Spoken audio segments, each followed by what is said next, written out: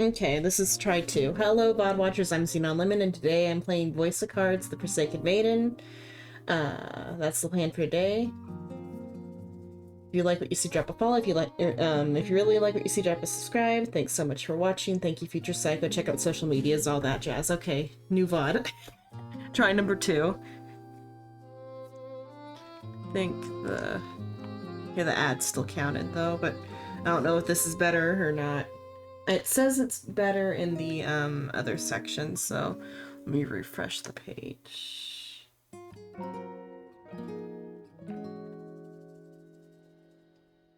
Okay, the bitrate's better now. Okay, I guess I just had to restart it.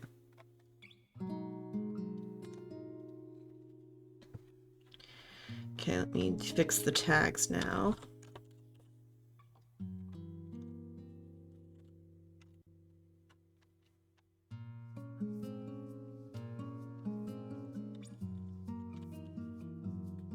VTuber.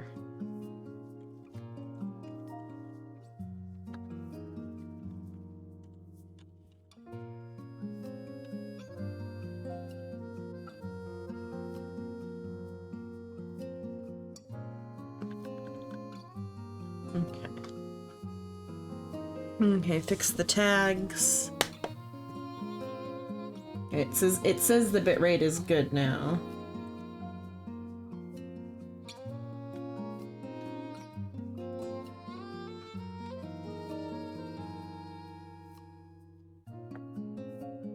Okay.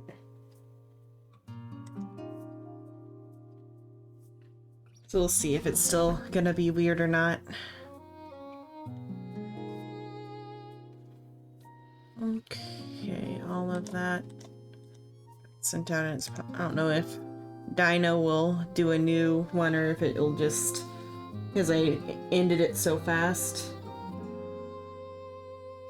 Did it take that long to come back online, or did your thing refresh? Because like I've been going for like a minute now, or 2 minutes.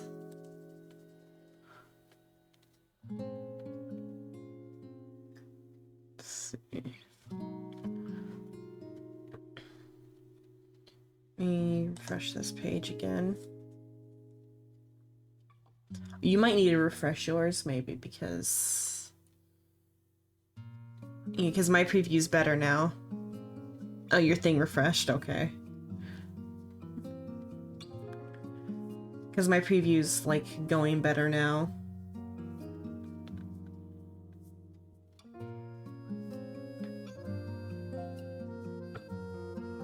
Okay, back, okay. All of the going live messages were sent out.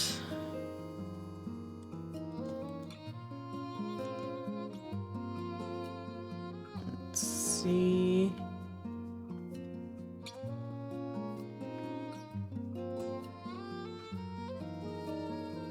So my ability to run ads is like weird. Let me refresh my thing again. Just refreshing the page. Okay, there. That's back. Or they're grayed out. Though probably because of the cooldown on the ads. Okay, I think it's good though now. I think everything is good and how it should be.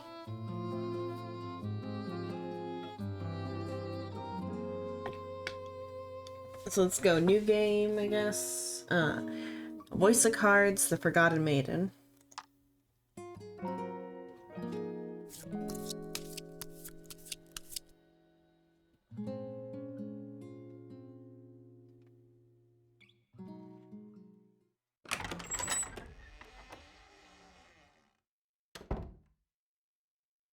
Ah, I bid you welcome. I shall be your game master for this tale. It is a pleasure to have you. Now then, just like this, I will be using cards to draw you into the world of this story. I think the ad already ran. That doesn't automatically run ads, you know. Because with the ads on cooldown.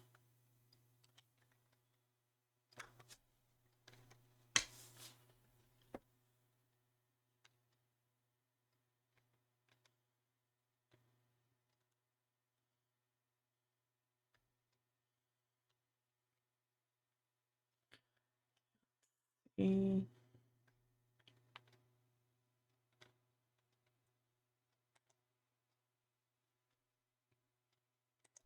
From time to time, you may be presented with choices like this. Select left or select right? That's correct. It doesn't mean anything, but still, good job. You're following along with all this, I trust? Moving on, I believe your experience of the story will be shaped in no small part by my narration. As such, I hope you'll have rather more fun keeping the sound on while you play. That said, rest assured that the game remains enjoyable without sound. My words will be subtitled just as they are now. Let's play the subtitles.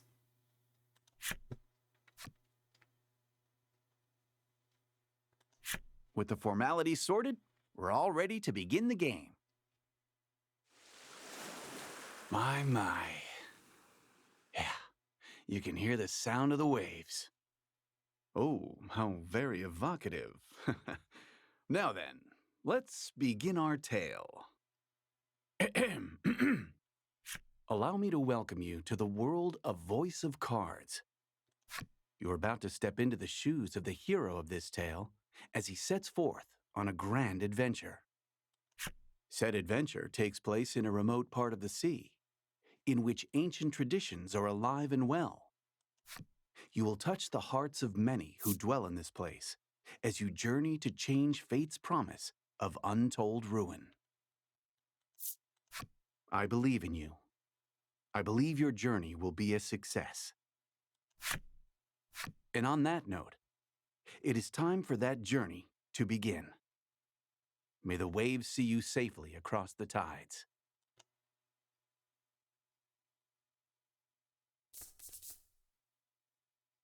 Voice of Cards, the Forsaken Maiden.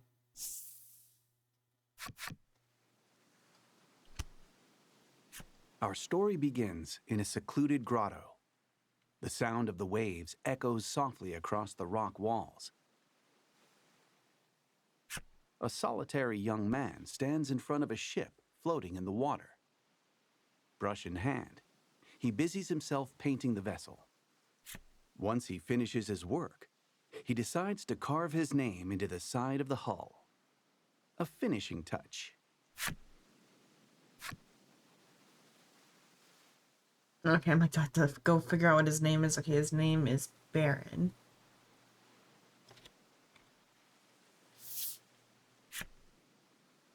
Is his name correct? You carve your name in small lettering into the ship. Oh, a handsome name, that. This young lad is the hero of our tale, and your window into the world. You're a navigator without a ship, and your soul yearns to set out upon the ocean blue, for your own reasons. You have spent a great deal of time repairing the wrecked ship before you, in the hopes of crafting a partner, aboard which you might sail the high seas. The sound of a wooden box tumbling to the ground rips through the grotto. You heave a deep sigh and decide to head over to the source of the racket.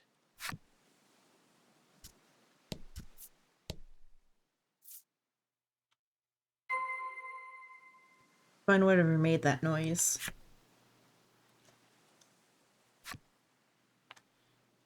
Okay, pieces of metal on the screen. The WASD keys can move you in a direction you want. As you continue on your journey, your objective will change. Press the E whenever you need to remind you what to do next. A reminder of what to do next. You can see cards of glowing edges on your adventures. Step onto the trigger or onto one to trigger an event that will move the story along.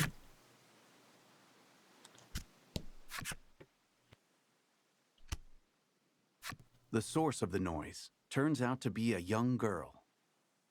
It looks as though she has knocked over a wooden box, packed with shipbuilding supplies, and is in quite a panic about it. The girl's name is Laddie. You came across her some time ago, collapsed on a beach. You attempted to bring her to a nearby village, but she was quite opposed to the idea for some reason. As such, she has been helping you repair the ship here. You're not quite sure how to respond to her knocking the box over.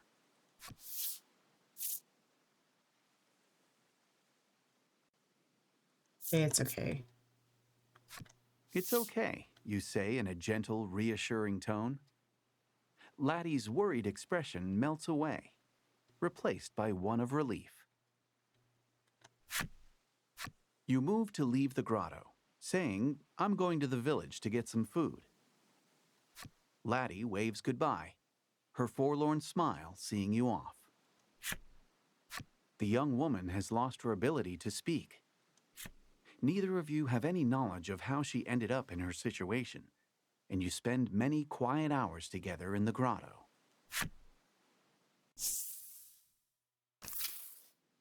The scent of the sea and a sense of isolation hang heavy in the air. The island is bound for ruin and has had its name since before any can really recall. This is Omega Isle.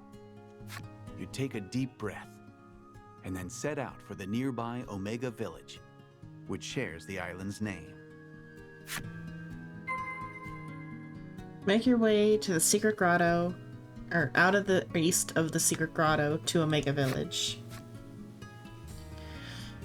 Escape key to open the menu. There you can perform various actions.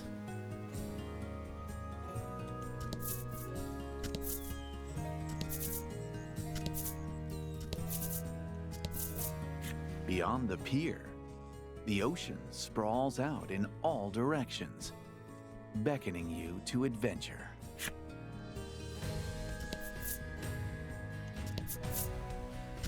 Okay. You have arrived near the entrance of the village. You spy a shadow skulking about in the midst of a thicket. The shadows fall away to reveal a small monster. It's unusual to see one this close to the village. It might be cute, but it's still a monster and a threat. You must slay the beast before it can cause trouble or worse in the village. Oh, we have to kill it?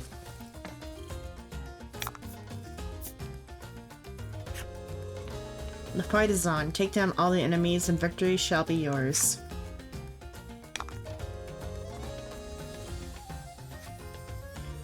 Try dragging stab or air thrust over to an enemy.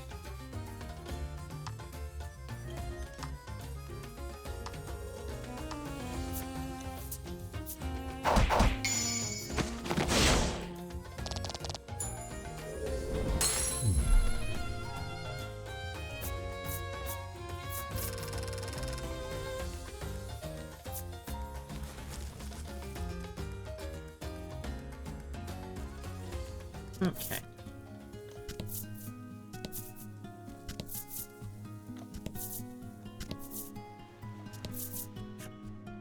Beyond the pier, the ocean sprawls in many directions, beckoning adventure.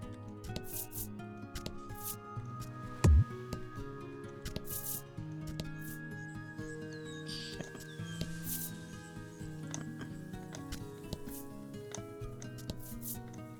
Is that? Okay, that's as far as I can explore for now. Hello, Rim. Hello.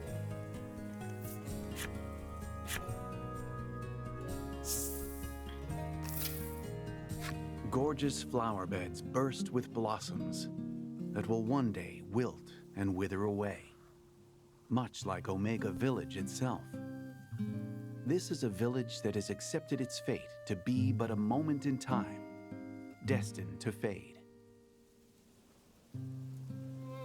I'm doing okay today. I'm still at my grandma's today, but things are better today.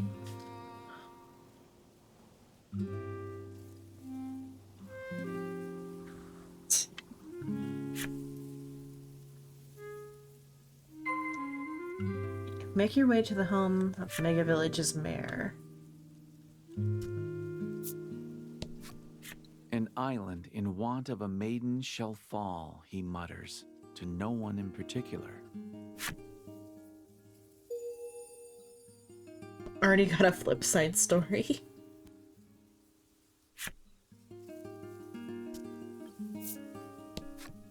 This might be the last time I see this flower bed, the boy says, gazing forlornly at the flowers.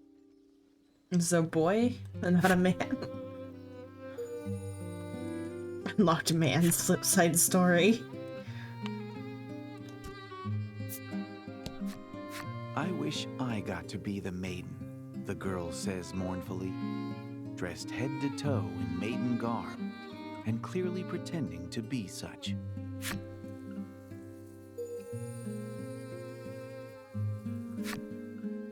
Got her flip side story. A lone woman diligently cleans the grounds of the maiden shrine. Oh, it's not a good sign that they're giving out the flip side stories just like that for all these characters. But why? Oh, what? What was that about, Psycho?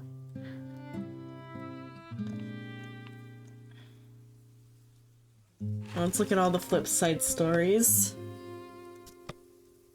What dark secrets do these characters have? But how?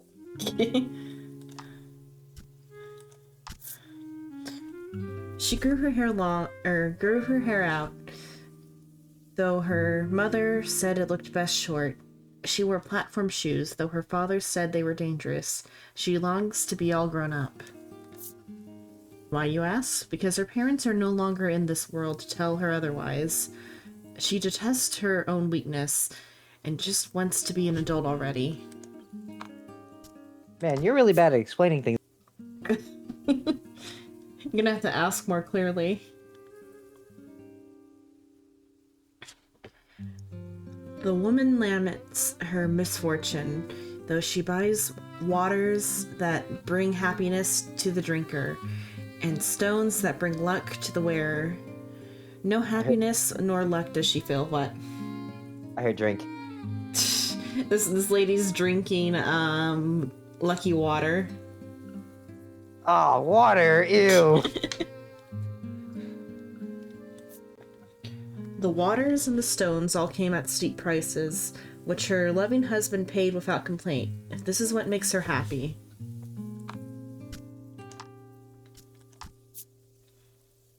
Forsook the island, or the isle of my youth, to live here. I don't know a soul, but that's fine by me. I'm used to being alone.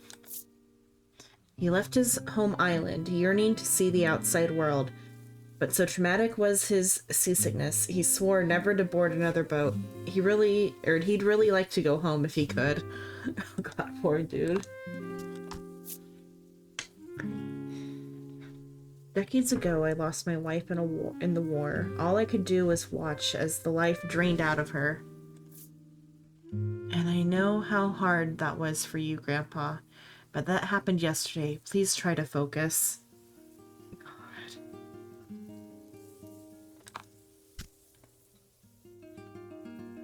Okay, those are the flip side stories I got so far. You stop in at the mayor's house and discover that he already has a guest. The two are engaged in discussion. You listen in and learn that they are troubled by monsters that have appeared near the village and have been devouring precious stores of food. The villager sighs deeply. I suppose it's about the end for the village, they say flatly before departing the mayor's home. The man left standing in the room has a certain sagacity about him. He notices you waiting and inclines his head in greeting. Sagacity. I've never heard that word. Let's see.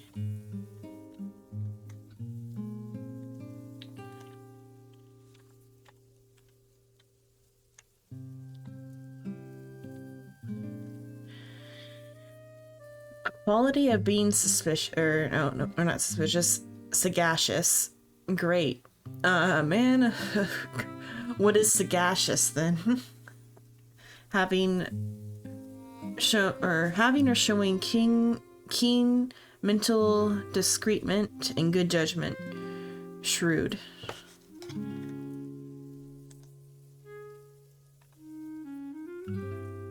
So he seems to be shrewd according to Baron, I guess then. His name is Grief.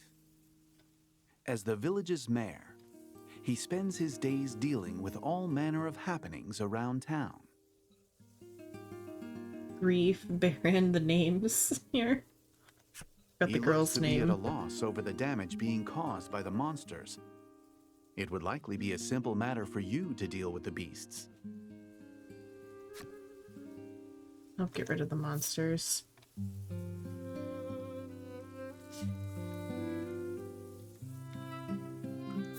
Accept the job. You offer to deal with the monsters, and Grief replies with his thanks. You're always a big help. This is part of your daily routine. You work to sort out the village's troubles in order to procure food to eat. Okay. Rid Omega Village and the surrounding environs of monsters, I guess environments. Okay. Oh, I have a house. Home sweet home. Take a rest, yeah. Just You lay yourself down and close your eyes.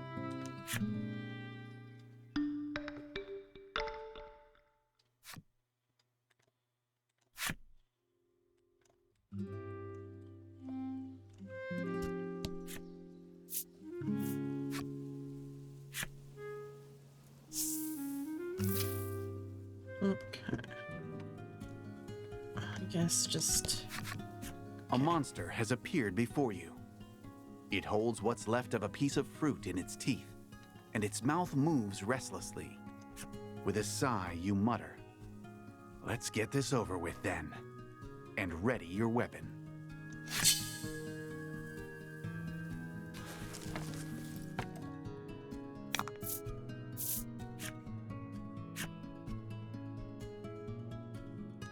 okay.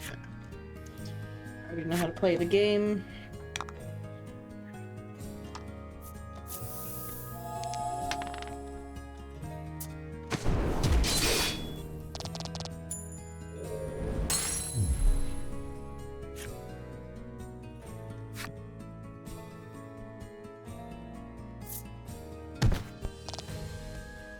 And at this point, charge is of no use because you get a free gem you get a gem every turn, and his max cost is a gem. Though later, gems will matter. Congrats.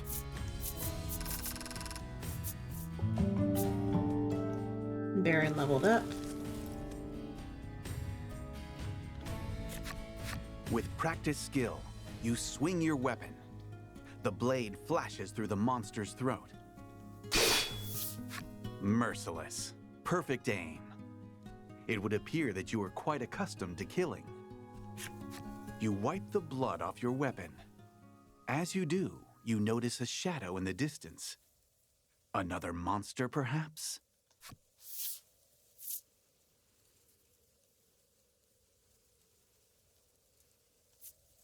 Throw a weapon at it. You take the weapon on your back and aim it carefully before hurling it at the shadow with great force. It flies toward your target, tracing a perfect parabola. However, the tip of the spear strikes just slightly to the side of the shadow, which runs off. Whatever the shadow was, it was taken aback by your unexpected assault. It looks like it ran off in the direction of the spire near the village. Investigate the spire northwest of Omega Village.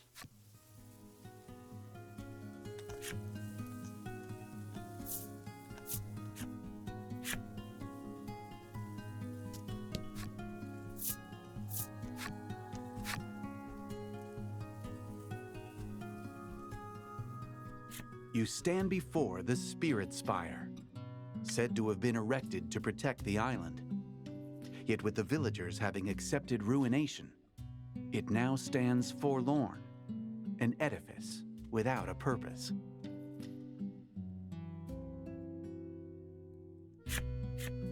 This place, so named for the spirits themselves, is one that the villagers do not enter.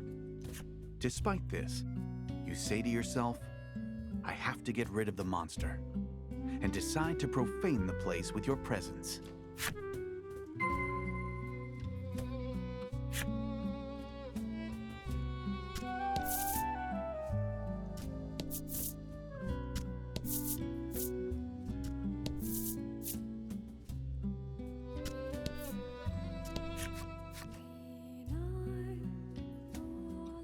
You who enters, a spirit. There are some words etched into the door, but they are weathered and difficult to read.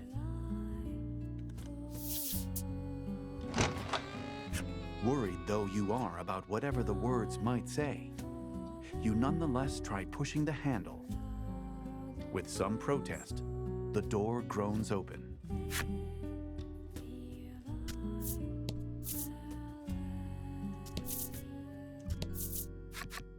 You spy the shadow of the monster you encountered earlier. Your insight that it had taken refuge in the spire has proven a good one. The shadow notices your presence and flies off at blinding speed. You can't help but admire the rapid escape, though it looks like you're back to chasing after a shadow.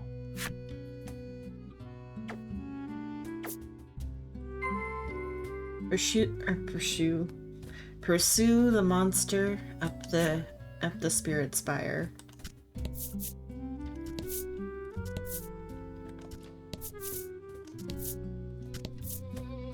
Okay, no chests anywhere.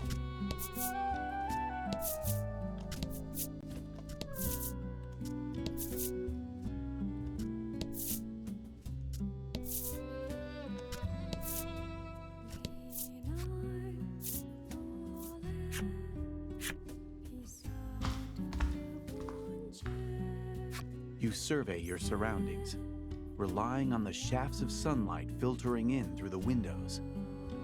However, you're unable to see the monster from where you are. Search the second floor of the spirit spire for signs of the monster.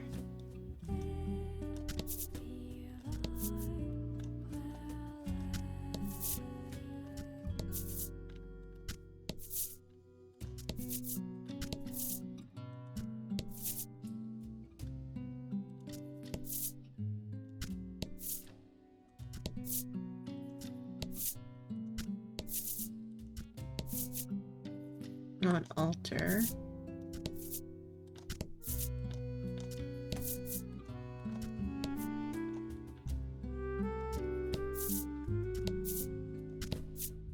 Okay, the altar. In the back of the large hall, there is an altar, which evinces a sense of deep mystery. The altar is wrought of a strange kind of stone, its surface polished smooth. It looks as though it's meant for use in some important ritual. You approach the altar to check that there are no places for monsters to hide themselves away inside it. Maiden, here. In reply to the mysterious and unidentifiable voice that suddenly rent the silence, you ask in a sharp tone, "Who's there?" I, spirit. You strain your ears, trying to make out the broken snippets of words echoing off the chamber walls. Lottie. After speaking a word that rings familiar to your ears, Laddie, the voice becomes impossible to hear. It cannot be. Could you truly have heard the voice of the spirit from the maiden's myth passed down on the island? All signs of the monster you were in pursuit of seem to have vanished. For the time being, you decide to return to the village and report your success. Inform the mayor of Omega Village that the monsters have been vanquished.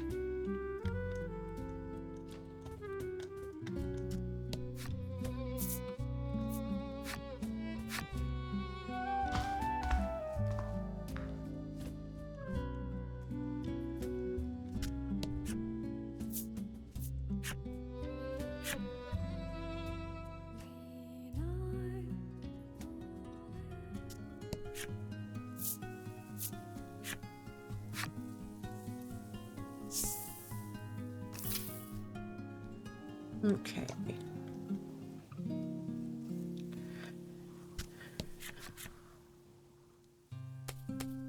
When you arrive at the mayor's house, there is a young visitor already there.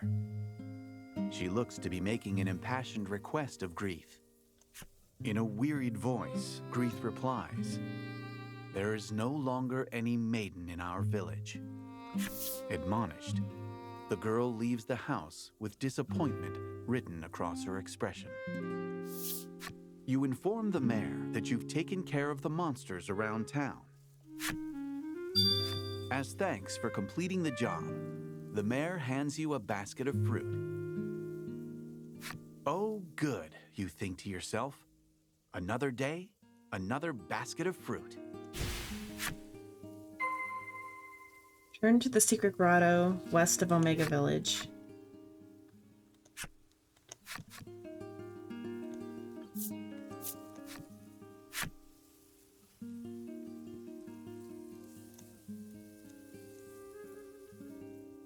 Okay.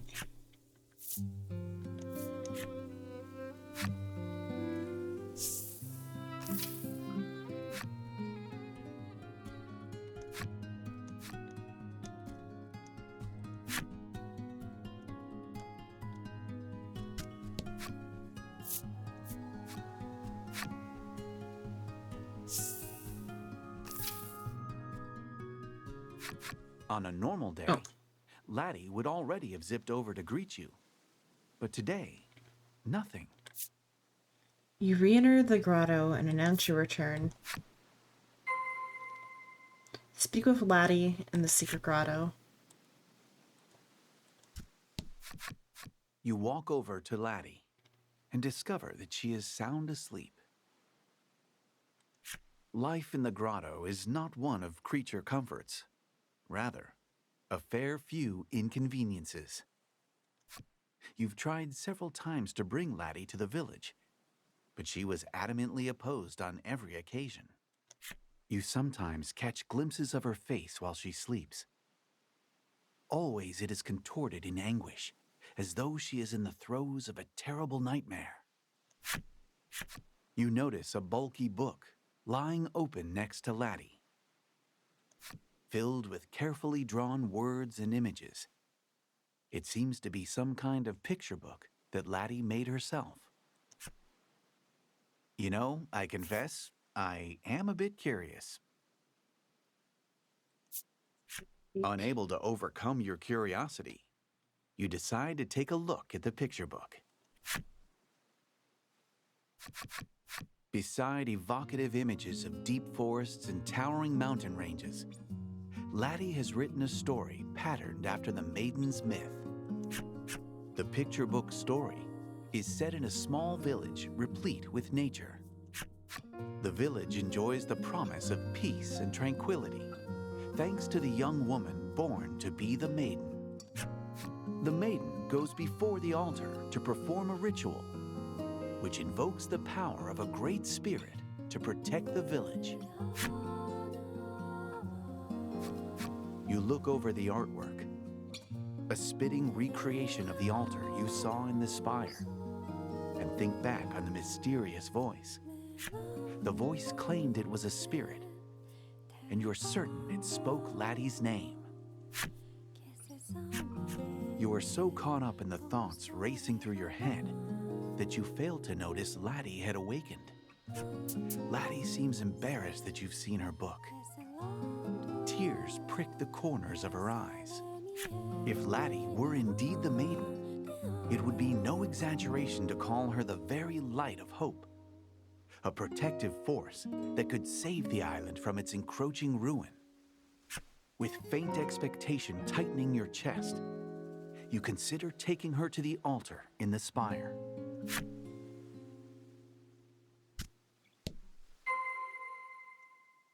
Speak with Laddie again. You've given Laddie some of the fruit you brought back. She dreamily stuffs some of it into her mouth. Maybe she likes it. You hope so. Your stomach rumbles as you watch her. And together, the two of you enjoy a light meal. Okay, Laddie joined the party. Lead Laddie to the spirit spire.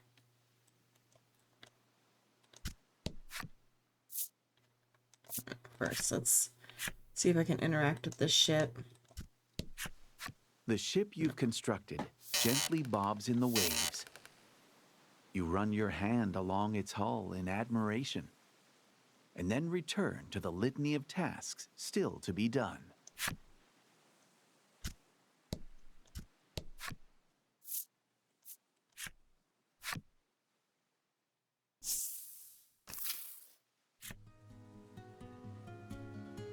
Exploring the world and diving deeper into dungeons, you will encounter enemies with which you must do battle. Your adventure will be over if everyone in your battle party is KO'd. Should your journey meet an unfortunate end, you can continue from your last save point, so it is in your interest to save often. And how to save.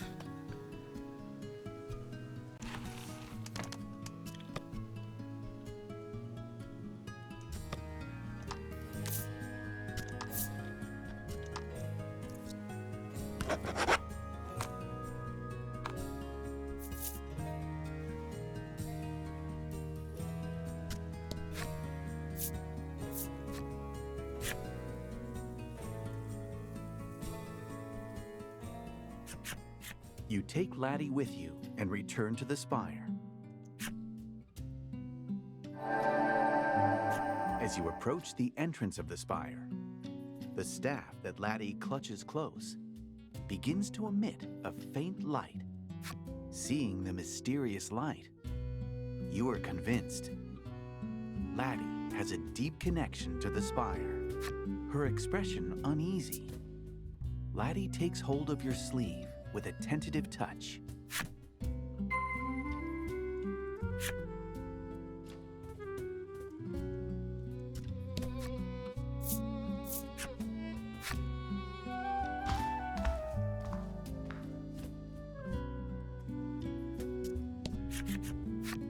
You stand before the altar once more, bathed in an air of mysticism. The light emitting from Laddie's staff intensifies, as if indicating its destination. Excellent. The maiden. In response to the enigmatic voice, Laddie's staff exudes a dazzling light. A spirit appears right before your eyes. Well, maybe it's a spirit? It's some kind of strange stuffed animal. Oh, does Cough not have any things? I am the spirit Cough. Cough. The stuffed toy seems to be affecting a voice of considerable gravitas and choking itself in the process. Oh, so it should have been something deep. Oh. You're playing an all-nighter tonight. You have 2C4 energy drinks and some Takis to get you through the night. You have something, like, to work on or something? Or you're just doing an all-nighter to do an all-nighter?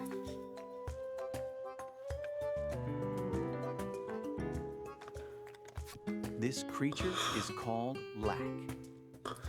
Though you cannot be certain it speaks the truth, it claims to be a spirit. It hurts. Okay. Don't stop your heart, though. Hoping to ask about the maiden, but with blinding speed, Lack zooms behind Laddie. putting her between you as a shield. You're the one from before, Black says, quaking. It would appear that you're mistaking the creature for a monster, and doggedly chasing after it has made it rather afraid of you.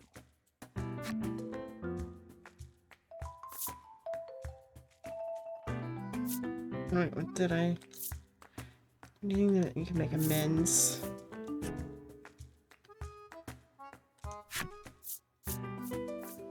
You hold out an offer of reconciliation, and Lack takes it and immediately starts munching away. Between bites, it says, "You've got some good taste there." You're not really sure if the make good worked out, but in any event, Lack looks willing to listen to you now. You ask about the maiden once more, and Lack begins to talk a lot. It seems to enjoy doing so. Just as the maiden's myth handed down amongst the denizens of the island suggests, it explains, Laddie was indeed born to be the maiden here. However, she was unable to take up her role. This has caused no small amount of distress over the island's inevitable destiny to sink beneath the raging waves. Lack concludes with a proposal. How's about you go and meet with the other maidens and fetch the maiden's relics? As you had hoped, Laddie appears to be the key to the island's salvation. Ask what lack means in greater detail.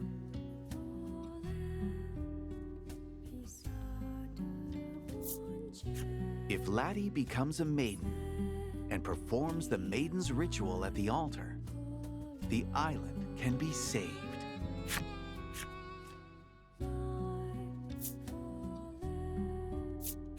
This island is not the only one home to a spirit. There are islands throughout this archipelago, and upon each dwells one of the 4 maidens who govern their own spirit. The self-proclaimed spirit explains that if you bring the maiden's relics that each of these maidens possess back to this spire, Laddie will be able to become a maiden herself. Laddie shows the staff in her hand, wearing an expression that seems to say, "This is a maiden's relic." Okay. You ask, should we kill the maidens and steal the relics? Laddie shakes her head rapidly, as if to insist that you definitely should not do that. As Lack Baron explained, wants to go hard, I each guess. maiden has an attendant, an escort, and protector. This would make it difficult to take the relics by brute force. The world-changing immensity of what you have just learned echoes in your mind. It takes you a little while to fully digest it. But it does just so happen you've been readying a seaworthy vessel for your own purposes. You accept Lack's proposal to help Laddie become a maiden. Okay, Lack joined your party. So, you want me to poof you back to the entrance? You decide to make for the spire's exit.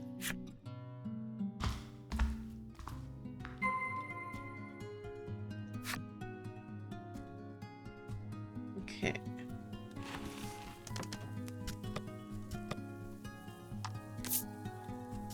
Let's save and change to the Neir cosmetics then.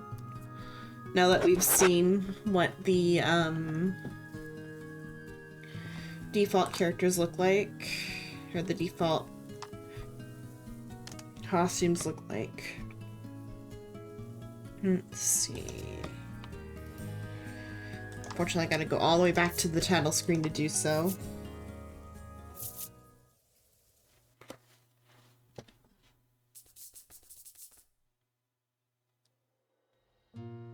Okay, add-on content. Oh wait, no, not there. Options. Others. Not others. Customized. There we go. The 2B avatar.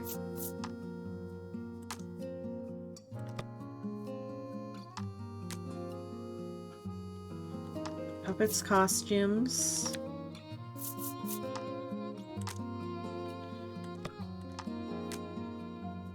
There's an Omega Village floral pattern one too. We'll go your hot emblem though.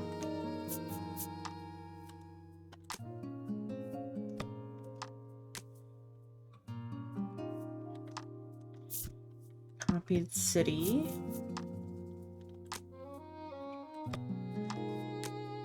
A machine lifeform table. It's got the little machine legs.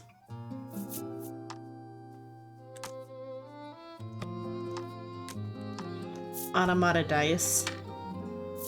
Be kind of neat if they were the black boxes though, but it's just they got little machine life forms on the side. And the background music.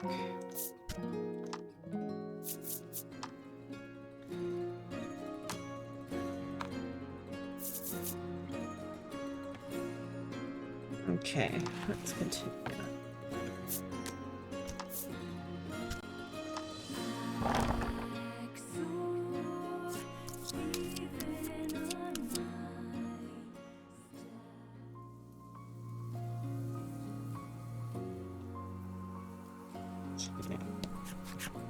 Accompanied by your new allies, you make to enter the village. But Laddie seems to find something about this idea disagreeable and clings to a tree nearby, refusing to budge. "Oh, I got this one," says Lack, evidently with some kind of plan in mind. The fluffy creature begins to chant a sort of mysterious spell.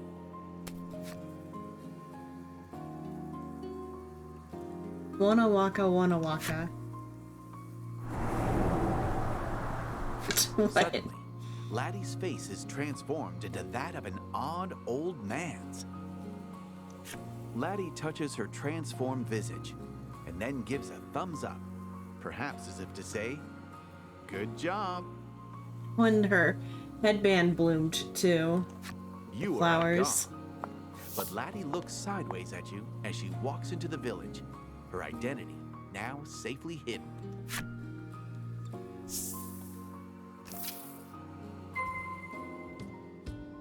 What does it about in the village? Any new info? These guys? Nope. This is your home. A desk pushed up near the wall is adorned with an unfurled map and a scattering of books. The navigation map is of your own design and depicts the various islands in this region of the sea. It contains information on the maidens of those nearby islands, culled meticulously from books and the tales of passing travelers. Before all of this, you had found yourself unable to merely sit and watch the village's decline, and so planned a voyage to seek aid from the maidens of the other islands. After popping into the back room, you emerge with a carefully polished ship's wheel and present it to your companions.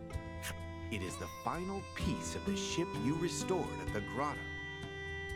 With it, you will finally be able to set sail on the voyage you have dreamed of for so long. You have made ready for the voyage, but before you set sail, you decide to stop in at the Mayor's to say your farewells. Make your way to the home of the Omega Village's mayor.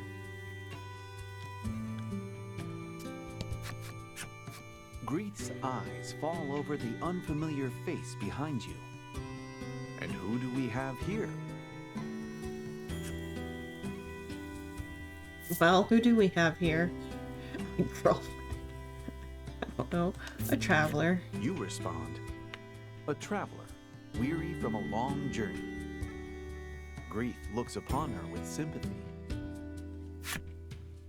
Changing the subject, you explain to the mayor that you'll be leaving the village for a little while on a voyage to save the island.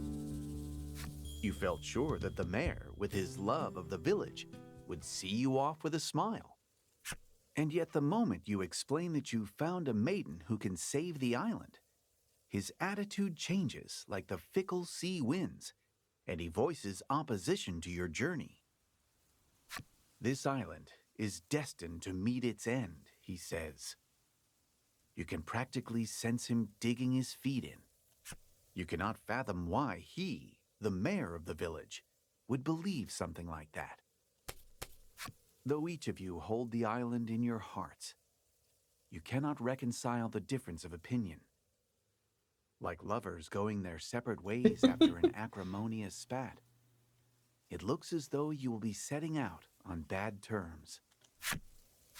You believe that your desire to save the island will prove to be the right perspective.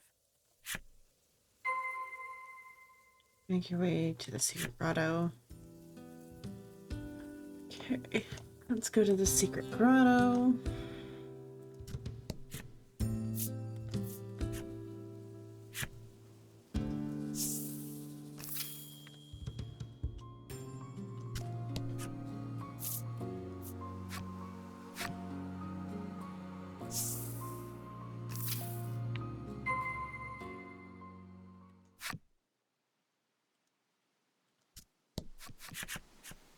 Your ship.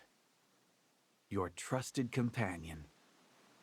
Once a mere wrecked husk that you labored to bring back to life with months of sweat and toil. You climb up to the stern, and with every bit of care you can muster, you attach the wheel. The final stroke upon the canvas. At last, your ship is finished. The vessel's design is patterned after a great whale. There are a number of mismatched parts, but that particular quirk only makes you love it all the more. As you look over your handiwork, you realize that your companion on this upcoming journey will need a name. What would a fitting name be, you ponder? Okay. That's for Laddie's opinion. Laddie tears a page from her book and then scribbles a name down on it. In her small handwriting is written, the Bon Bon. Bon Bon. According to Lag, the words are a kind of prayer in the language of the spirits for safe passage when bidding one farewell on a long journey. A farewell said before long journeys. The words could make a fitting appellation for your ship. You're unsure of just how much you ought to trust Lag or his skill with words, but nonetheless, decide to go with Laddie's suggestion. The song was the Machine Village song, I think. Just with, and they were getting to like the just like a instrumental version or like a newer version. Together, you load up the Bon Bon with the necessary provisions. Preparations for your departure are now finished.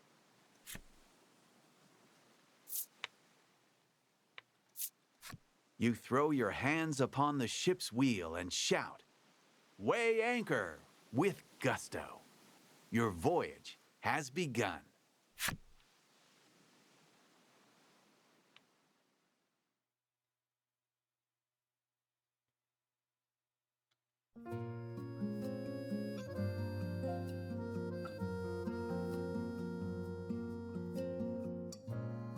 Spirits dwell upon an archipelago surrounded by sparkling seas.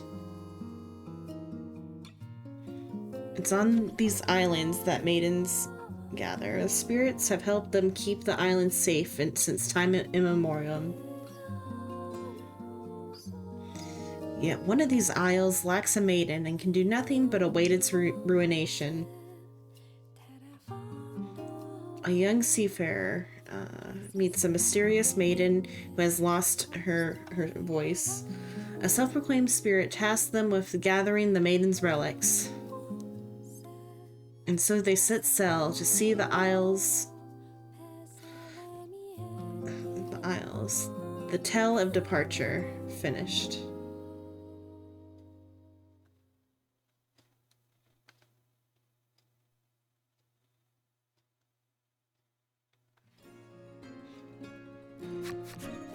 Though your ship had long since forgotten the taste of seawater, it nonetheless cuts through the waves like a fillet knife through fresh fish. It is your first sea voyage. Laddie's eyes glitter as she looks out at the horizon, stretching ever onward over the endless blue expanse. She opens up your homemade navigation map, checking the locations of the islands where the other maidens live. On the island to the south of here lives a beauteous maiden garbed in azure robes, as though the sky itself is wrapped around her. After closing up the map, you grasp the wheel like a familiar old friend and tell the ship where you'd like to go. You now have free rein to sail across the sea as you see fit. New tales await you when you put into port on an island where a maiden dwells. Venture south of the Omega Isles and search for the Isles and Islands entrance. Okay, your ship's complete. You can sail to the seas. Your piece will automatically change on land or sea. Okay. Let's see, save.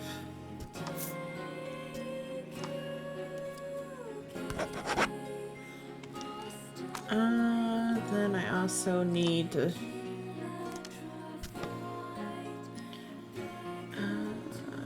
something with the sound, okay.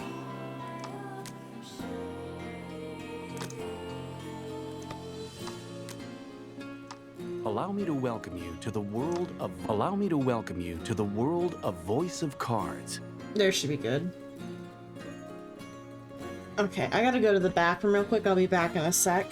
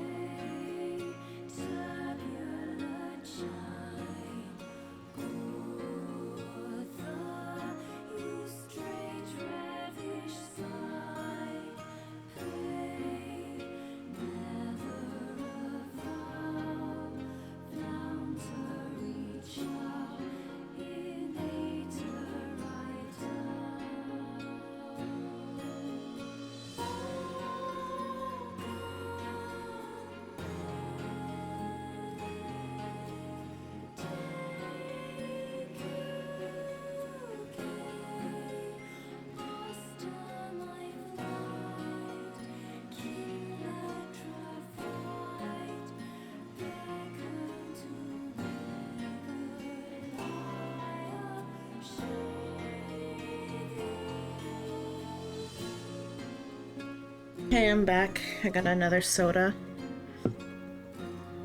I gotta fix my position. I'm gonna put the headphones on the other. 1 second. Go get the headphones from the other area. The camera can see me from far away.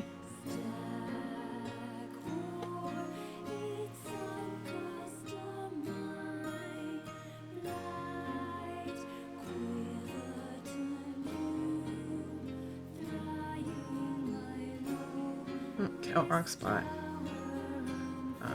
Reset position, there we go.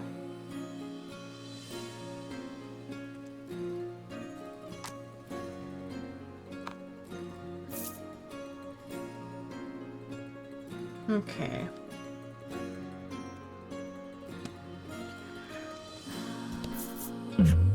An event. You spot something blown into the sky from a whale's spout. It looks like it might fall this way, but it's hard to make out with the sun behind it.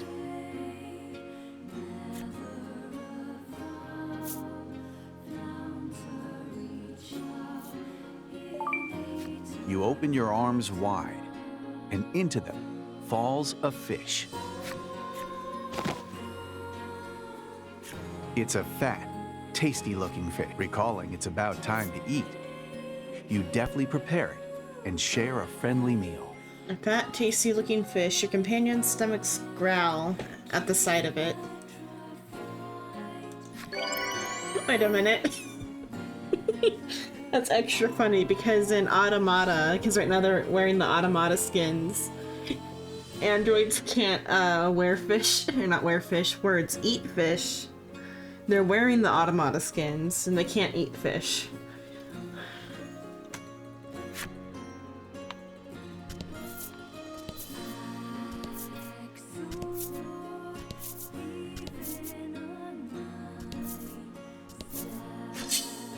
Enemy appears. I'm gonna open up my soda.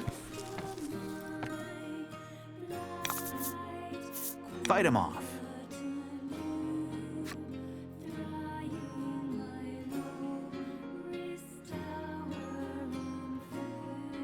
Okay, there, I got my soda open.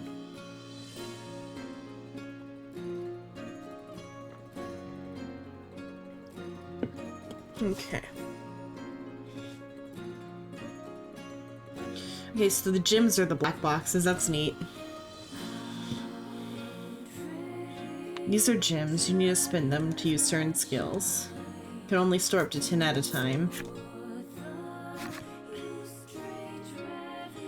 And then there's the indicator on how much it cost.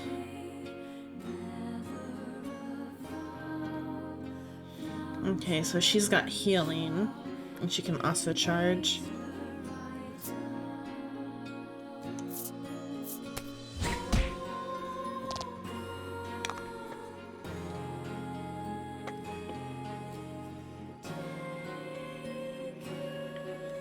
Then he can poke, I guess, with his little wand.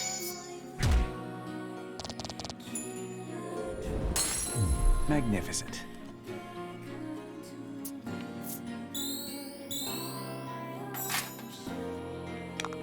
Okay, I need to increase Baron's speed.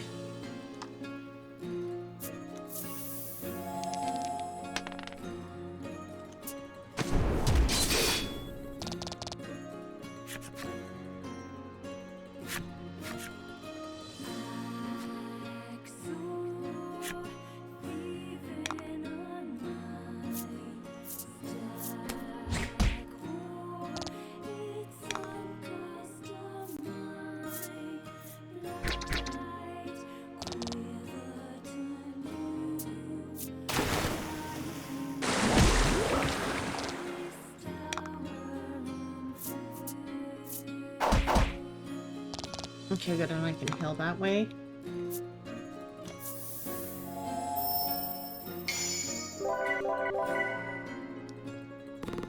Excellent.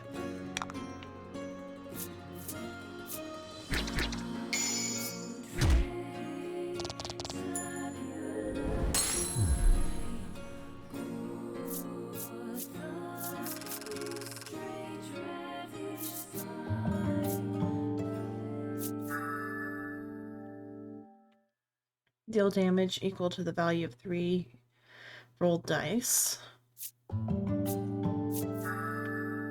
Okay, lightning damage. And a debuff.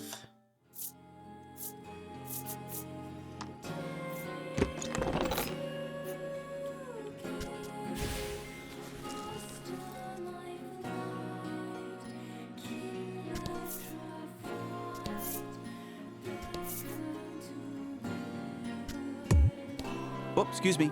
You can't go into an island while you're still on your ship, okay?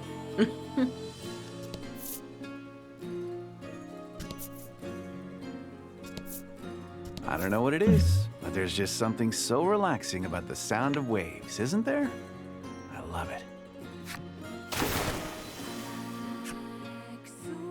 Okay. Somebody fighting straight for me. Can't see it because of the sun. Another fish.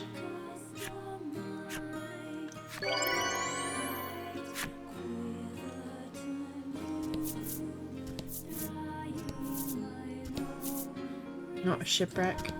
I'll check that in a sec. I wonder what happens if I kept the fish. A large chest floats in the water before you, no more than an arm's length away. You take hold of the chest and pull it aboard. When you do, the lid springs open and a glimmer catches your eye. You take a closer look at the glinting objects. Though corroded by seawater, they're undoubtedly coins. Okay.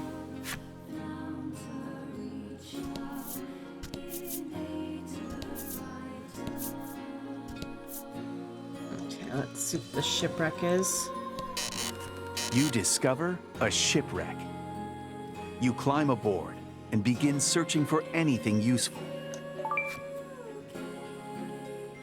Water stay ring. Checks against water. When you return to your vessel, the shipwreck sinks silently into the sea.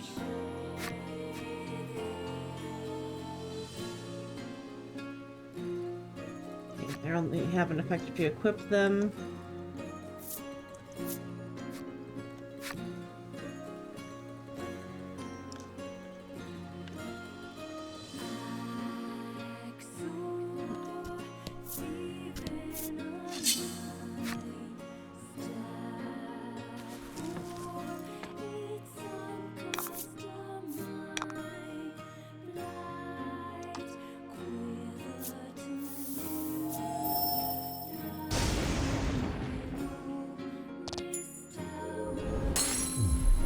You did great.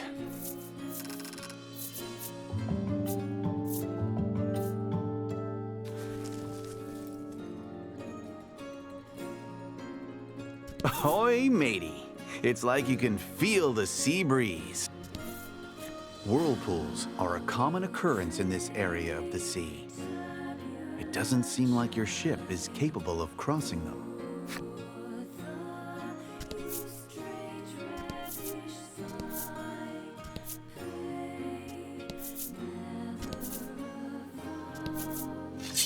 Okay, enemy appears.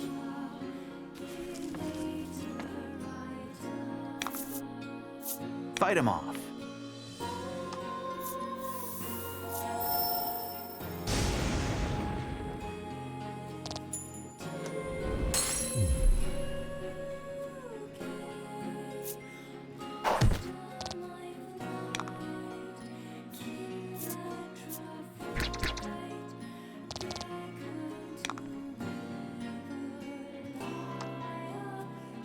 Let's just see.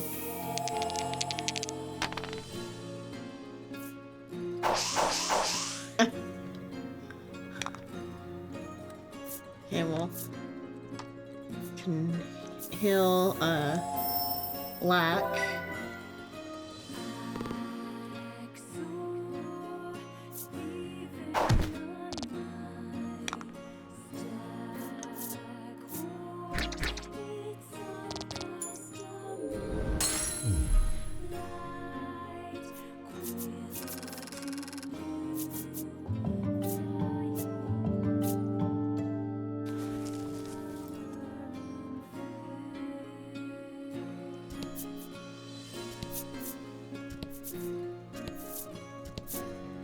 Ah, the great open sea! Huzzah! What an adventure!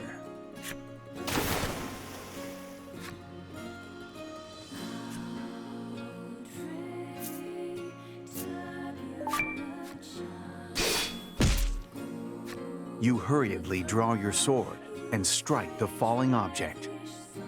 It turns out, it was a monster. The blow you struck has it disoriented. It immediately dives back into the sea and swims away, leaving behind a scattering of coins. Okay.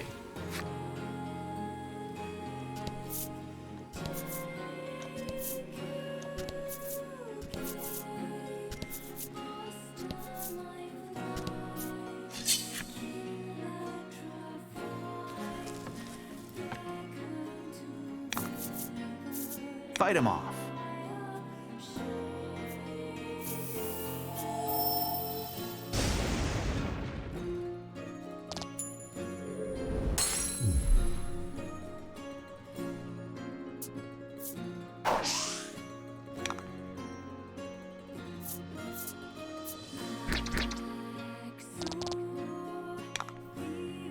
Okay, let's see. Let's try this again.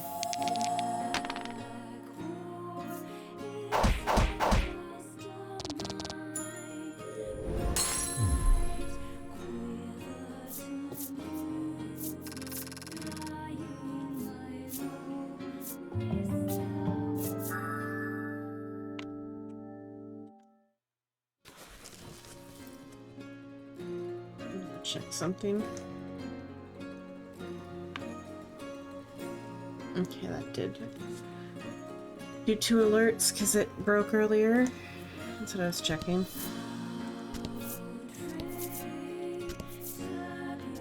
Or the stream broke earlier.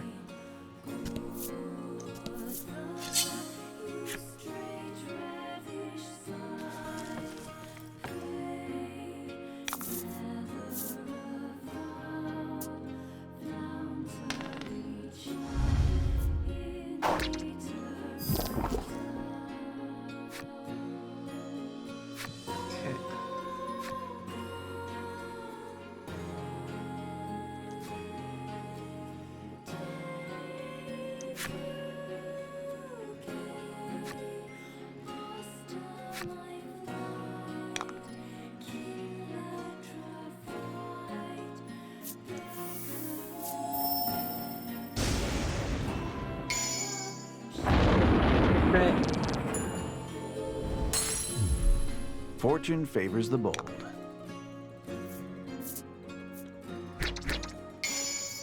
No. 2 crits in a row.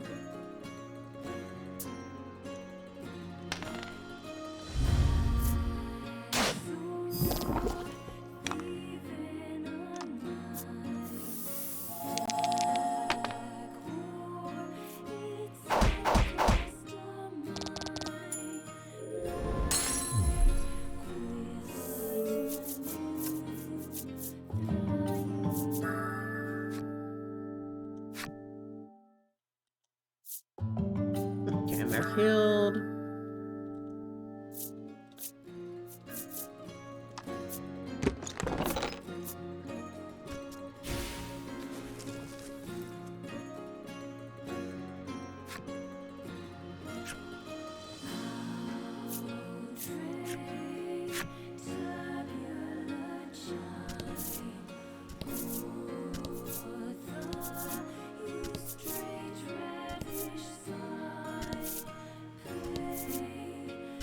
On the bottom of the section.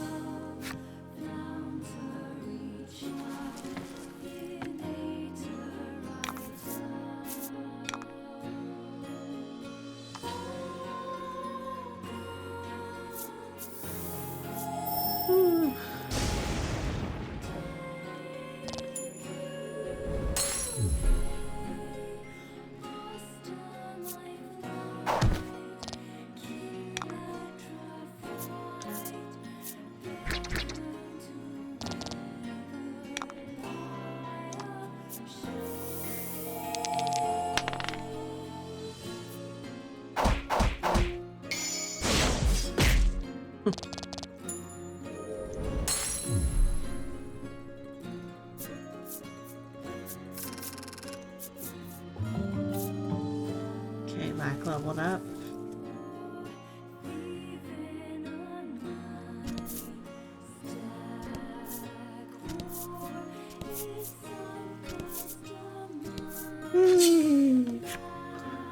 I'm tired today.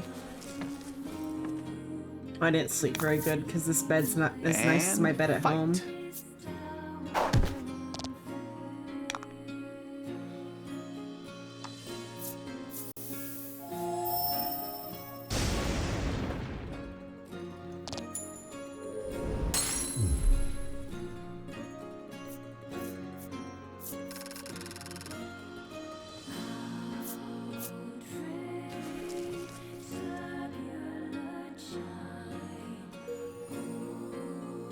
I got the wasp enemy story.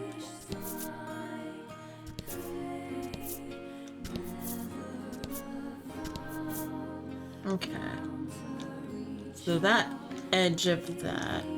Then I should clear the middle here then.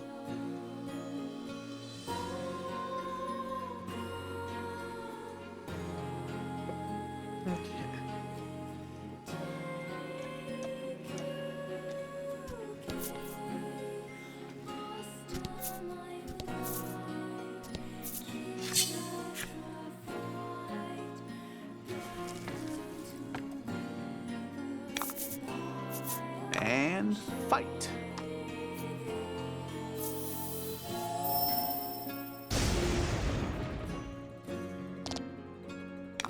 Okay. This one's, I don't think the other one does poison, but this one does poison.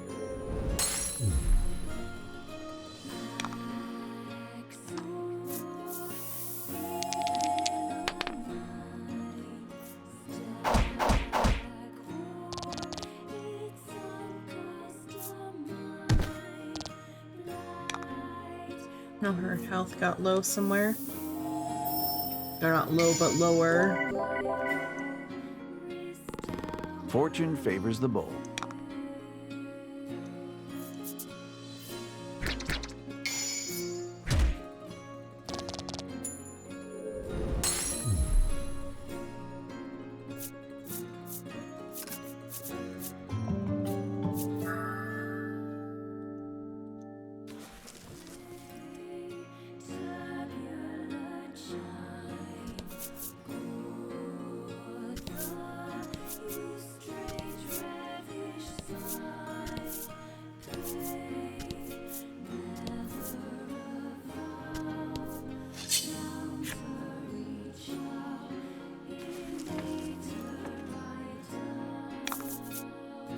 Fight him off.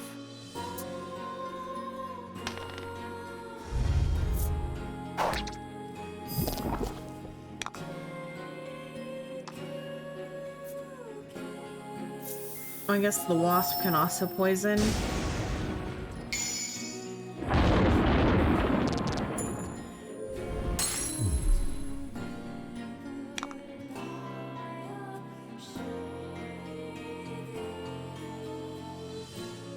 Okay, let's see. He only has one attack anyways.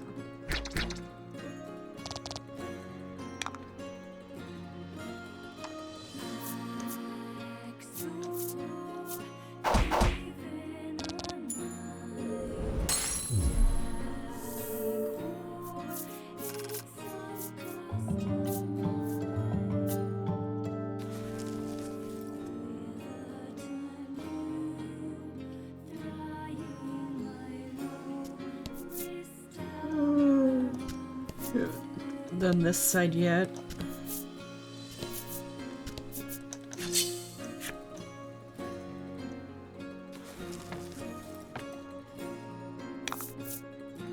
Fight him off.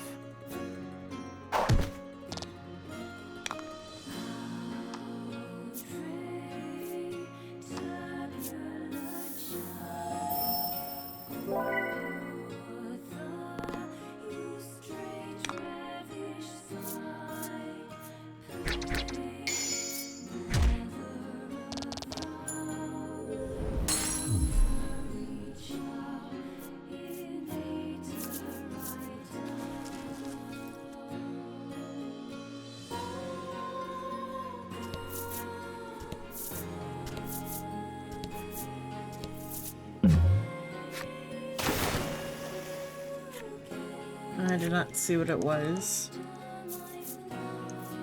Let's dodge it. You steer the boat out of the falling object's trajectory. It hits the water and sinks below the waves.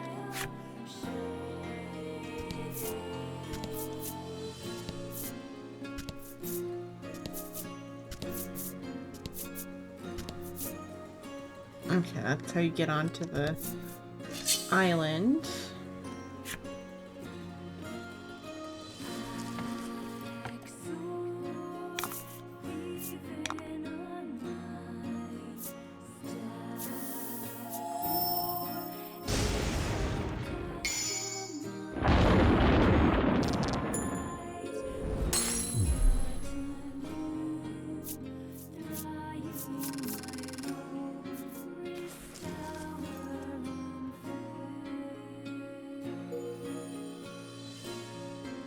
These thugs' enemy story.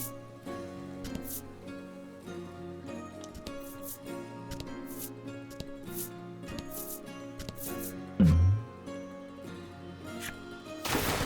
that one was the enemy that time. For sure, I saw it.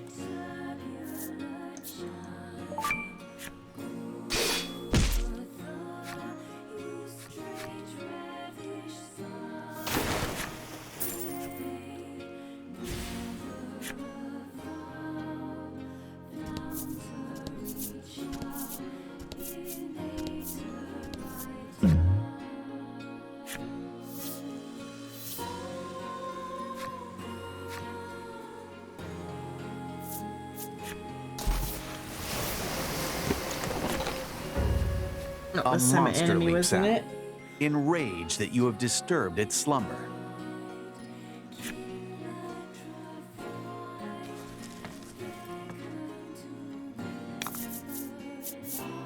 Oh, 3 of the poison frogs.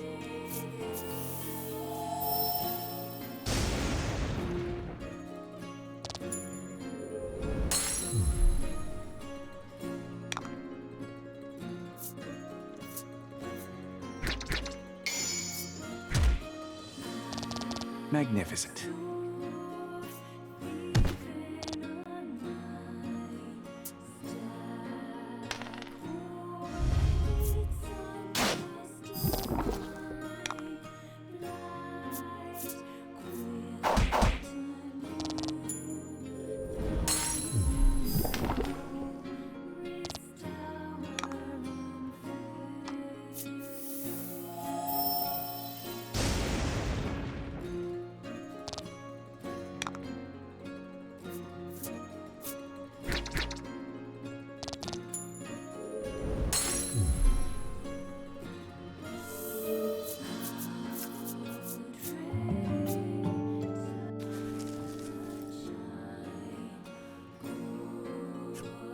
After vanquishing the beast, you peer inside the chest.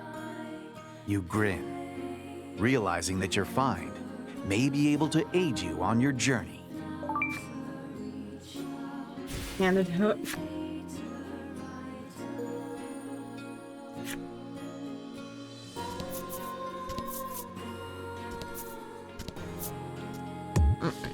Nope, nope. Stop right there. You can't cross.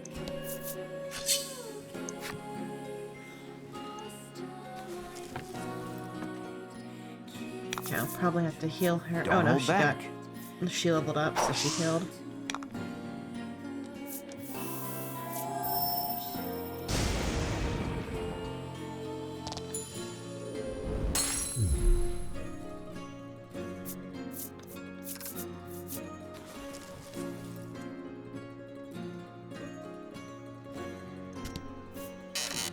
You discover a shipwreck. You climb aboard and begin searching for anything useful.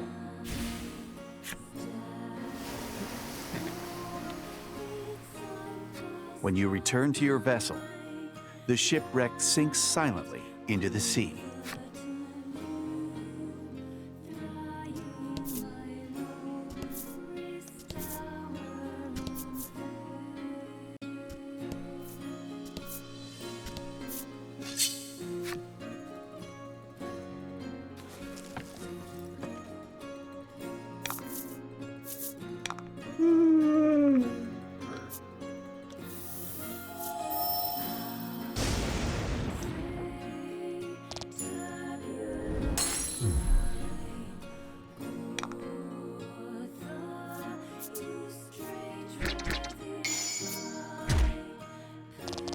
magnificent.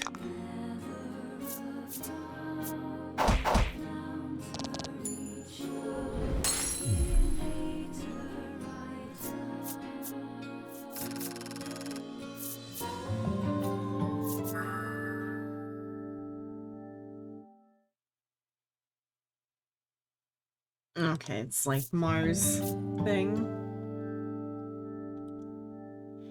Move-wise, he's very similar to Mar.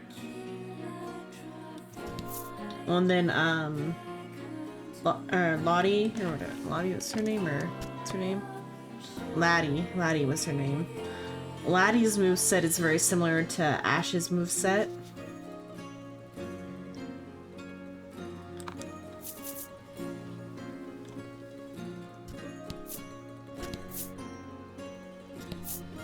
Except she's a magic caster on her, like, plain attack. You approach the remains of a ship floating in the waves and carefully steer your own vessel so as not to collide with the wreckage.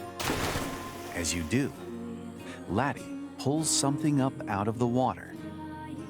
It's completely soaked, but appears to be some kind of voyage log.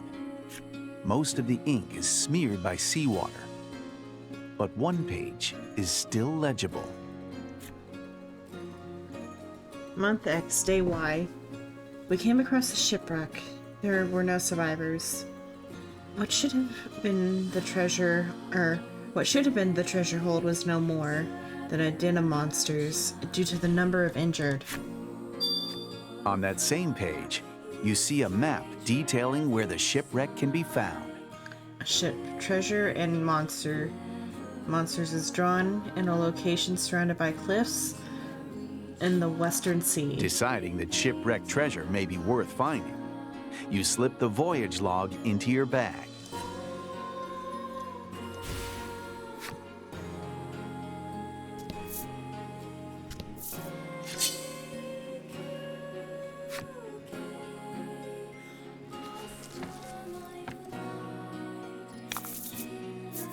Show 'em what you got.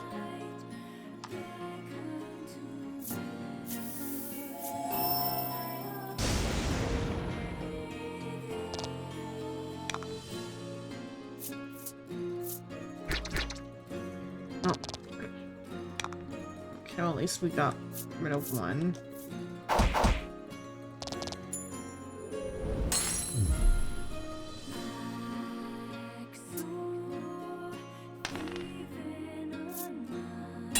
I feel like I'm not supposed to go this way probably yet.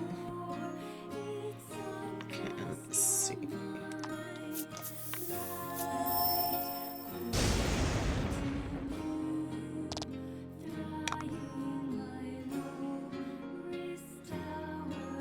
Where are the claws on the crab? Are they like in or something? Because I don't think that part there is the claw. But it looks like little hands, like, by its mouth, like giggling or something. And I think those are, like, jaw pieces or something.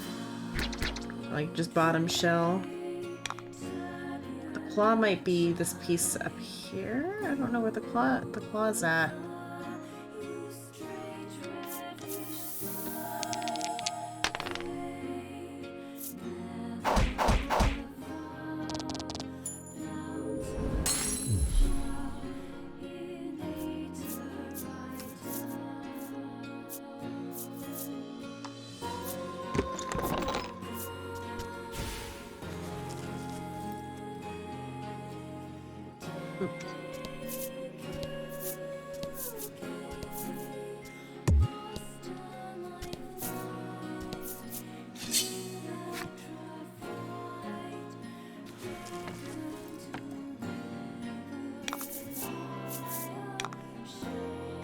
Oh yeah, I feel like we really shouldn't be this far out then.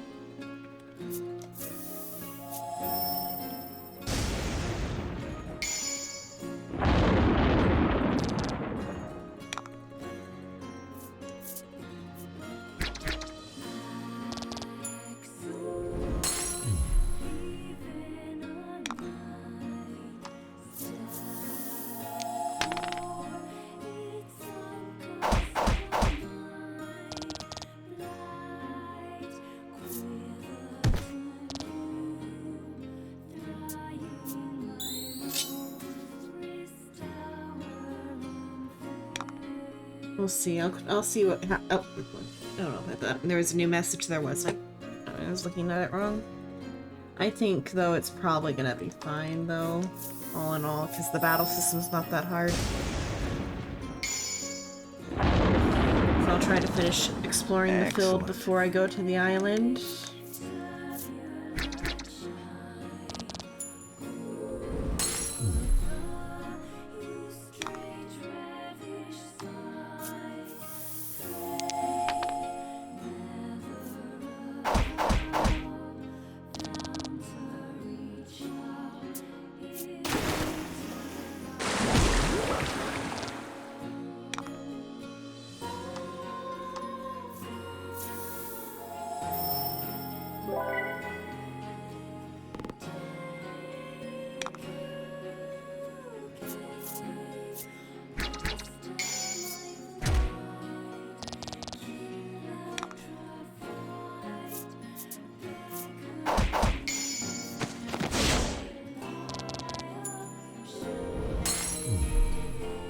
Good work.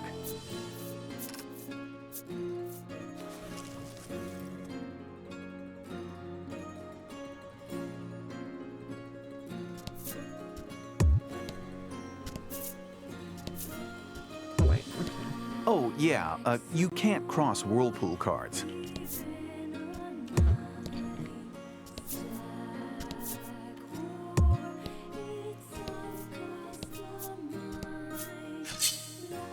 I guess it's fine to go this way for now. I was concerned that I like Don't hold wandered back. into too high of a level area, but I think it's fine. Let's see.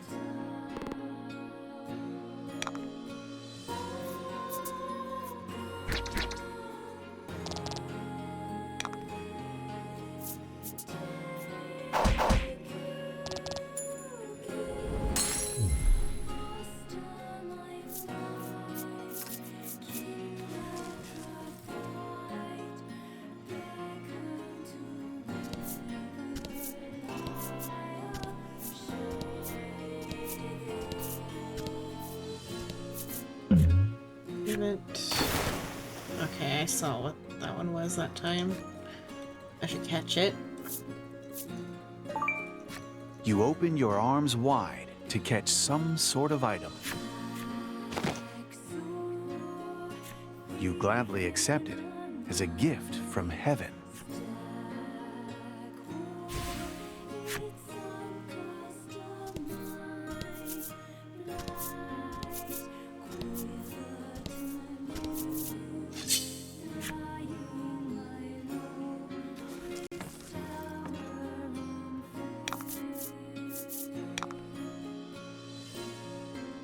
Yeah, I know how to use items.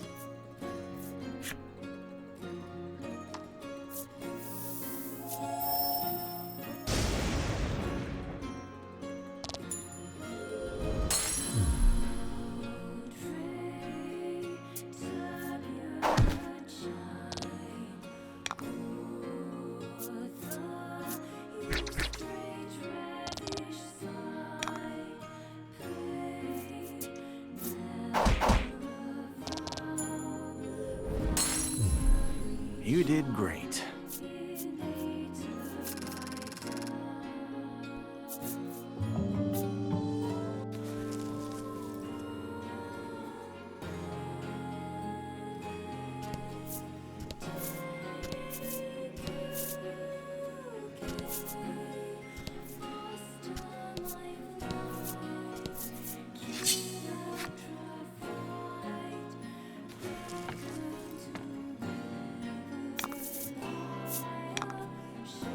be... I should have healed probably. I'll see it. I think she'll probably level up though, so I'll be fine.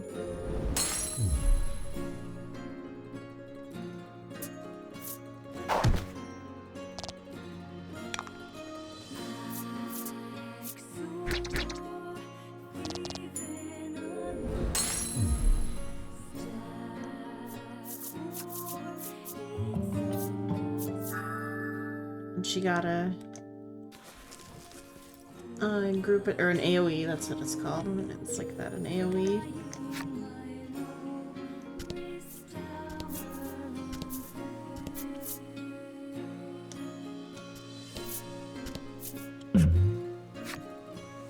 From the south, a small vessel pulls up beside yours. The fisherman aboard is trembling and pale.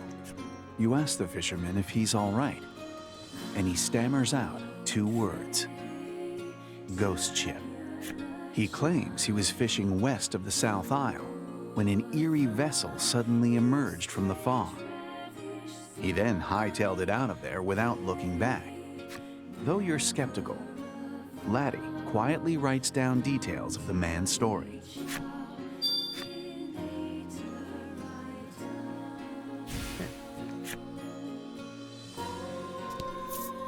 Oh wait, oops.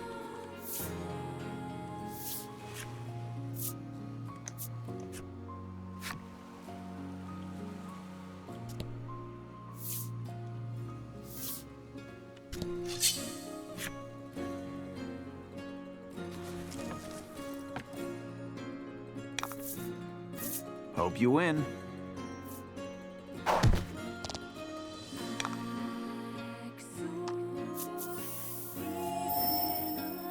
Okay, the wasp must have the same speed as Laddie for it to be able to do that. Because once in a it flips on who has the first turn.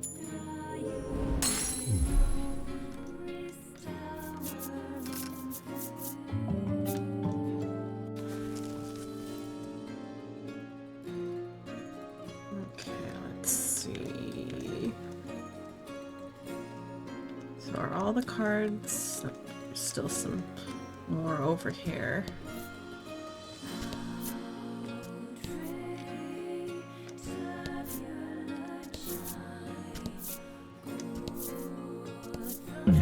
There's the... Laddie eagerly eyes the fishing rod on the boat. Up for some fishing, you ask? Laddie gives a hesitant nod. Except, it turns out she's never fished before. Let me teach her how to fish, teacher. You show her how to hold the rod, and she casts the line into the water. Almost instantly, the rod begins to bend. You'd better tell her when to pull up. What'd you say? Now pull.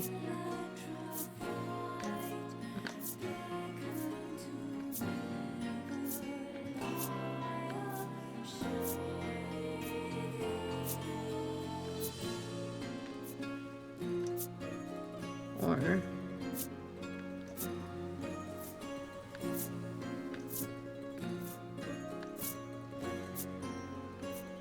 okay, so this one. The rod bends and fits and starts. You're sure she's got something on the line. Laddie rips the line out of the water at your insistence, exposing a bare hook. Damn. You pat her back reassuringly. Sometimes that's just how it goes. You discover a shipwreck. You climb aboard and begin searching for anything useful.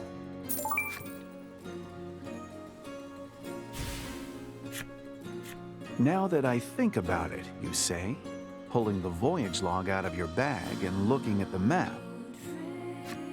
It's just as you expected. This is the shipwreck you read about in the voyage log. As you peer further in, you see a door that likely leads to the treasure hold. You recall the log mentioning the treasure hold becoming a den of monsters and turn to your comrades, urging them to be prepared for what may lie ahead.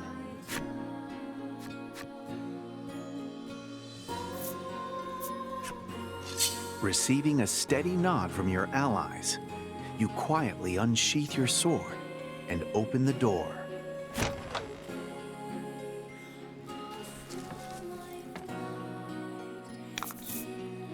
And fight. Oh, new harpies.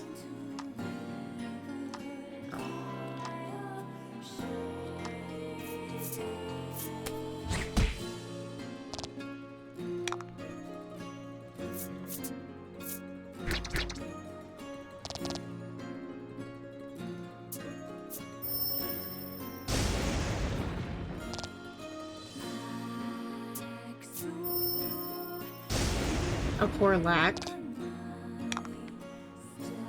Oh, okay. Let's see.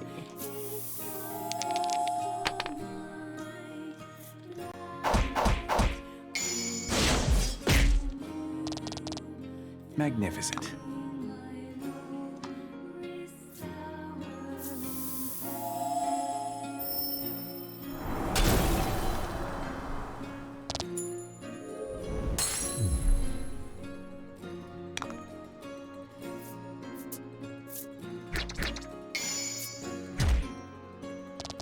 Magnificent.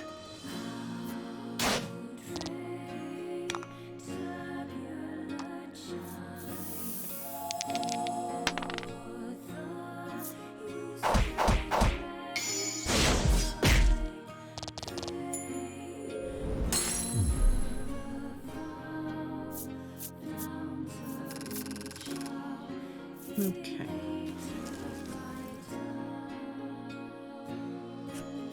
The treasure hold is a mess, but you spot a single unscathed chest among the wreckage.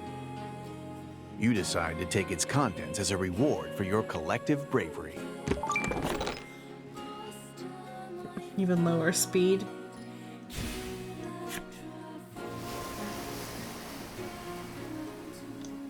When you return to your vessel, the shipwreck sinks silently into the sea.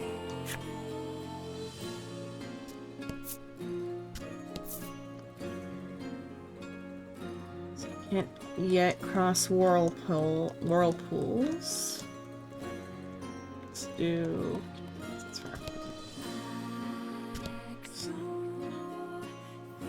This section then.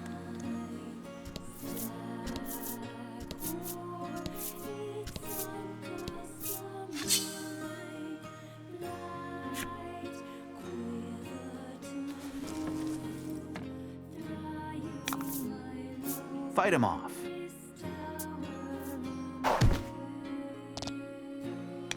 Oh, hello, Soul. Hello. Hello. I have the Automata cosmetics on.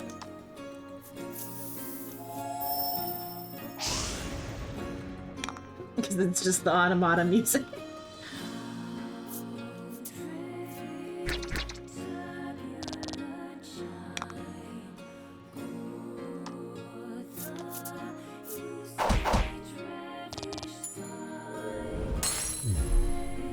Or it's Lottie cosplaying as 2B.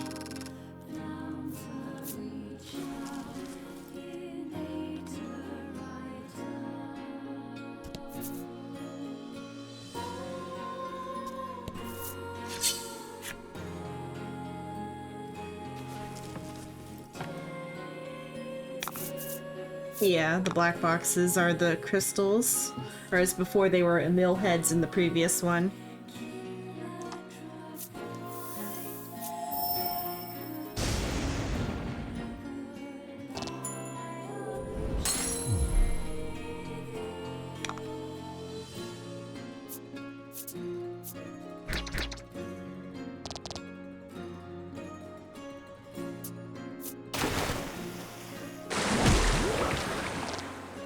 Oh, lack. Oh hey, don't worry. Their coffin card being down doesn't mean that character is actually dead. I'll go back into town and hill.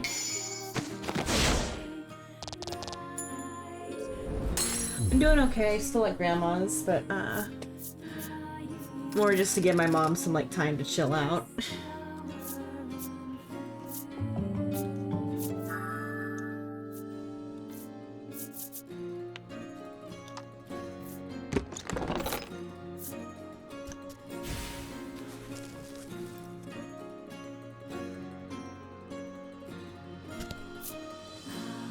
Okay, let's see.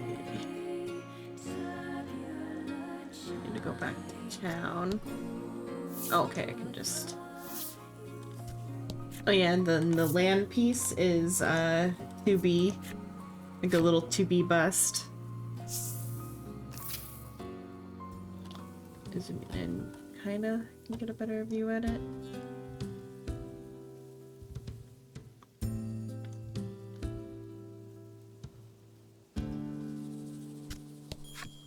You lead the party back to your home. I don't know how long I'm gonna stay. Depends on how I feel in the next couple of days.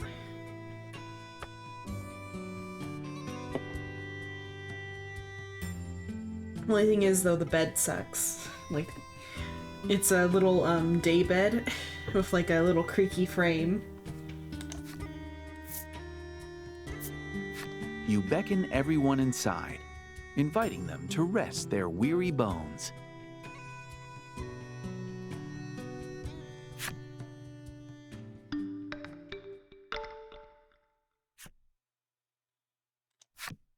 Get our hilt.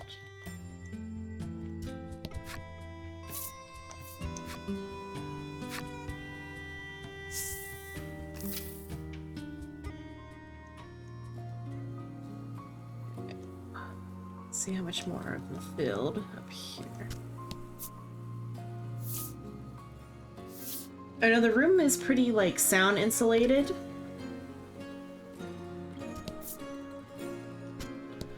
Like the doors, it's like an older house, so like the doors are like stupidly thick.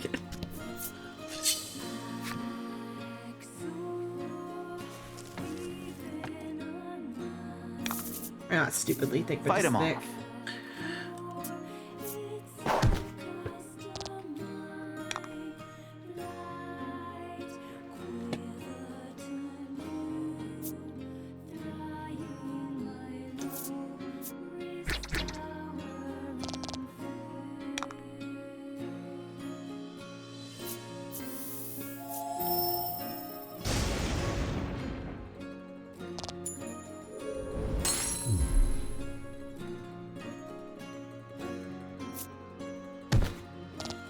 When I grabbed my webcam today at home, I grabbed some melatonin too, so I'll probably get to sleep better tonight, hopefully.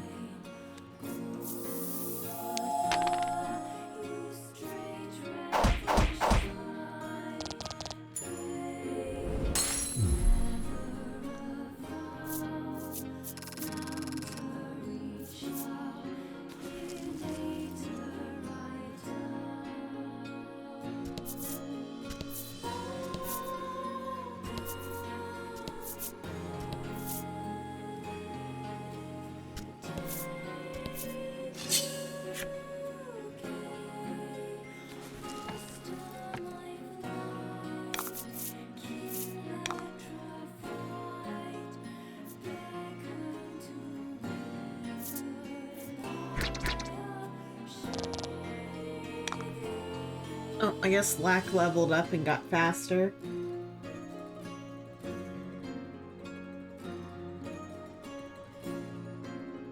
No, that's why I didn't have model yesterday. It was because I left the webcam. Well, because I didn't need it on Saturday.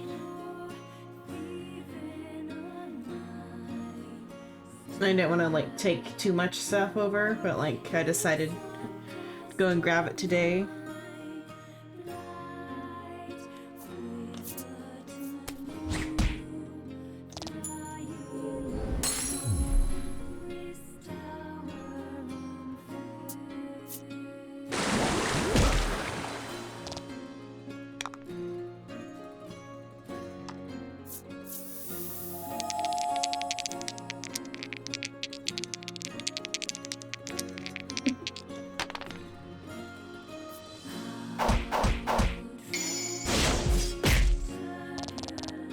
Fortune favors the bold.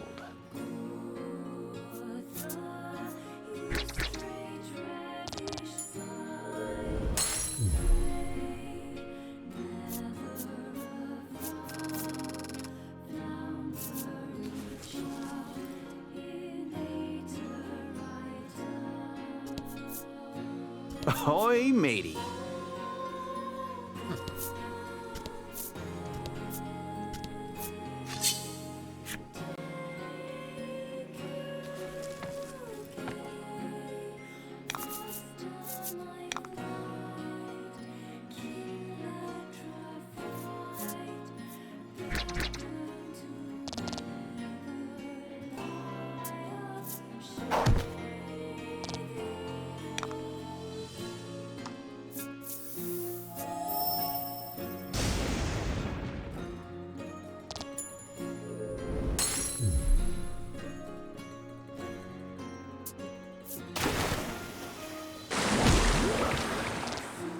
Yeah, the box is the automata chest.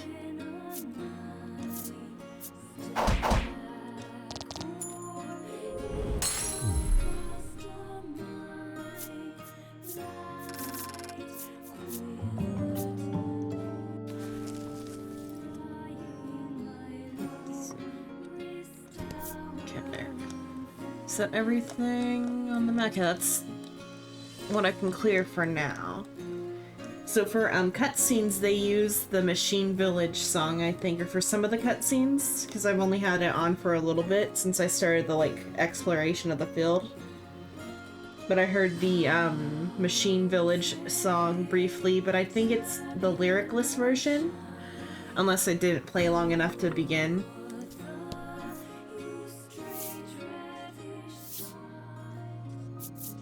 You cross the sea and arrive at the South Isle.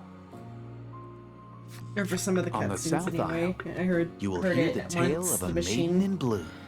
Machine Town. I heard of it. I heard it once. It's a different song right here, but okay, go to this town though. Very well then. Prepare to go ashore.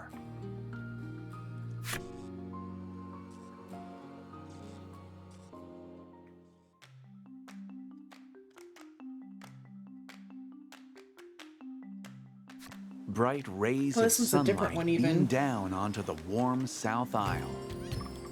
Something about the place Oh, this is reminds you of the Machine refreshing Town. cool of the It's ocean. Machine Town. I think. Okay, Bright rays.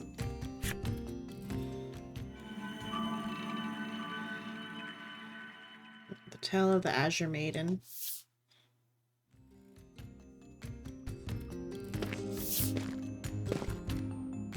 After weighing anchor and docking your ship at the pier, you go ashore. Utterly exhausted from hours at the helm, you stretch your legs for a moment, then open up your map. Once you have your heading, you and the others make for the village of Coveton in the south. 1 HP in a dream indeed.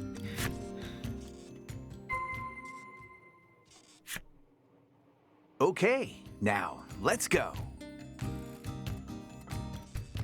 Yeah, that is the Machine Town.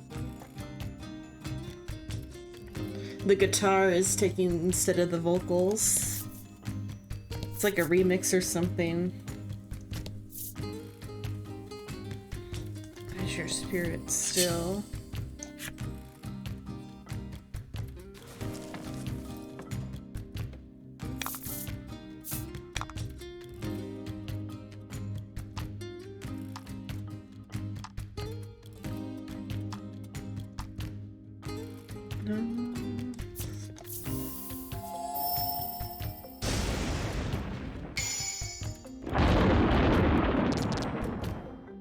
There's 3, and I think they made 3 as like all together. I don't know if they're gonna do more or not. The 3rd game has skins for the mobile game.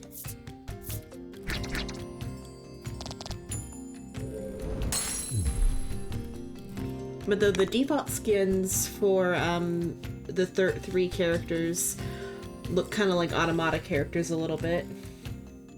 Yeah, this is the second one. The one I showed a while back was the third one.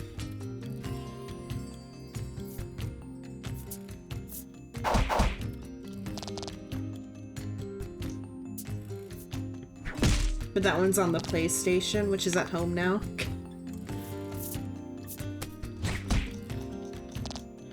But I'm not gonna stay here that long, so it's not gonna matter for when we get to the third game. I don't even think the third game is on PC yet. Because the little one went back home.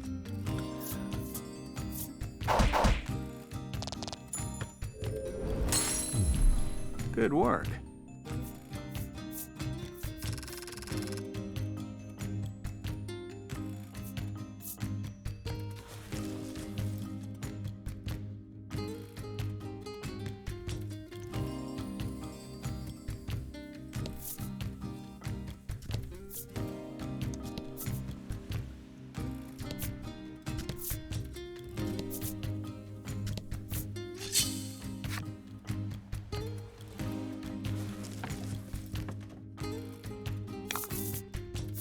Don't hold back.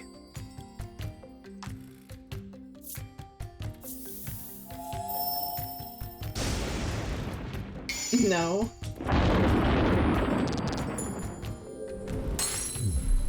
Fortune favors the bold.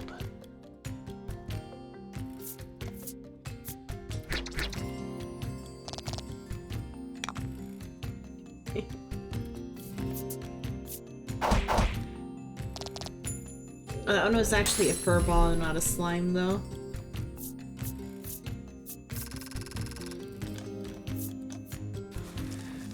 I haven't seen what the slimes look like in this one yet. No. Hello, Nashi no Mae. Hello, thank you for the raid. You're a yokai queen.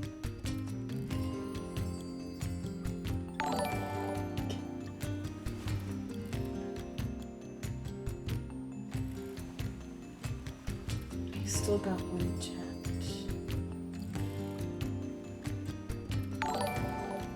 Thank you for following Nashinoma and thank you for following Delta Wolf. Not sure what you mean by one tapped, if we're still talking about the little one or something else, or the slimes.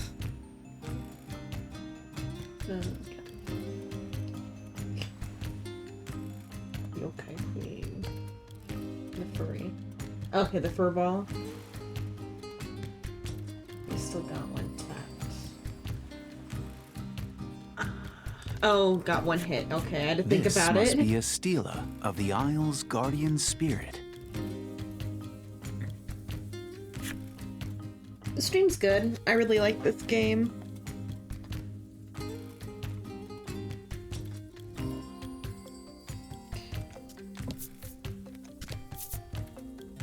Another Stela. Okay, so we haven't done what the Stelas for yet.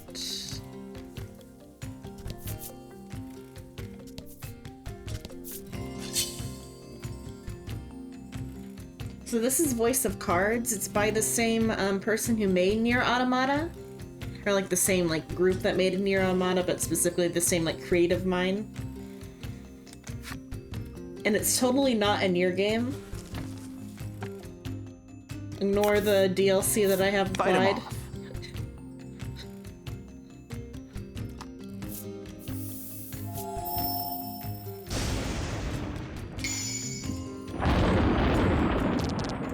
Magnificent.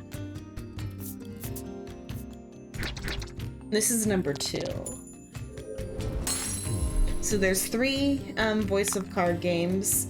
Voice of Cards, Isle of the Dragon Roars, or the Isle Dragon Roars. Then Voice of Cards, Forsaken Maiden, and then Voice of Cards, Beast of Burden, and this is Forsaken Maiden.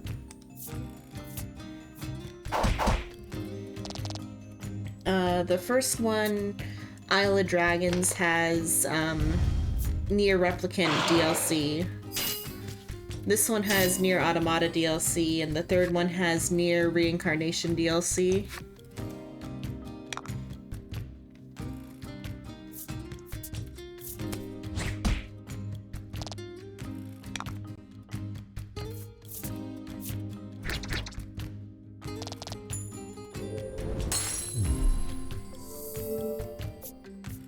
And so right now these are like just like cosmetic skins. In the like story of the game, they're not wearing these outfits. You gotta go do violin. Okay. See you later, Soul. Bye bye.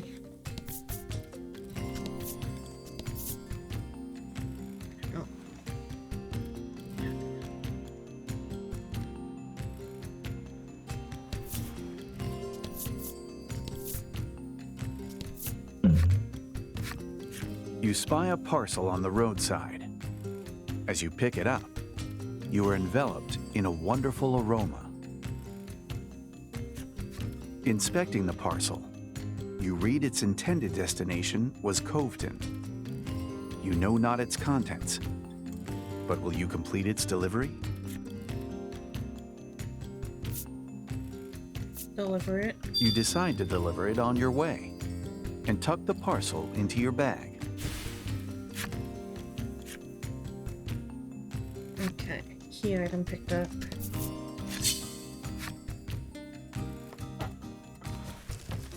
Yo, hello Shino, hello. Fight him off. Oh, did you finish with VR chat for today?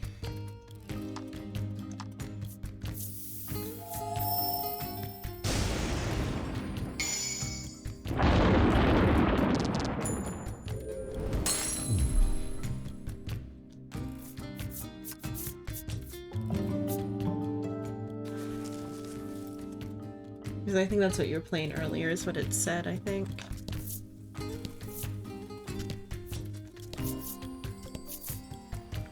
Crystal Cave.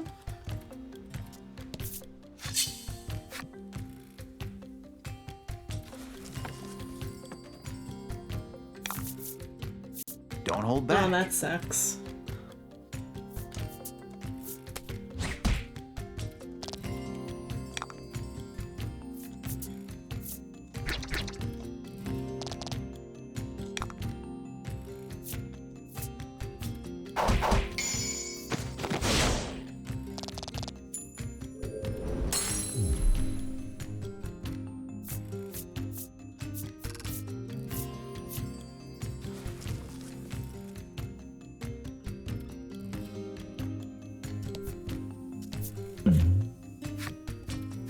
A bizarre rock appeared.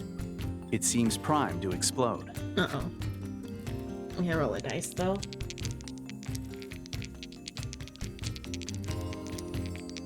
Hopefully you stay warm. Get bundled up real warm. The bizarre rock transformed into a treasure rock.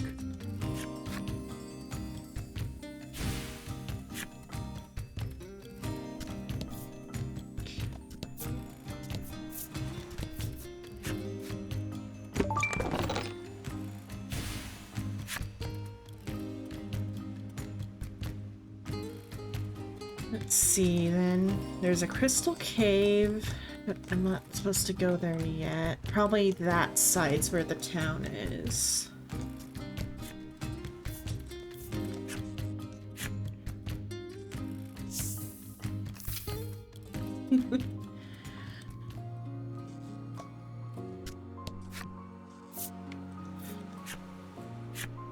I still haven't even like began to do the Unity thing yet, though.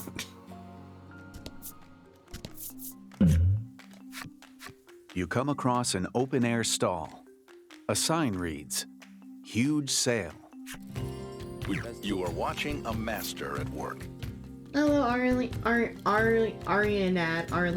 Hello, thank you for the head pats.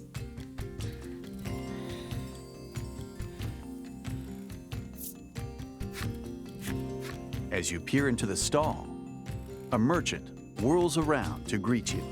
I haven't seen this merchant yet. The merchant says they're having a fire sale. Fire Everything sale. must go. Let's see. Well, I did need speed rings. Let's see. Only one of these has speed. I did need to up my speed. I can afford 3 of them.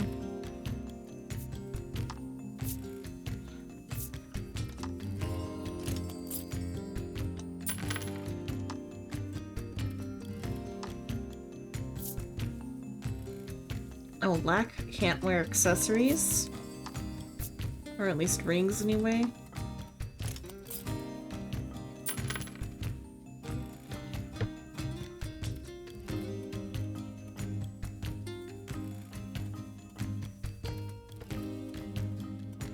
I mean, probably, but also I don't even have my headset today.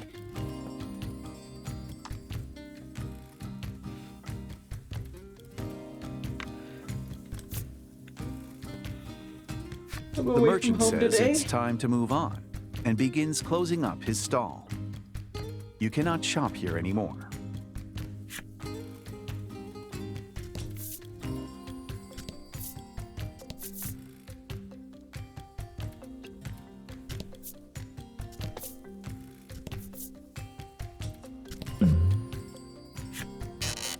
You discover a shipwreck.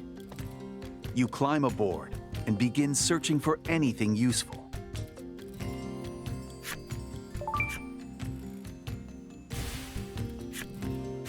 As if remembering something, Laddie suddenly reaches a trembling hand into her pocket and pulls out one of her notes. Could this be the ghost ship the fisherman told you about?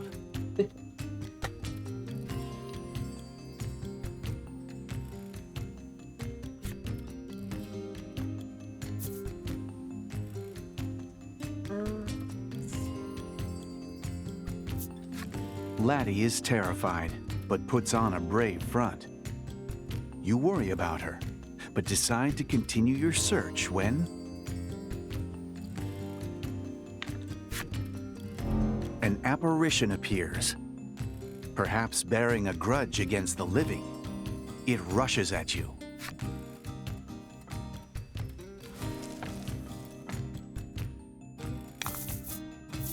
And fight. Oh, we got some ghost. Let's see. Oh, I should heal, I should heal Lack. Okay.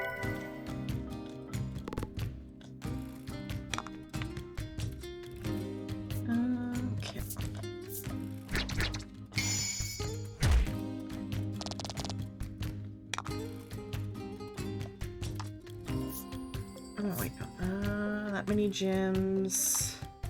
Let's see about wind. Roll to 1.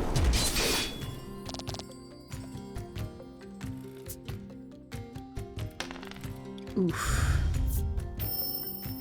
Oh, and on Laddie too.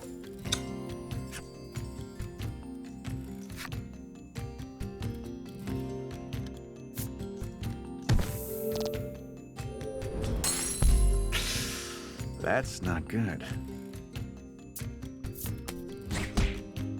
Oof. Might not be able to do this one. I wonder how far back I'll get sent. It's been a little bit since I saved. There is an autosave, so I don't know where it's gonna have saved. Tech. No, I know. Have Lack. Do I even have any revives? I don't even. I do have 1 revive. Okay. Let's see. I think I wasn't supposed to get to this one yet.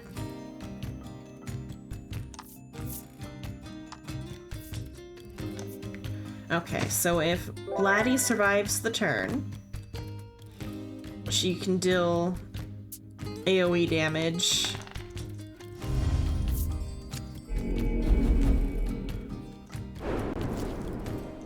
Wind.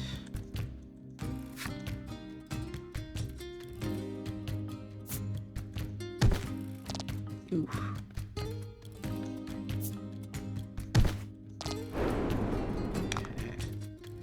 Okay, well, she can deal her AoE.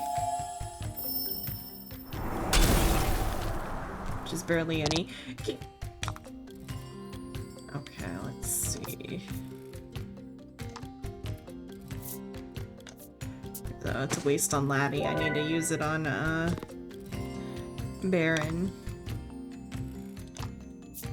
Okay, Baron can do pretty good damage with this move if it hits.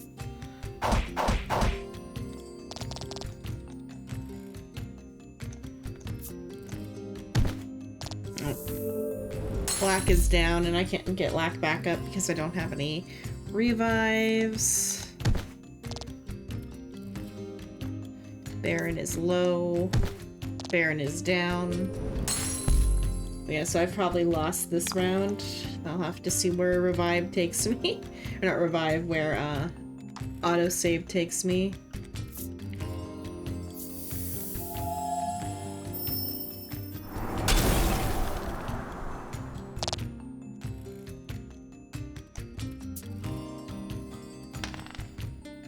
Okay, that one failed. Oh, maybe if I get lucky and they just cast these ones continuously, I'll be fine, but it's deadly poison.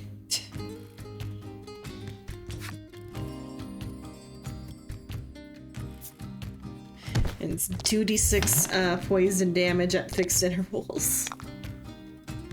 Yeah, I've lost. Let's see. Unless I like...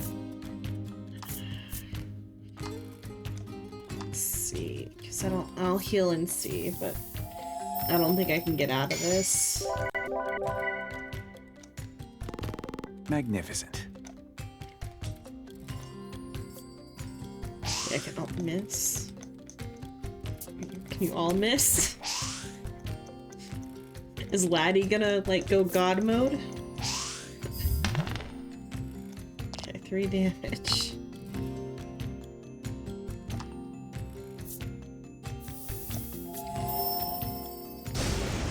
Okay, I should have done it. Okay, they are weak to that. That's what I was checking. I should have done it on the other one, though. Oof. Laddie's gotta go god mode for these next 2 hits. And she did not. Okay. I could have killed one of them if I had done better. Looks like your adventure ends here.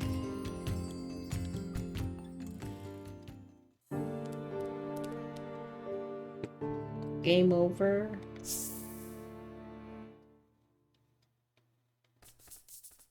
Okay, so don't go to that one yet.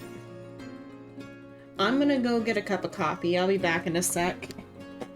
This coffee, here I come. I gotta mute before I go. Wait.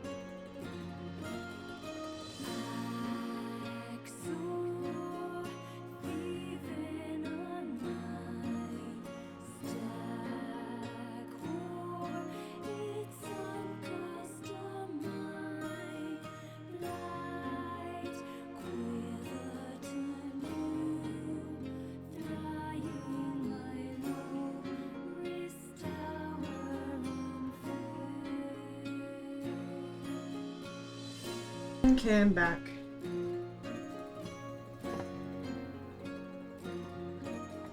Yeah, the music is good. Near music. Though even the, what is it? The, I'm lost. The, default music without, the DLC is good too. Fix my position. The camera can see me from, like, the doorway, so it started tracking for me coming back into the room.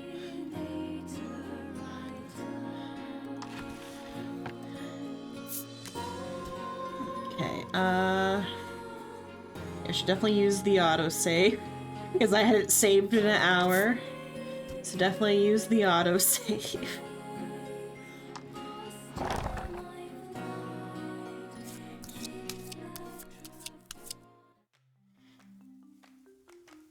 Okay, it's not that bad. Just right before I got to the place I was at.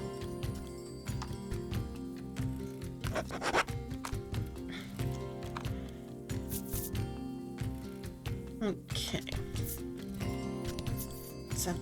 Just gotta re-clear the island.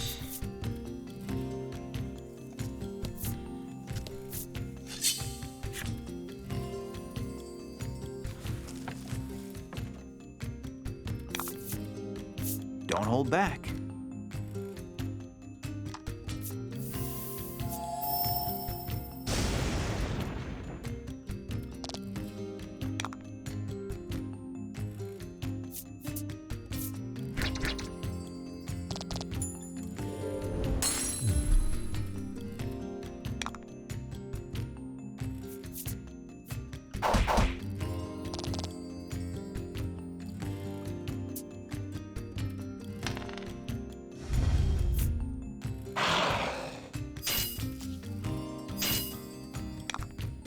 I like defense down because, like, the wrinkly card, not wrinkly card, the, like, what would it be, like, the damaged card, like how real cards get damaged.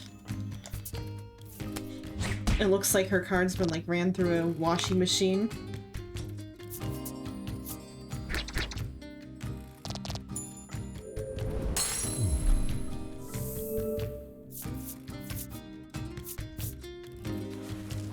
Okay.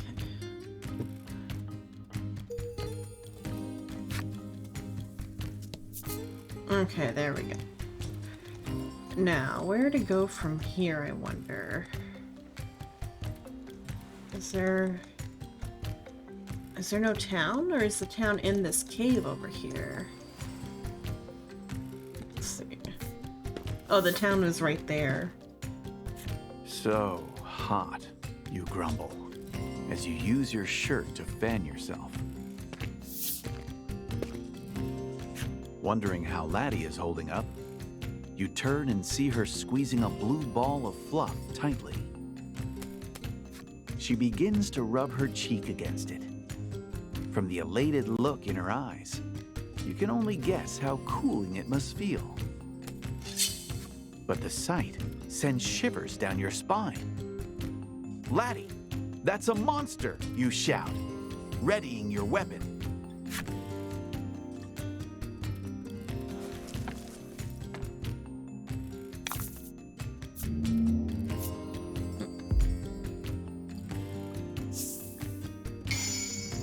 Okay, we got a boss fight.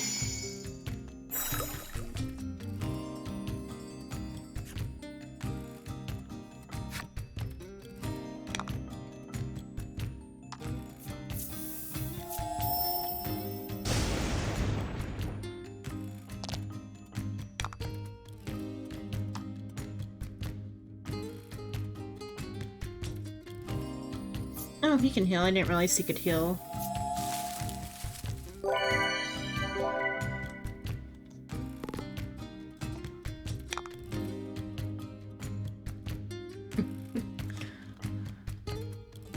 Not all the monsters are cute, just most of them. Let's do this one.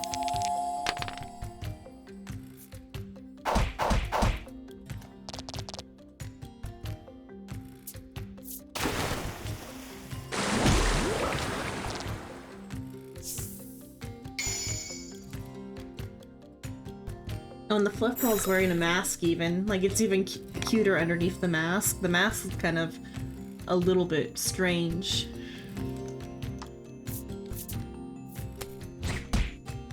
I don't think we've ran into, like, plain fluffball yet.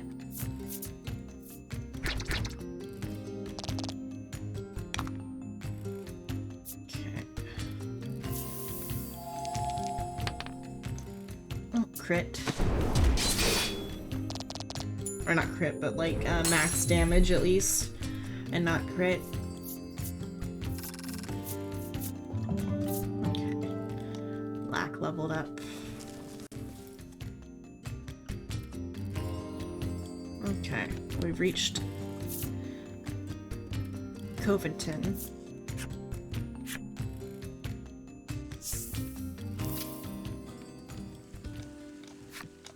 As you enter the village, you are greeted by an unusual sight. The village floats in the center of a cove. The gentle lapping of the waves fills the air. Covington seems like a peaceful place far removed from conflict. A paper doll flitters about like a bird above a man's hand. If you train it, you can make him clean your house. The monster. In game number 3, you can kind of tame monsters. You can collect like cards from them, but it's more similar to like Persona 1, I think, and Persona Q. It's similar to Persona Q's Persona like sub-Persona system. A little bit in number 3. In a way, it's like the monster becomes an attack card, like on one of your characters.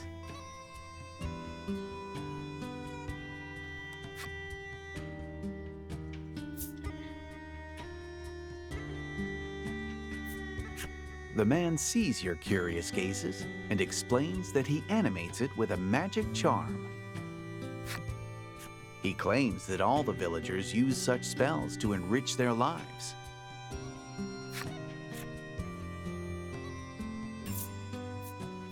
At your straightforward question, the man appears to be at a loss for words.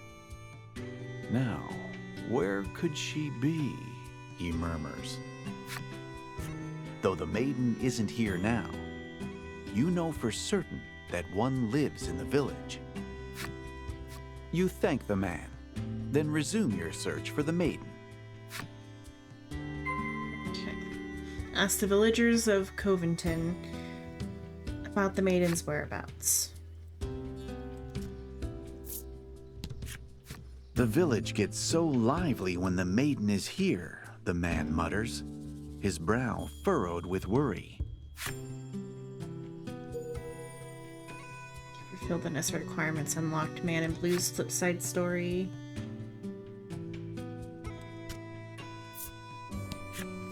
The old woman stares intently into a crystal ball.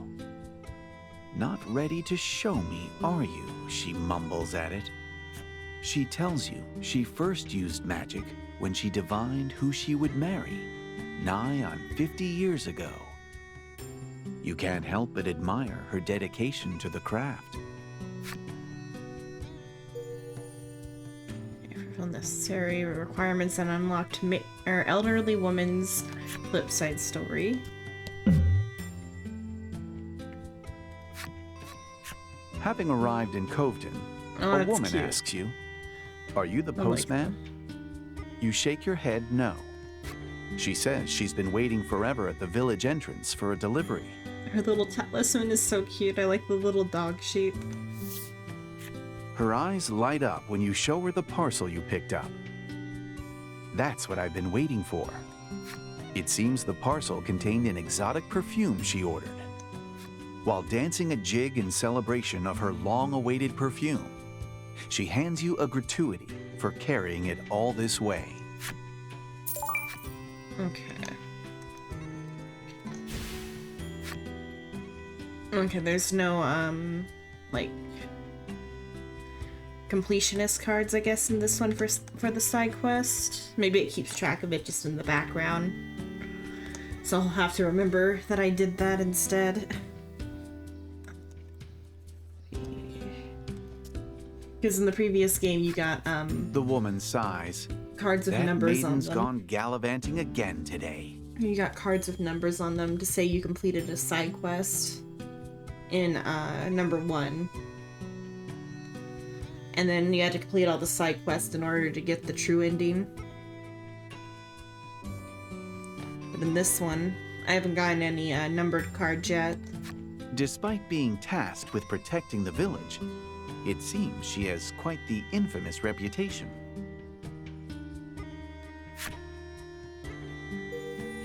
Woman in Blue's flip side story. The man tells you the village may be renowned for its magic charms, but the tasty fish caught here aren't half bad either. Muscle Man's flip side story. Face contorted in concentration, the young boy deftly folds a piece of paper into the shape of a bird. You ask him about the maiden. I saw her at the maiden shrine, he says, as he tosses the paper bird into the air. Wonder of wonders, the paper bird flaps its wings and flies about, showing you where the maiden's shrine is.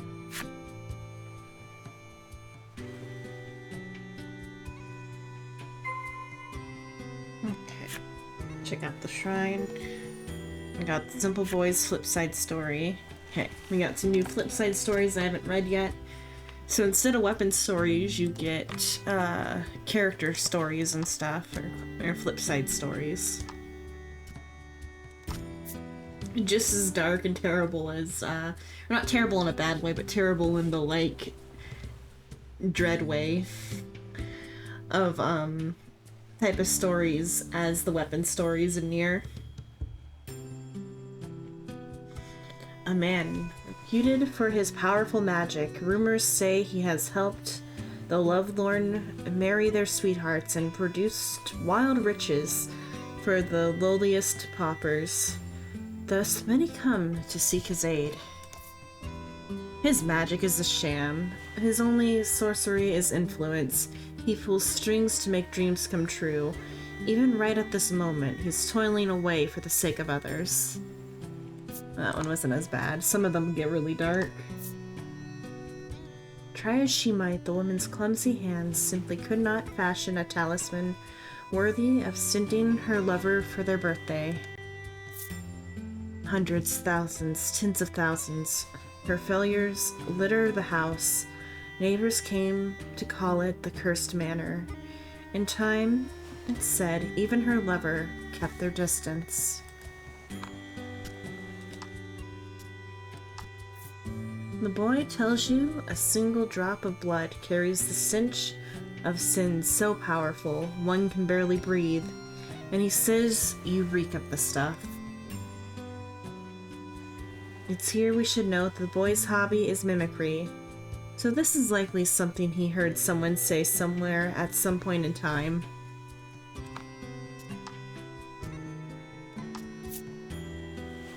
It comes as some surprise to others, but this man is actually a painter. He spends his days cooped up at home, silently hurling his passions upon a large canvas. Again and again he smears paint all over his muscled body and hurls it onto the canvas. Despite this dedication to his work, none appreciate his artistry. He has never sold a single painting. As an actress, this woman thrilled audiences with her rousing performances. Her nickname, the Sorceress of the Stage, says all you need to know about her powerful presence. She has since retreated from the stage, preferring to watch from the audience. Her choice of outfit, however, has led people to whisper of the Sorceress of the Seats. Some of them aren't too dark, but some are particularly dark once in a while. Do we have his, I wonder? This wise man is the mayor of Omega Village. He always has an open ear for the concerns of his people, but he never lets his guard down around anyone. Oh, don't have it yet.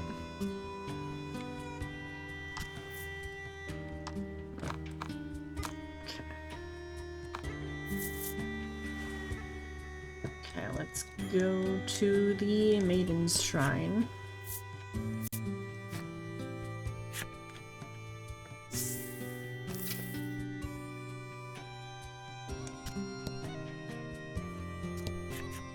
At the heart of the shrine, you see a young woman and man discussing something in earnest.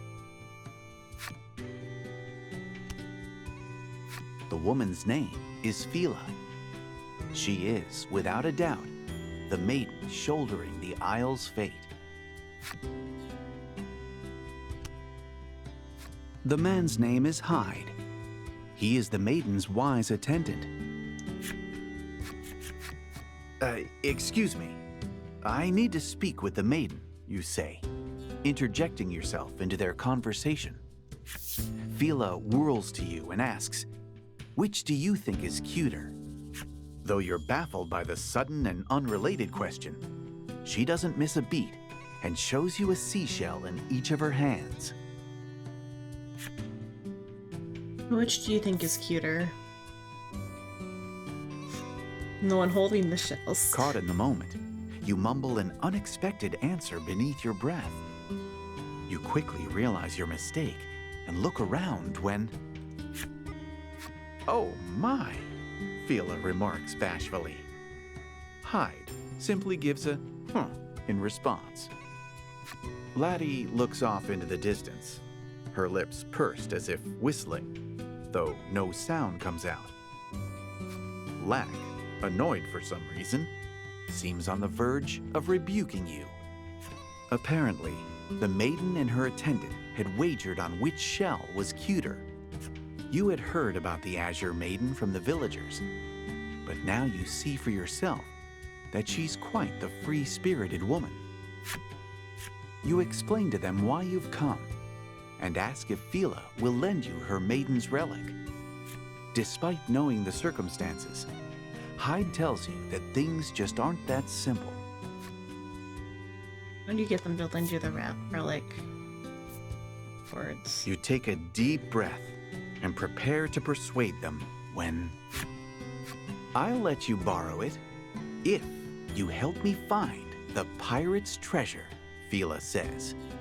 She explains that there are rumors of pirate treasure hidden within the Crystal Cave, southeast of the village.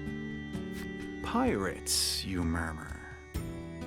You think about it for a moment, but with little other choice, you agree to help. You never change, sighs Hyde. But Phila pays him no mind as she prepares to embark on the adventure.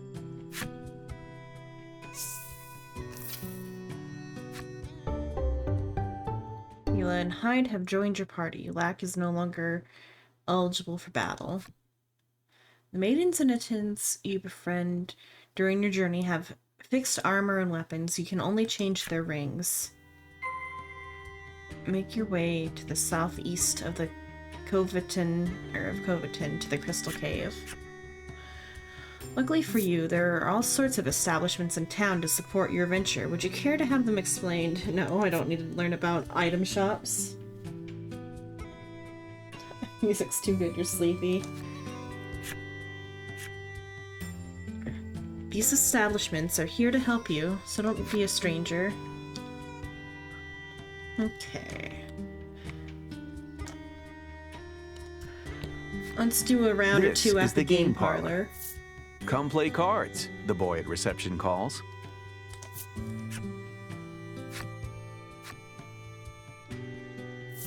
No, do not explain the rules again, please.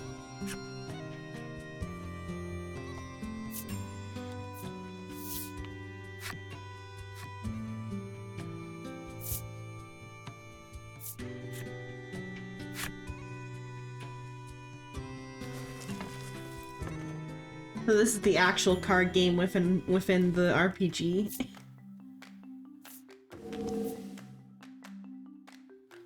Let's see who will win first. Oh, I like that. That it's the two of them on it. Okay, Baron will go first.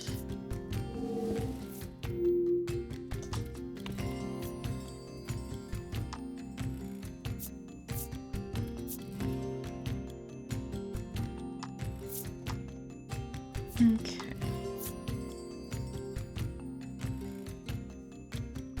Get rid of that one. Oh, but I have to hold on to... I can only hold on to one. But though he had a 6. Wait, I said I didn't want the rolls. Wait a minute, I just realized it's giving me the rolls.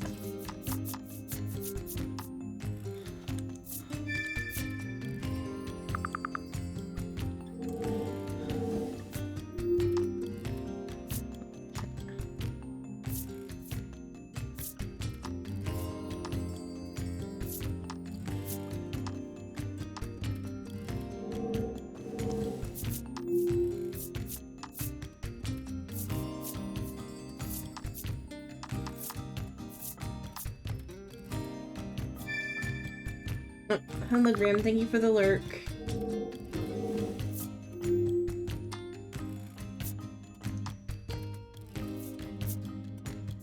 Okay, there's something at least.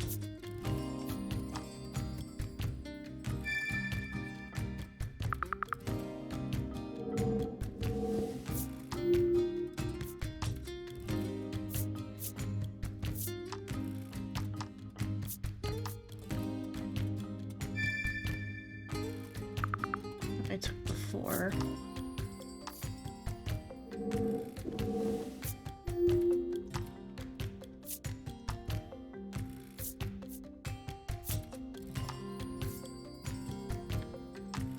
Two, 3.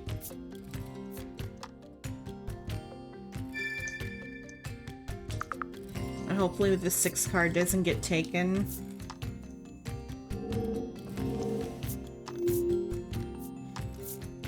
Okay, don't draw a 7. Good. We need to draw 8s.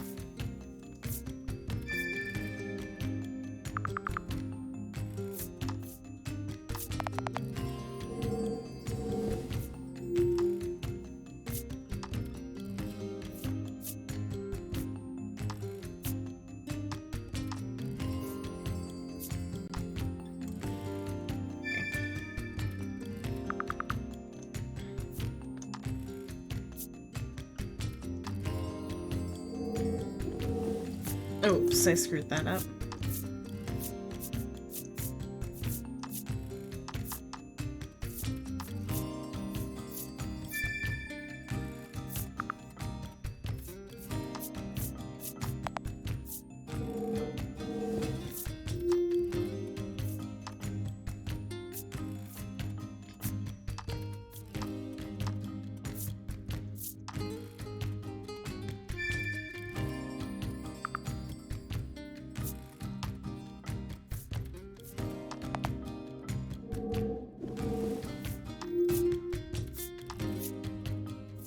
Let's see.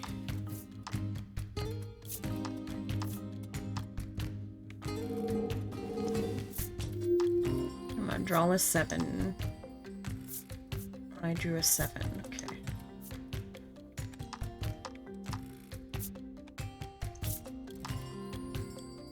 Okay, get rid of the 5.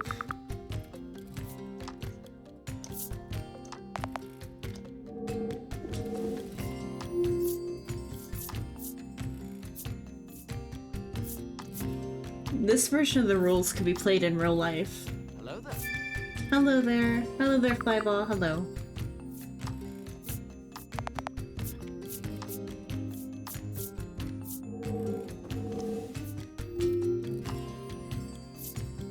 Okay, we got 10, 15 even. Okay, which one now to get rid of? Probably this, the 14. Let's drop the 14. Oh, I had 12. I could probably drop it. It's fine. I still won.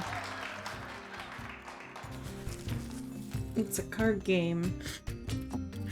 It's Not bad. well, the boy card praises game. you, Voice of proffering a cards. gift in commemoration of your first win.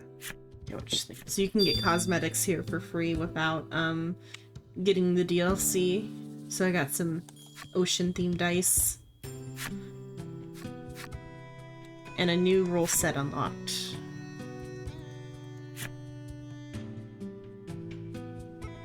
The card of voices. Let's see now. Let's play with the new rule set.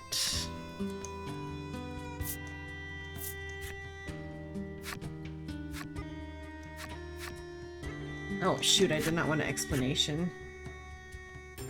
Oh, okay, at least it...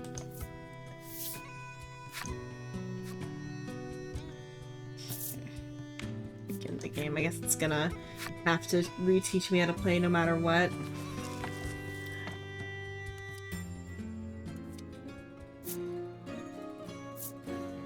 Okay. So first...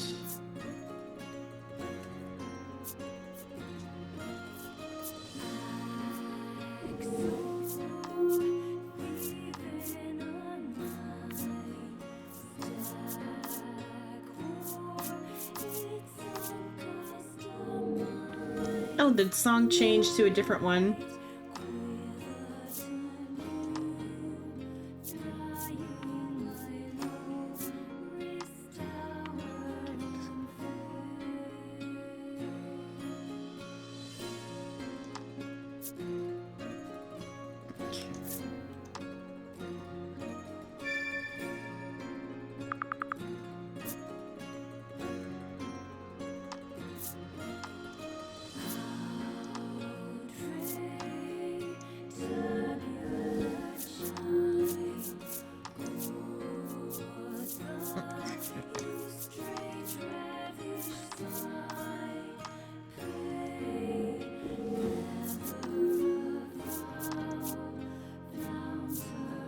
Okay, he got a 7, which is gonna give him a bunch of points, but no effect will activate. Yeah, it's from Neir Automata. Okay, Baron's turn. Let's see. Oh, take another turn.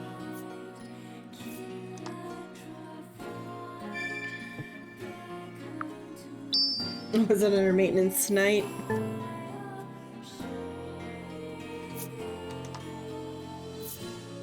Okay, let's see.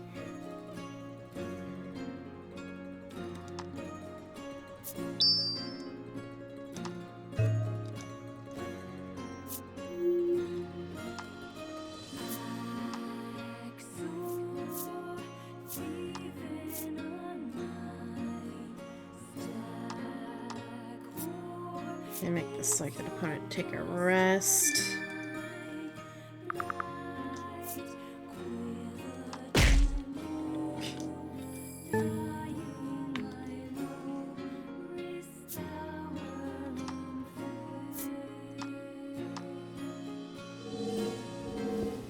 Oh, I gave somebody a point by mistake without paying attention properly. If a set would be destroyed or stolen, this card is destroyed or stolen instead.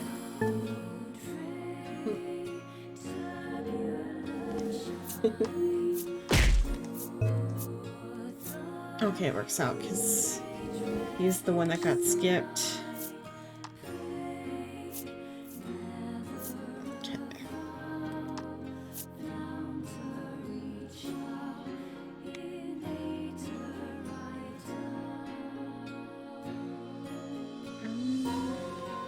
Roll upon next action and get one orc.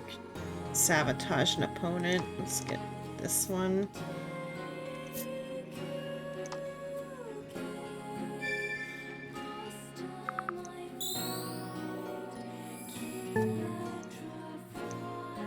That means the opponent will get that double 6, but oh well.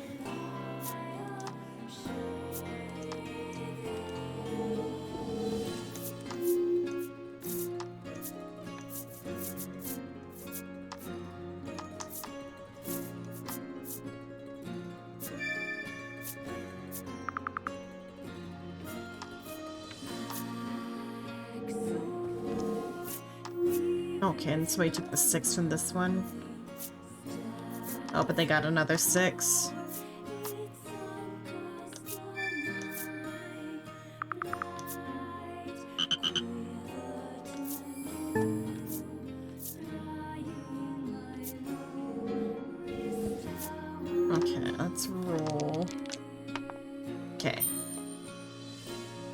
But I get an extra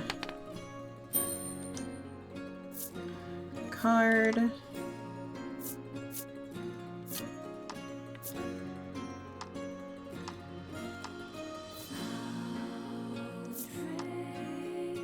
then sabotage. Sabotage him, I guess.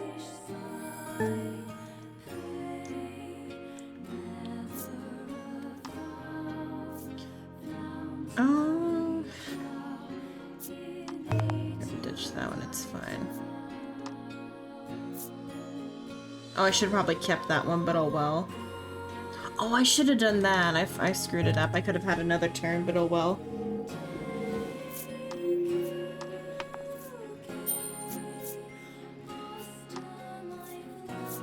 As long as that ace stays there, I get another turn next turn.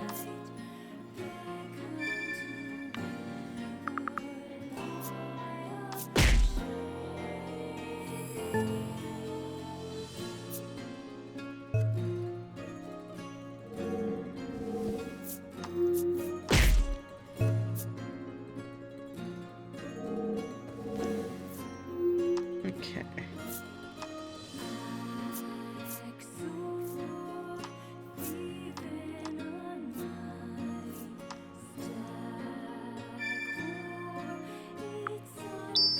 Okay, this is my chance to win. Depending on what I draw.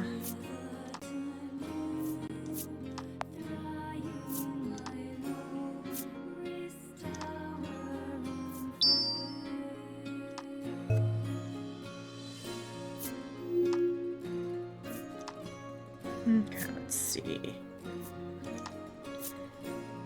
Another 6. Lost, I think, then. Even though I'm not gonna have enough points. Because that's not enough to sabotage the opponents.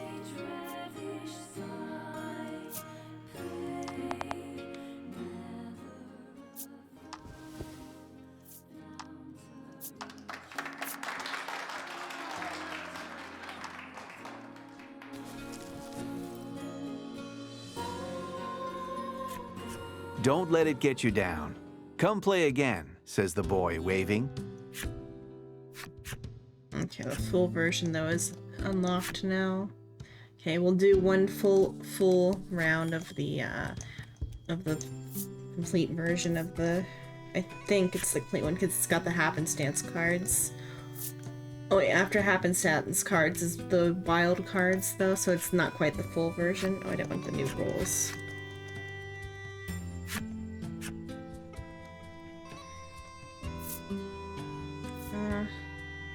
Okay, I have to pick.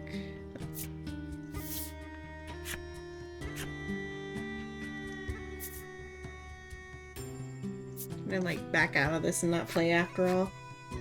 You play cards? Nah. I was, but nah. I'll just continue the story. Okay, let's see. Let's go to the Crystal Caves. Oh, can I interact with the ship? A well-maintained fishing boat sits anchored in the water. You glance at the catch on board and deem it acceptable. Okay.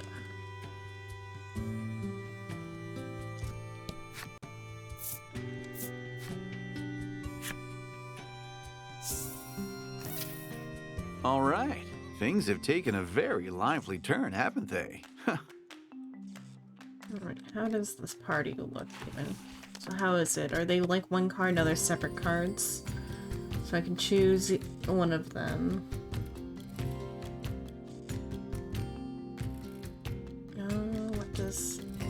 What do they have? Okay, so she has Heal Plus. And I guess you need both of them to use Mysterious Heart.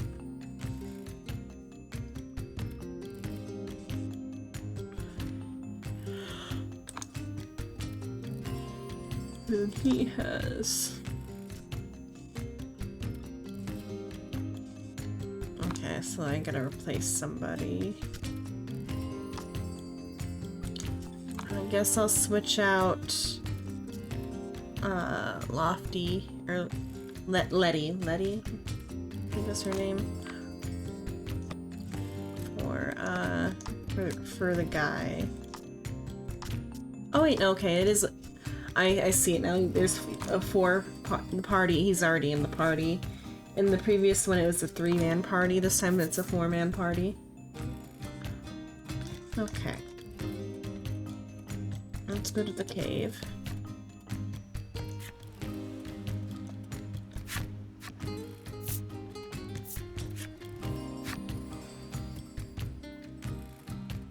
I said it's only 11. The Crystal Cave teems with the stones that give it its name. They say the intermittent echo of water droplets is the sound of more crystals forming. Your party and Fila have become fast friends on the road to the cave. Though Laddie seems somewhat nervous to finally have a female friend her age, she looks happy nonetheless. The loose-lipped Fila tells you all sorts of details about her life, including the fact that she and Hyde are lovers. Hyde seems on edge about her blasé divulgences. You give him a pat on the shoulder, quietly sympathizing with him. Yes, scour the crystal cave for hidden treasure.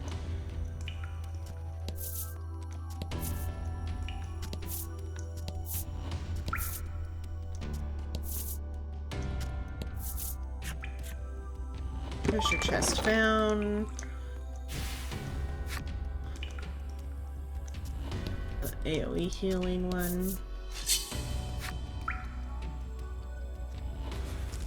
Okay, let's see how this goes. And fight. Let's charge. I want to see what their big move does.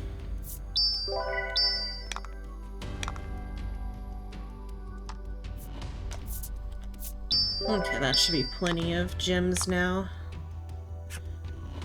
Okay.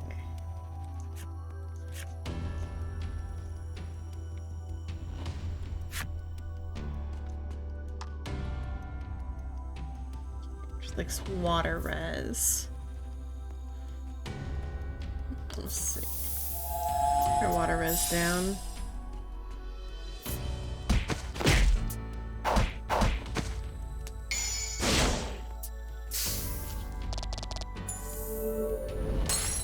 Magnificent. Oh, I didn't even need to charge. Is it the same? Okay, so it's a different move and it cost more.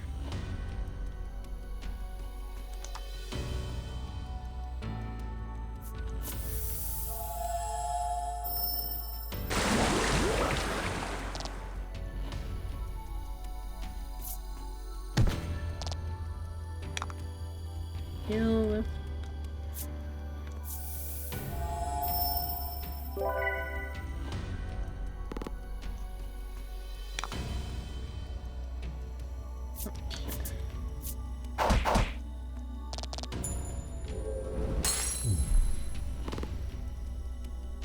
Oh, and he had an auto heal even.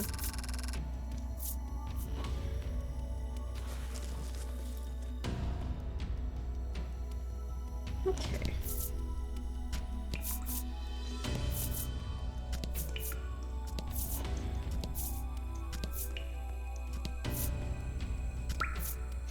Oh, enemy appears.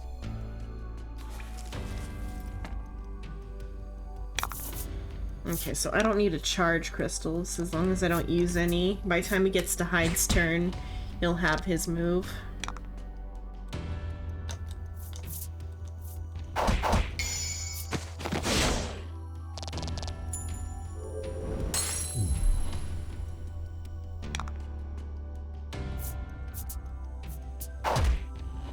Oh damn, it doesn't even get to Hyde's turn.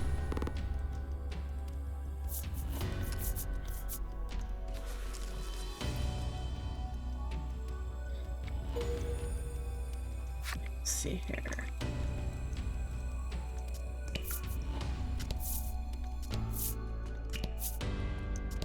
Oh, I'll have to use the boat probably. Oh, folder. you come across a large boulder. You aren't sure where it fell from, but some of it is submerged in the waterway and is obstructing the water's flow. Okay, that's what I have to do then. I have to move it to go The by. 5 of you rally together, then push, and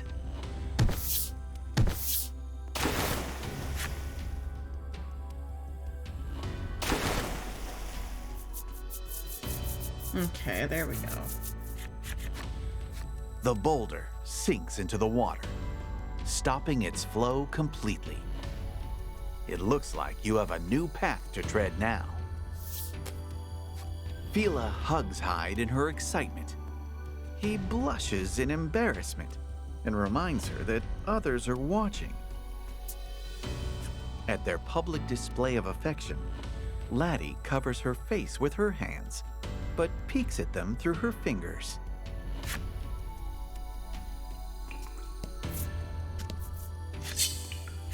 Enemy appears.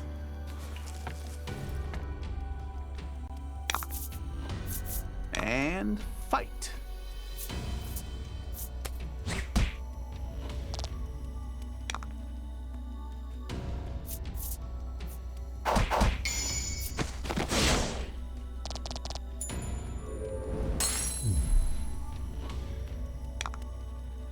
Okay, his turn went first this time.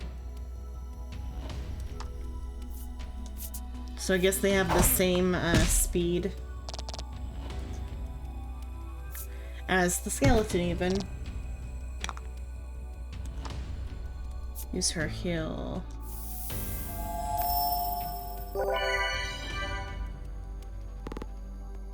Okay, if I pass, or if I just, yep, or I'll charge their turns, even though they don't need to.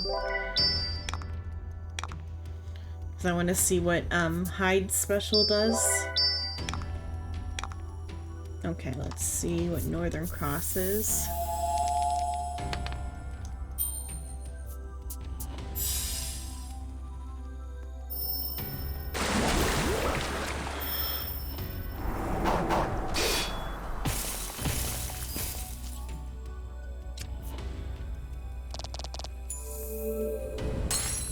Teamwork makes the dream work.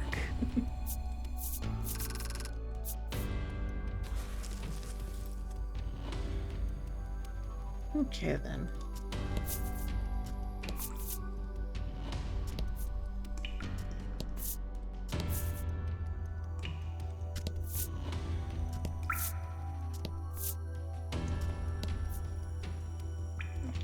Sure.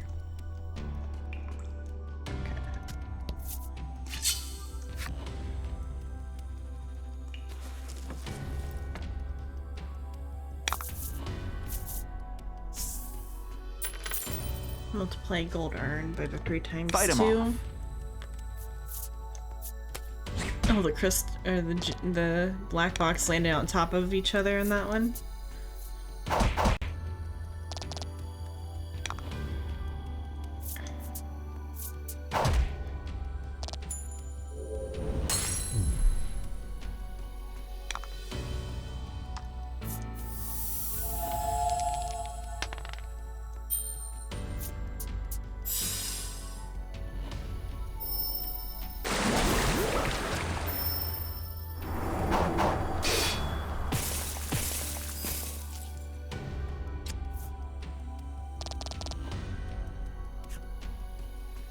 Freeze stuns the enemy.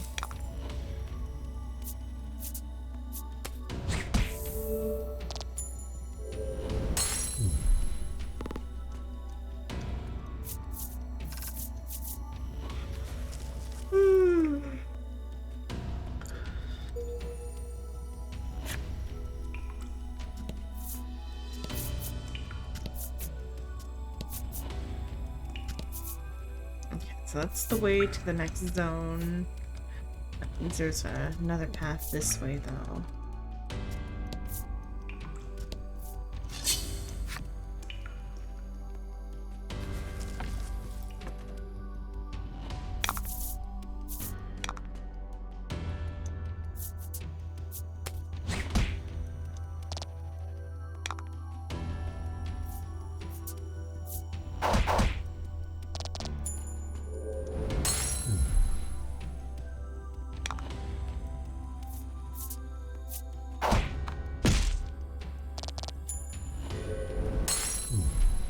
You did great.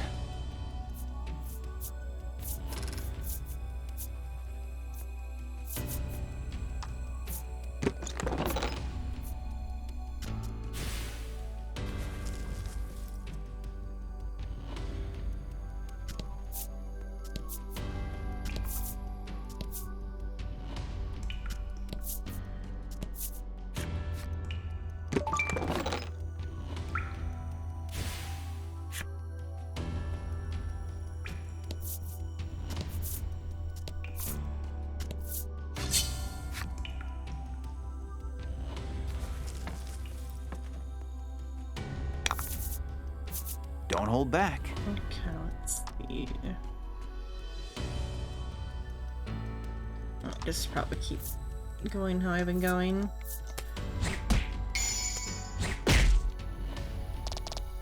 Excellent.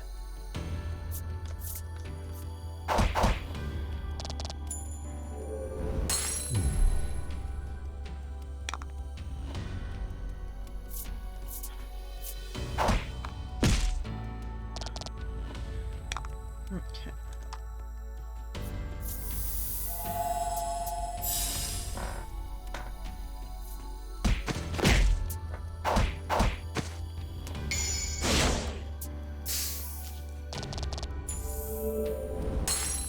Teamwork makes the dream work.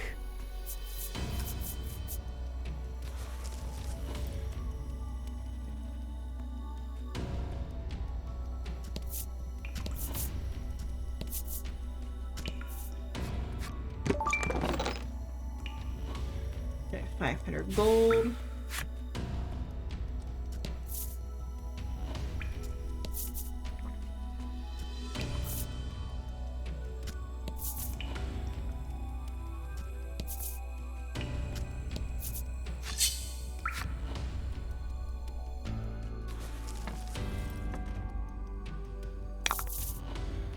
And fight.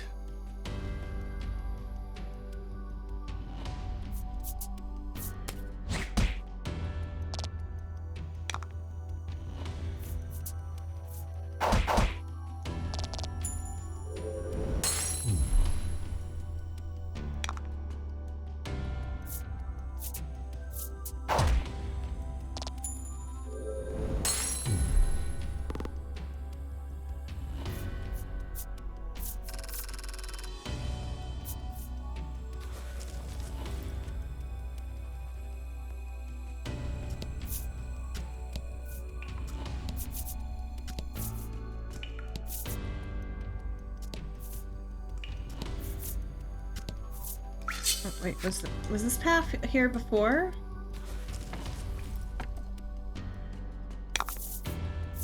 Fight him off.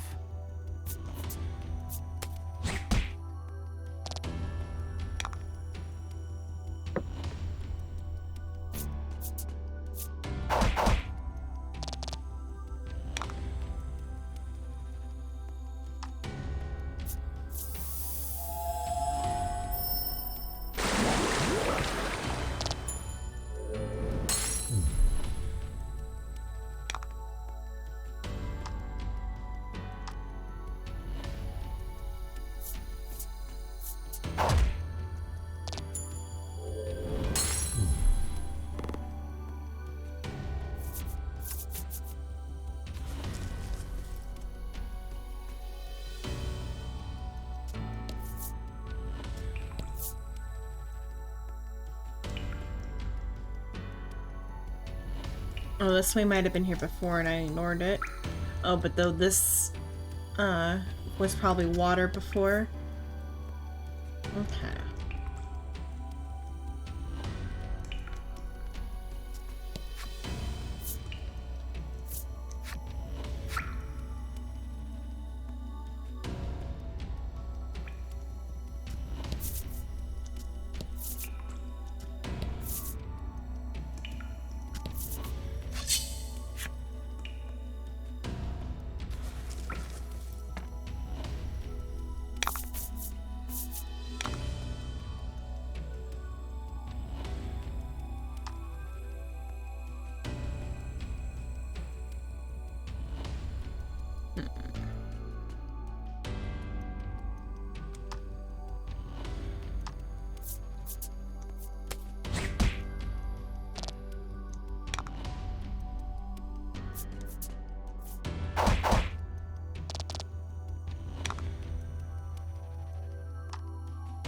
Yours is the freeze one.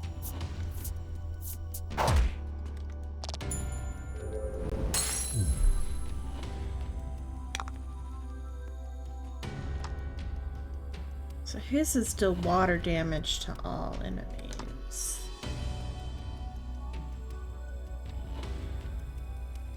So is that 5 water damage plus freeze?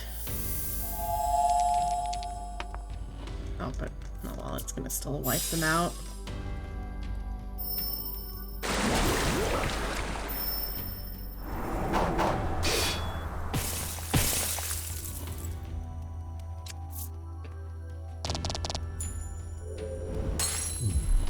Teamwork makes the dream work.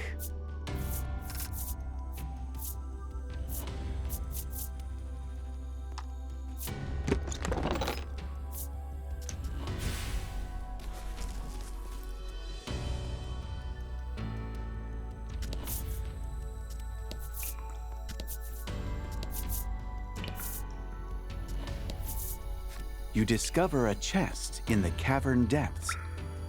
Your allies rummage through its contents, but don't find anything resembling pirate treasure. Okay, but what did we find?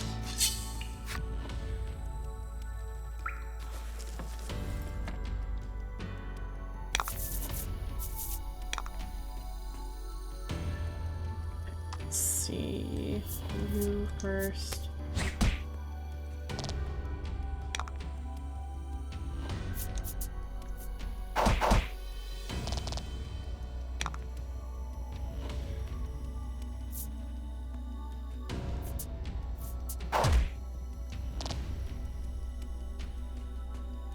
Oh, okay, I should have taken.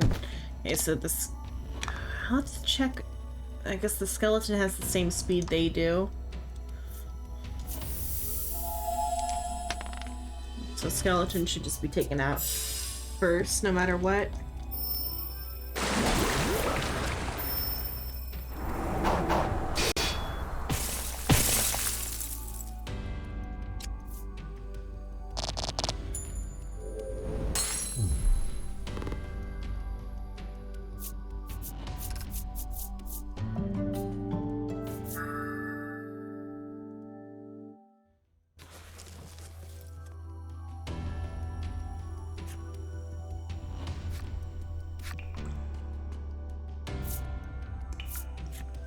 I guess she reached her, like, normal skill limit or whatever.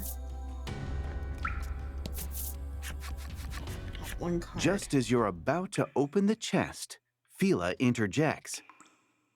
I didn't tell you, but they say the treasure is protected by the pirate's ghost, she admits with a tremble in her voice.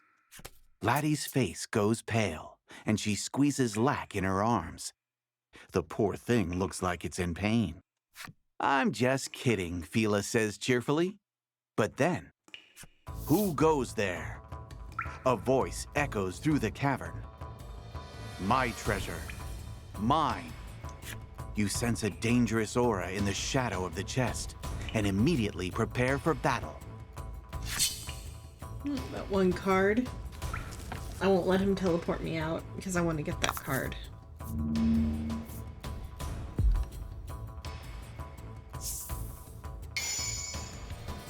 Don't hold back. Okay.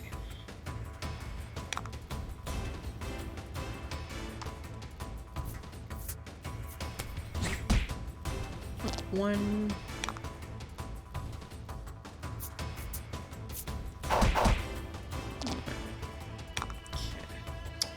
And that one went first.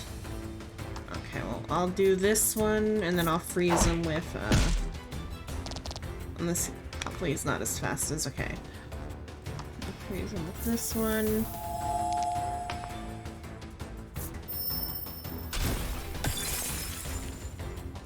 Oh, but he resist freeze.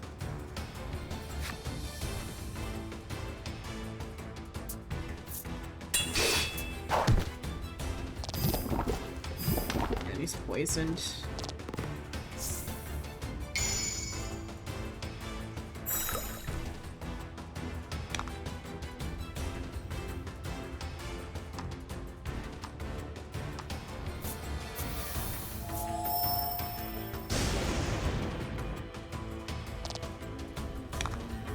let's deal some flat damage then.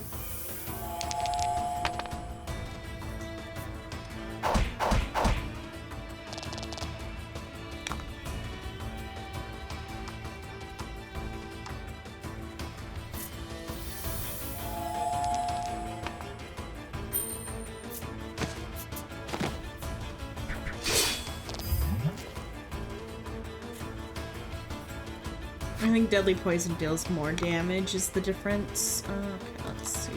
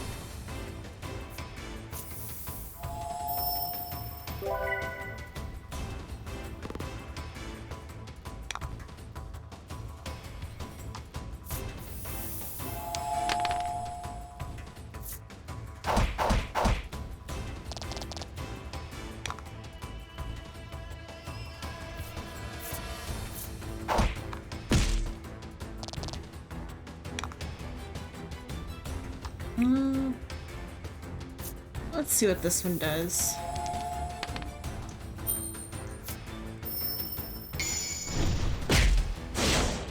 Okay, 7. Excellent.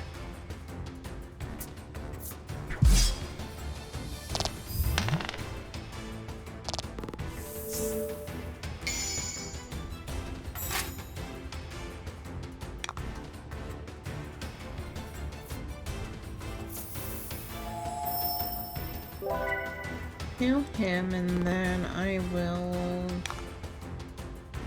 keep using Tri Attack as it does flat damage.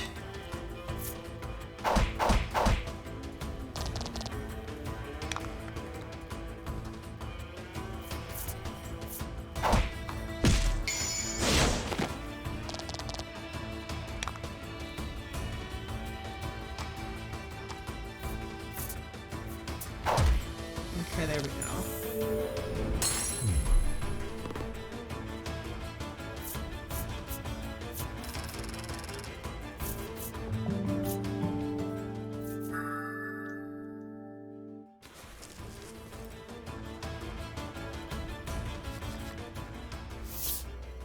After the battle, you finally reach what looks to be pirate treasure.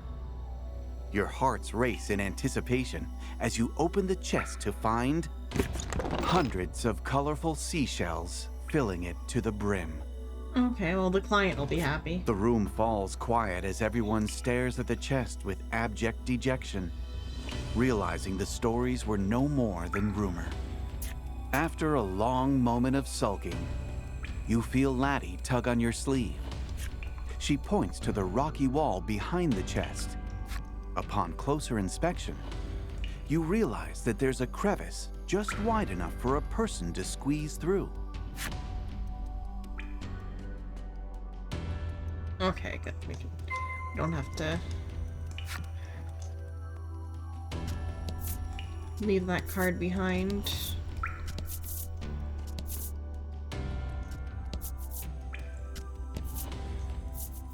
Okay. Oh, except those 2 cards. A droplet of water falls. Once the ripples upon the surface still, it feels as though time stops. All falls quiet. A beautiful underground lake, its waters glimmering like crystal, stretches out before you in the cave's depths. Your collective breaths are taken away as you gaze upon the dazzling sight. The lake's light reflects in Fila's eyes, and she gently takes Hyde's hand in hers. "I'm so happy we can see this together," she whispers. Though you had come to the cave in search of treasure, you found something far more precious. You returned to Coveton, basking in the afterglow of such a marvelous discovery. I'm gonna force teleport me those 2 cards.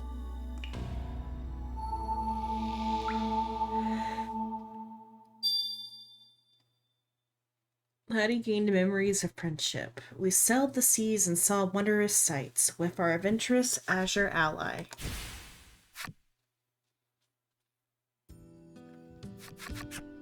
You arrive back at Coveton safe and sound. Ta-da, Fila says suddenly, pulling a crystal out of her pocket. Apparently, she took it from the cave so that Hyde could make them matching couples charms. With a sigh, her attendant agrees and says he will need to borrow the proper tools from the accessory shop. Enter the accessory shop. Event. An air of gloom hangs over one corner of the village. It would seem someone has died. Asking a nearby fellow what happened, he explains a woman was attacked and killed by monsters outside the village. Oh no, the perfume lady.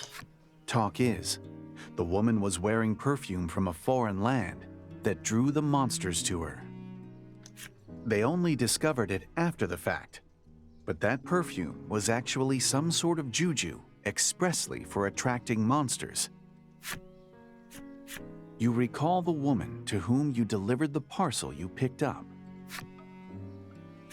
Even if I didn't know, I'm the one who gave her the perfume, you think regrettably. Laddie gently places a hand to your back. You say a prayer for the woman's repose and quietly take your leave.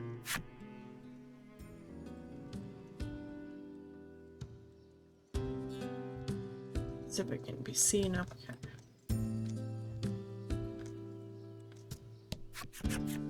Hyde asks you to wait outside while he enters the shop. That rhymes.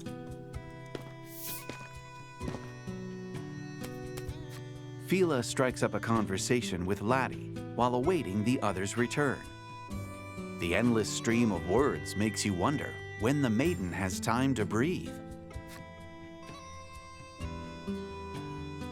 Just love the face he makes when crafting amulets. He always complains, but still goes along with whatever I say. All Fila seems to talk about is Hyde. Nevertheless, she seems to have found an eager listener in Laddie, who nods with an elated smile. Hyde returns, completed couples charms in hand. The crystal charms look as impressive as any you would find in a shop. But Hyde's expression is grim. Apparently, he isn't as impressed by his handiwork as the rest of you. Fila takes one of the charms with a forlorn smile. I'll wear it to the maiden's ritual, she says quietly. Can't help but wonder why she looks sad. What do you say? Hearing the carefree woman speak of the goal of your journey, you can't help but ask for more information. Fila explains that she'll be conducting the maiden's ritual soon. You wonder if it's all right for them to be gallivanting around like this, considering how important the ritual is to protecting the island. As promised, I'll let you borrow the relic, Fila says, changing the subject. But it's far too important for me to just hand it over to you. So, we're coming with, she smiles. Though it's obvious she's just looking to have some fun, you have no choice but to accept the new term. With the maiden's relic finally secured, you and your unexpected new allies make for the spire. Okay. Board your ship at the pier in North Covington. North of Covington. Okay, we gotta go back up and out.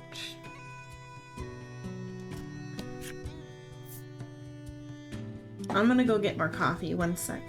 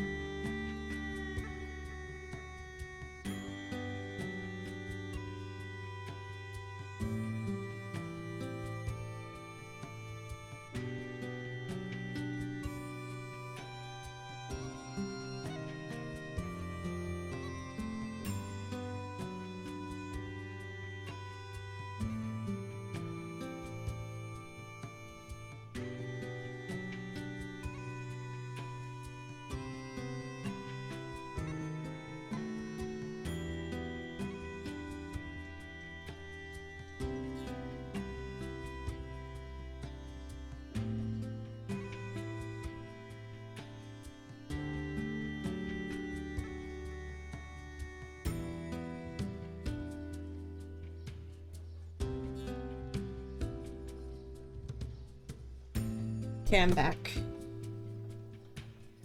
The model disappeared. Wait.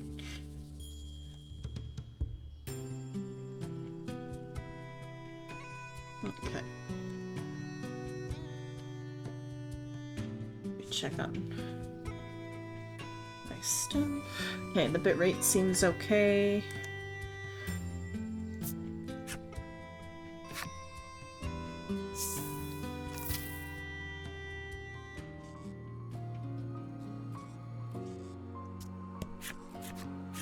Fila exclaims in excitement as she lays her eyes upon your vessel. How adorable! You grin, knowing full well that it is, and prepare for departure. Okay, set sail.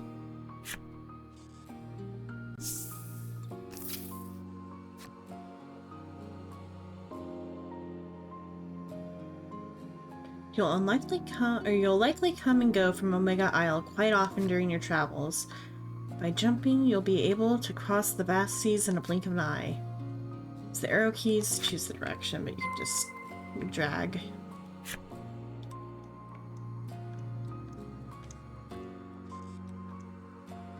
What's up here? You arrive back on Omega Isle. It's just as you left it, quiet and still, as if awaiting its inevitable destruction. How gloomy, Fila remarks. But her softly spoken words are swept away by the sea breeze. Right. Yeah, I guess we can enter the Spirit Spire.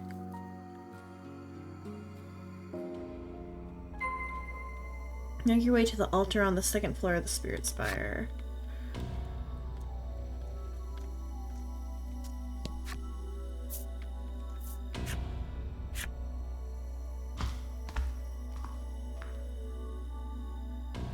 Let's save. I have a feeling they might not be party members after the thing, and if they are, because I want to do that ghost fight that I lost earlier with them.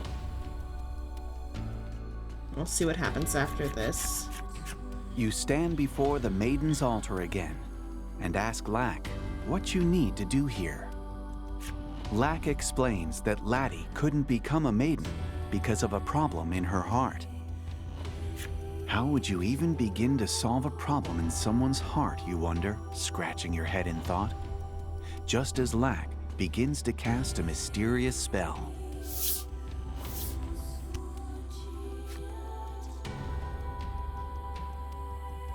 Kokoro kokoriko nan taratan. As if responding to the spell, the altar begins to glow. Now, go into the light, Lack commands. You do as you're told, having no choice but to obey the self-proclaimed spirit.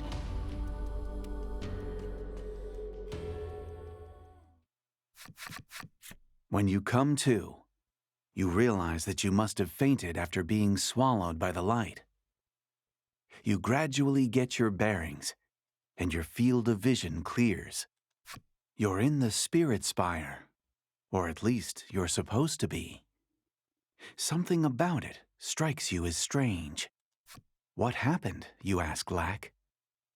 Go outside and you'll see, it replies. The Spirit Spire and investigate what happened outside.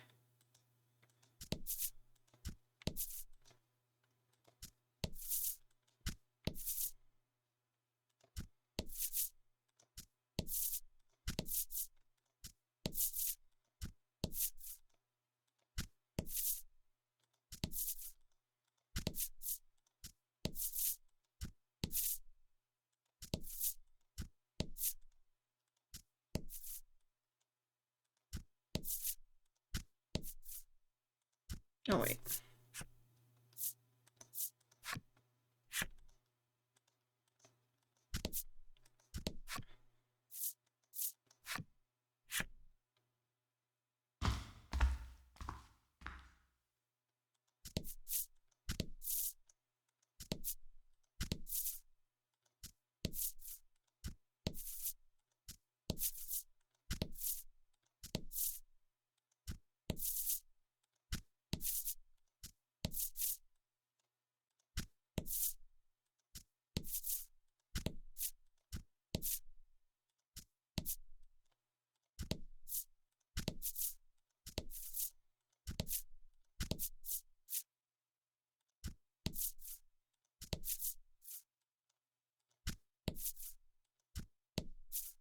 Okay, let's see what's out here.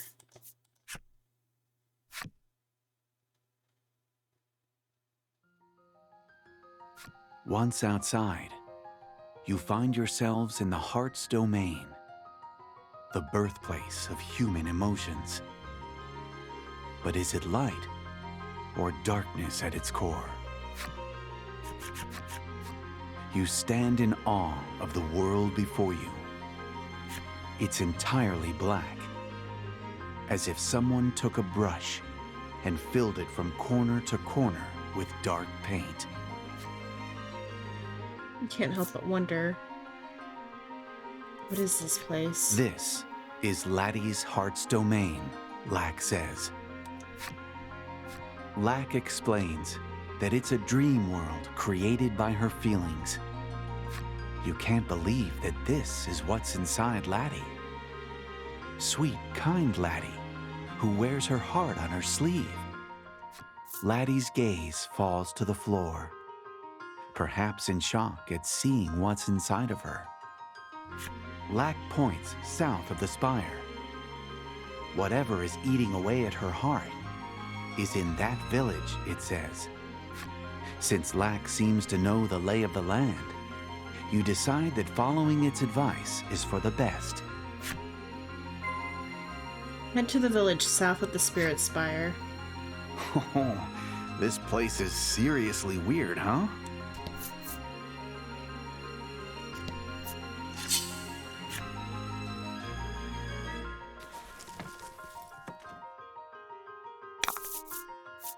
Fight him off.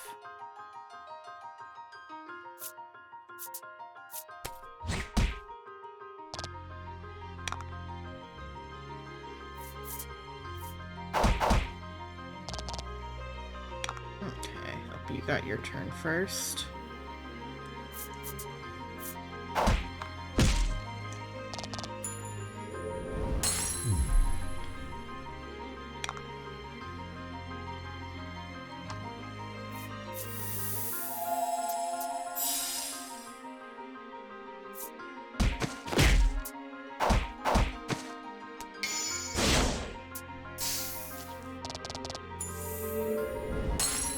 Teamwork hello, makes the Suin. dream work.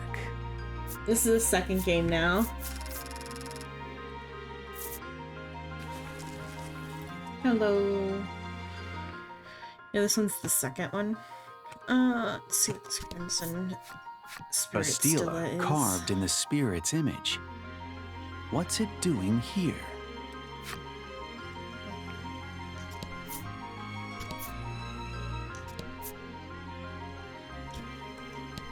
Okay.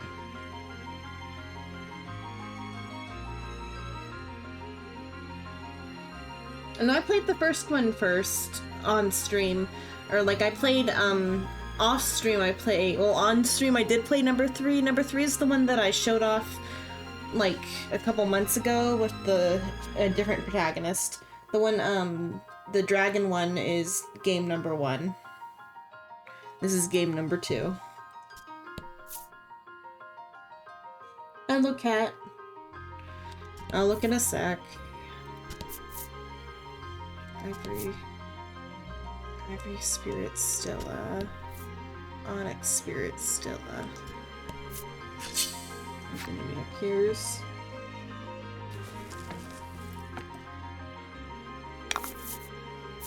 Fight him off.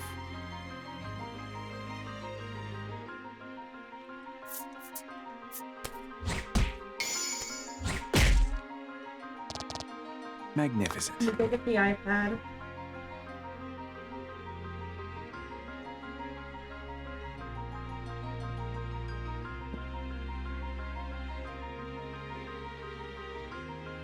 Let's see.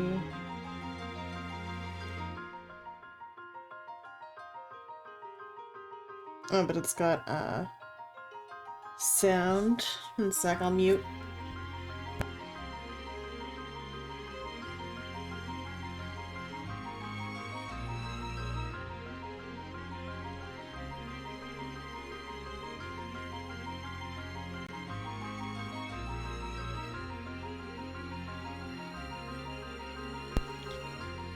Okay, I watched it. Yeah, it was kind of a funny Elden Ring meme. Which new characters are those? So, the main character in this game, his name is Baron. He's got on a 9S outfit.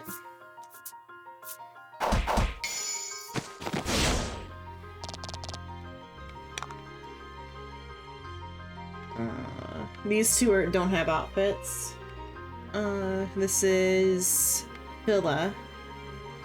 She's one of the maidens. Let's see.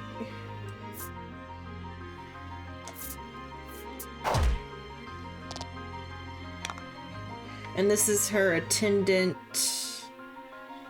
I forgot his name. See, they're newish party members. This is the attendant. So each maiden's got like an attendant.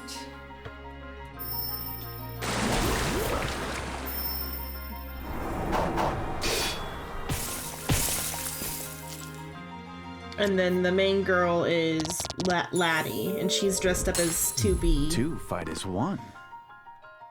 And she's like a maiden that hasn't become a maiden yet or whatever. And assumably Baron will be her attendant.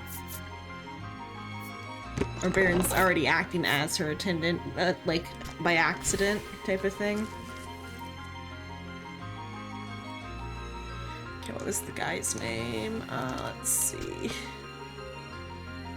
Where would that even be listed, I wonder? Probably on the collection. Okay, his name is Hyde. Yep, so here's the 2B outfit. And here's the 9S outfit. And then this is Lack. In the without an outfit on, Lack is like a little puppet. Like a little black demon puppet thing with flowers for eyes.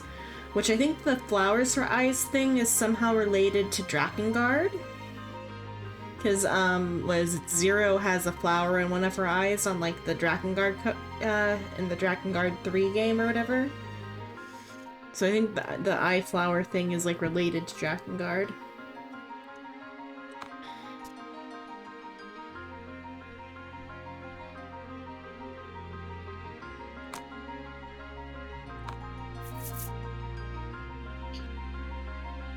Let's see.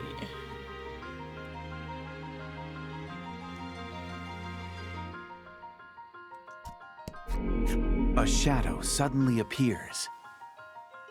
It gazes at you with eerie yellow eyes and is cloaked in a hostile aura. You have no choice but to fight.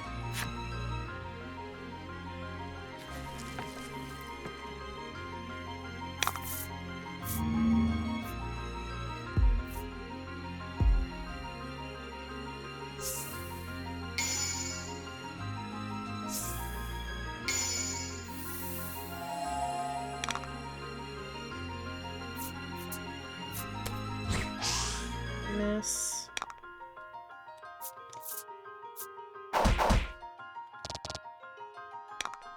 Okay.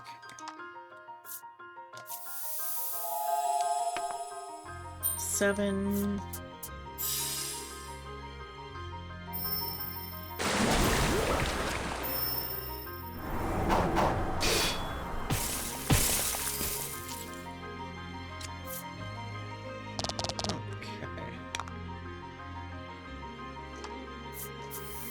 Even though I'm gonna probably negate the effect of the freeze. Probably should have just skipped her turn. Let's see. Oh, her health is low. Oops. I forgot to watch Ouch. everybody's health.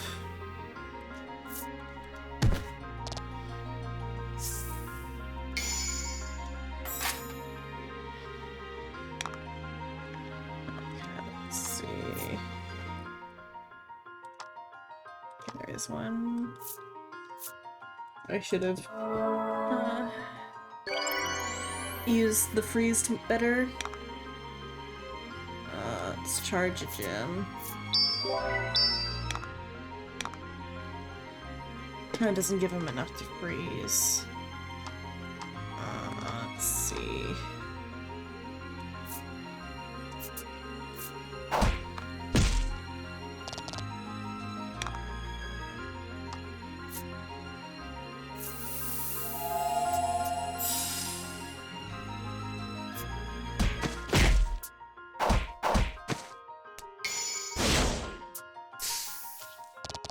Magnificent.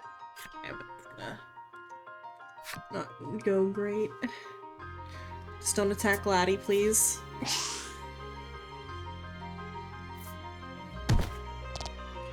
She got downed again. Okay.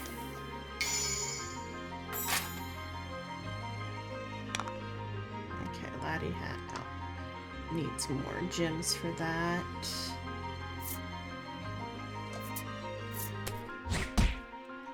One.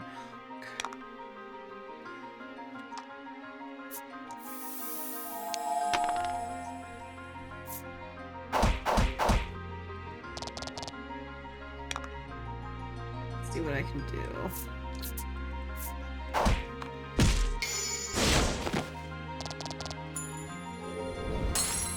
Magnificent.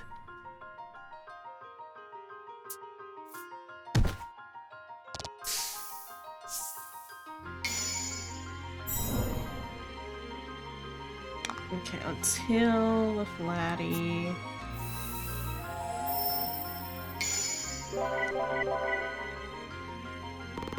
Magnificent.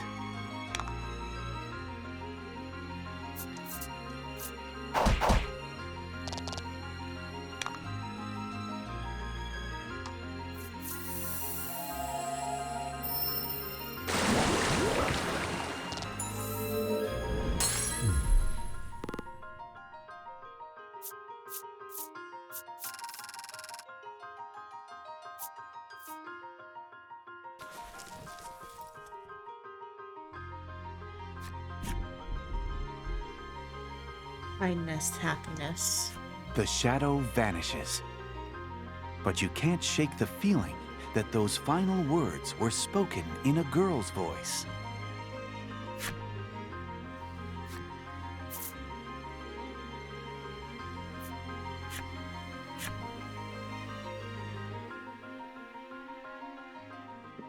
Anxietown is shaped entirely by Laddie's woes. As such, even the most beautiful blossoms in the village have their thorns. Head to Anxiety Town and find the source of poor Laddie's woes.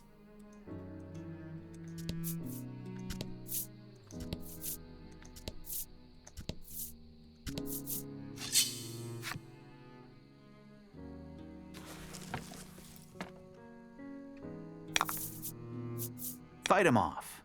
Okay.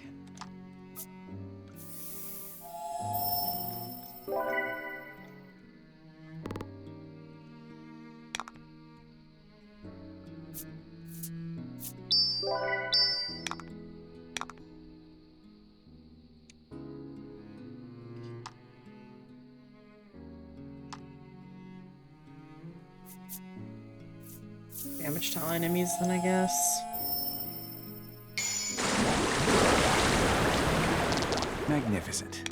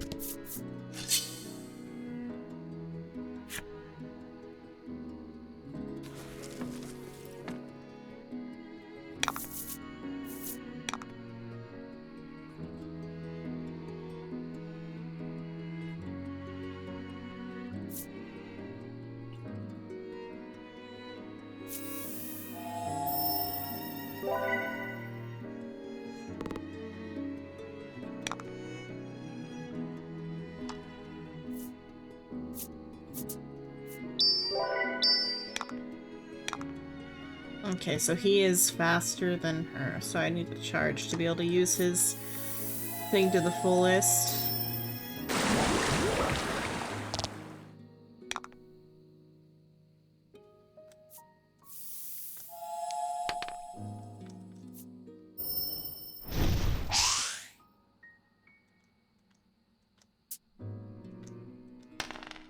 Oof.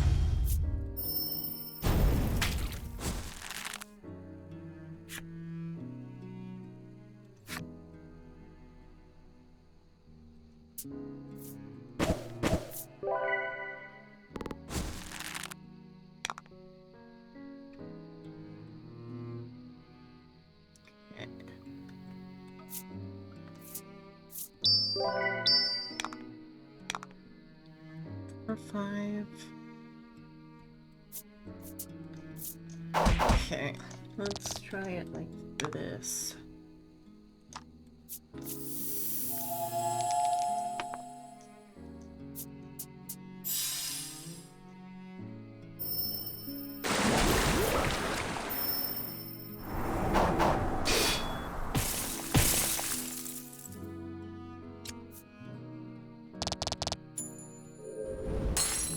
Two fight as one. Congrats.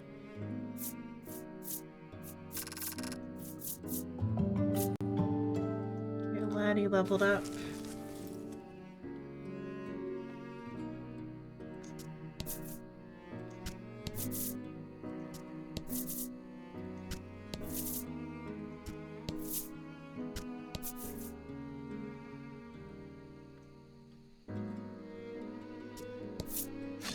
Person.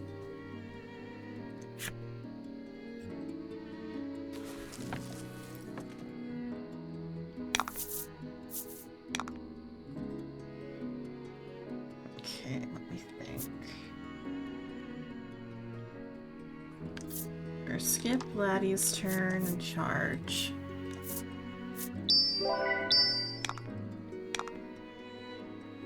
I guess also charge this one. Okay, then I can use Northern Cross.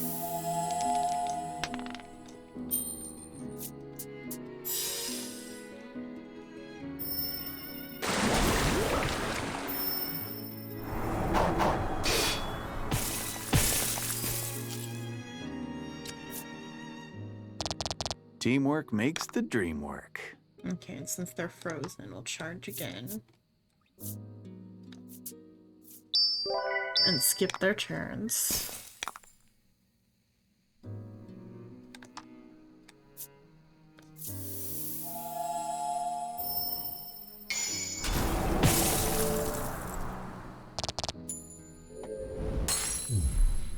Okay.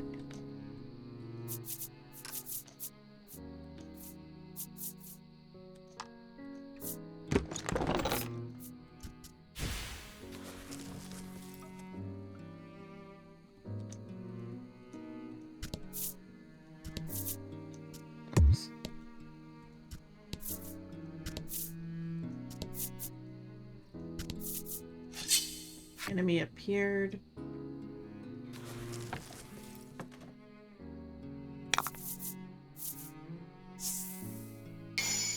Gain an extra gem. So I can heal her.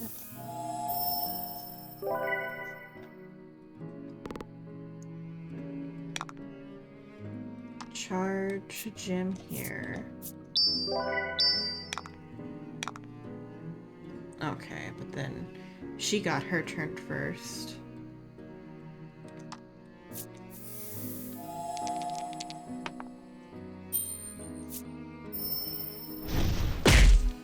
Okay, so their speed is still the same. I should give her maybe like a speed up ring or something. Let's see.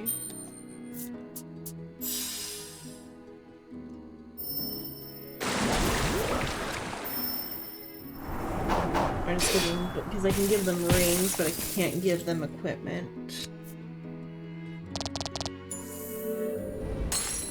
Teamwork makes the dream work.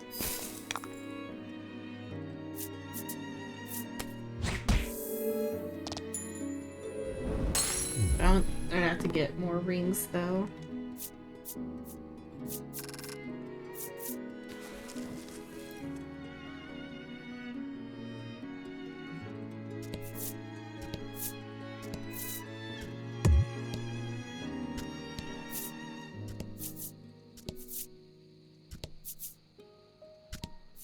Oh, I didn't talk to the lady before. The man sighs deeply.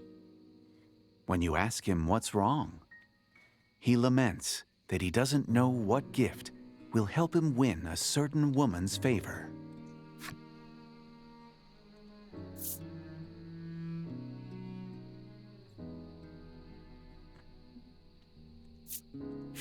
Hyde would know all about words like that, Phila remarks. The man immediately presses Hyde for advice. It's a rare sight to see the attendant get so flustered. Okay. Flowers? For some reason, the man's expression immediately contorts into one of fear. Suddenly, the man lets out a pained scream and collapses. You see blood-red petals stuffed into his mouth. Okay, what in the world happened here?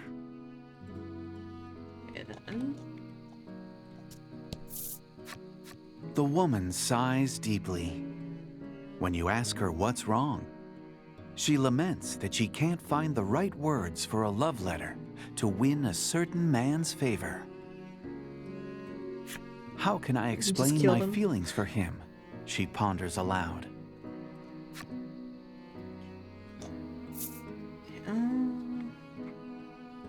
Warm like sunshine or sunlight. Breakable like boulders. Warm like sunlight. Laddie places her hand to her heart and smiles. It looks like she approves of your choice of words. However, the woman asks, "What's sunshine?" Apparently, they don't have that here.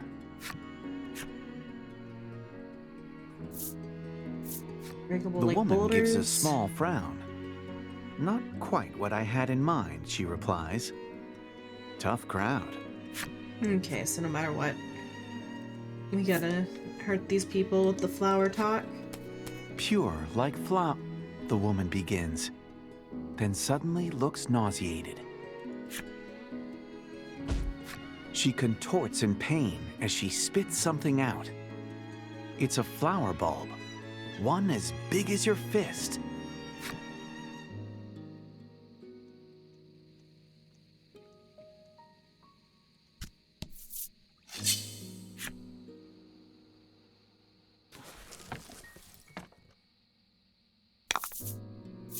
Hope you win.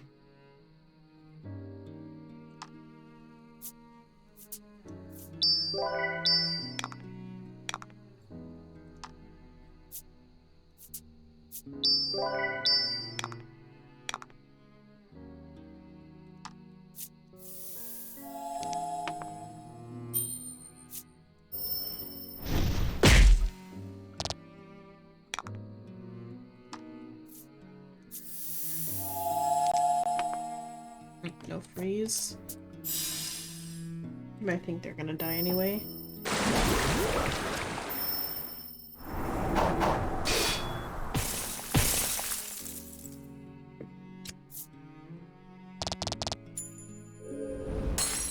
Teamwork makes the dream work.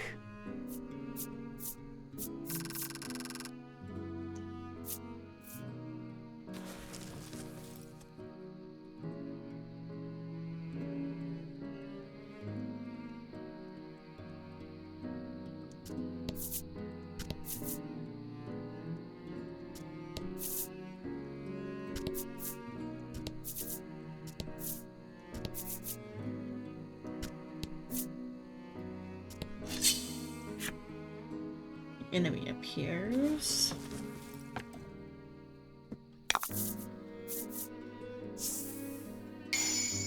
Gain 3 gems, wow. Don't hold back.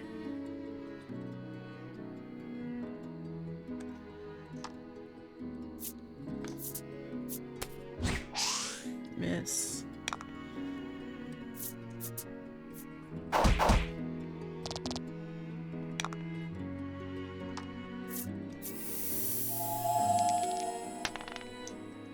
No freeze.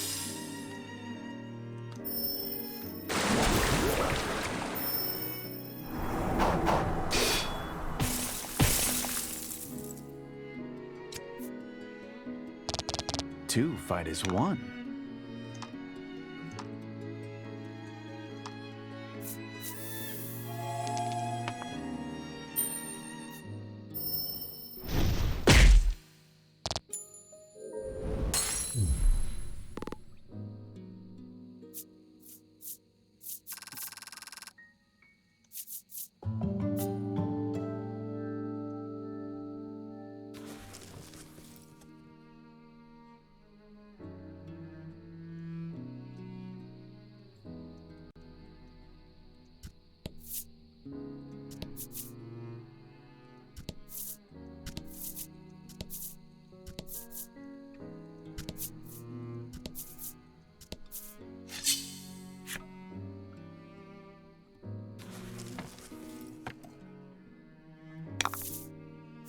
Hope you win.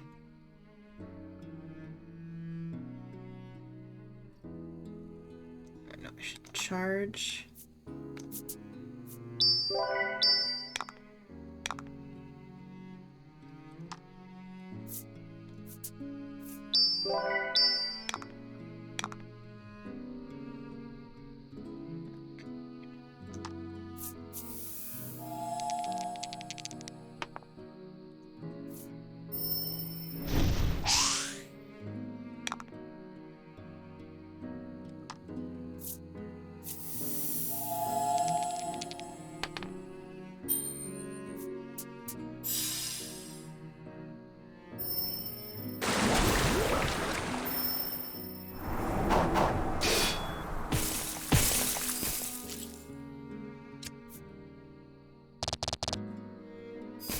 Okay, their turn gets skipped.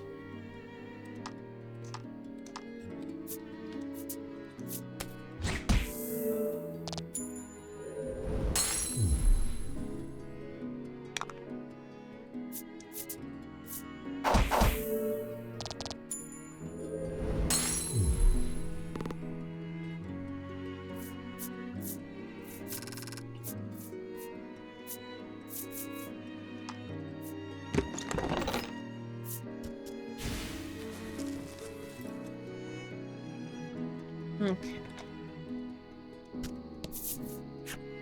You see a boy searching for something in the bushes. He tells you that he is looking for his runaway cat. He thinks the feline is hiding somewhere in the village, but seems distraught that he hasn't found it yet. Idea where the cat might hide. On a You roof? think it's a great idea, but the boy immediately shoots you down. My cat's afraid of heights, he says. What a pussy. I doubt it's, you begin to say, but stop when you feel Laddie pull on your sleeve.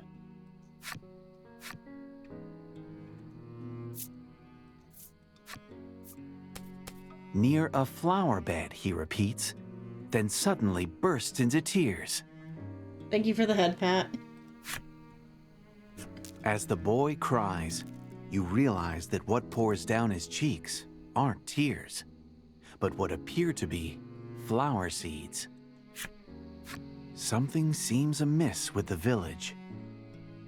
You had best prepare yourself, for anything could happen in this mysterious realm.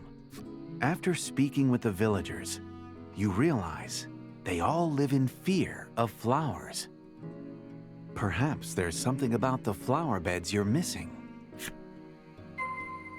Investigate flower beds in the center of Annex or Anxietyville or whatever. Let's finish clearing the big X marks a spot.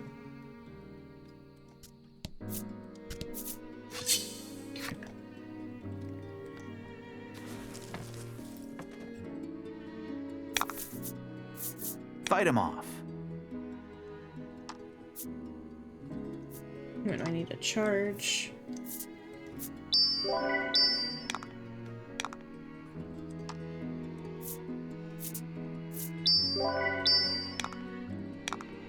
Okay.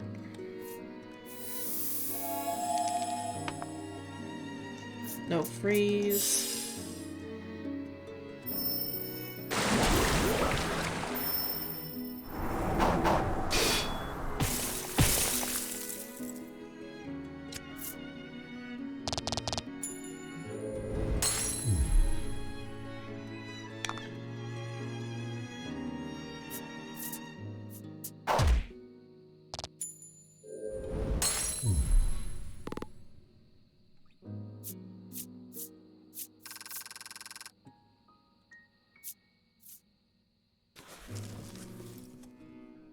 I'm trying to decide how, like, if this is thematically similar to, Automata or not. Like, the aesthetic of this, like, black and white, pixel world is a little Automata-ish. But I feel like, isn't the flowers, like, the bad flowers being a thing, a Drakengard thing, I feel like?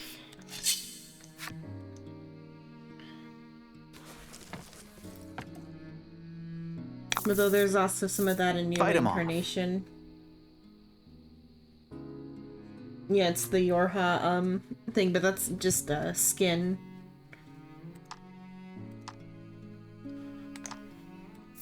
That's part of the, Automata skins.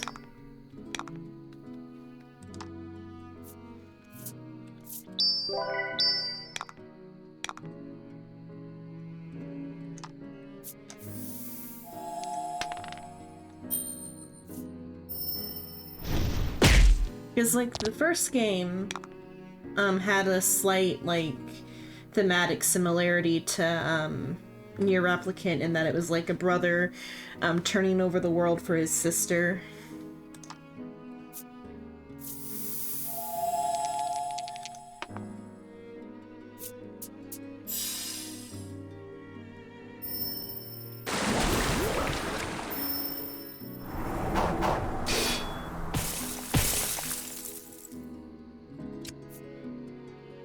And I guess, like, some thematic Teamwork crossover makes here the in that, dream like, it's work. about, like, pairings of, like, two people.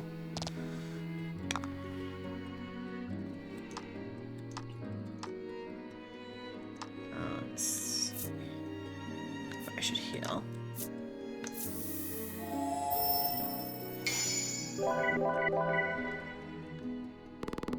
Excellent.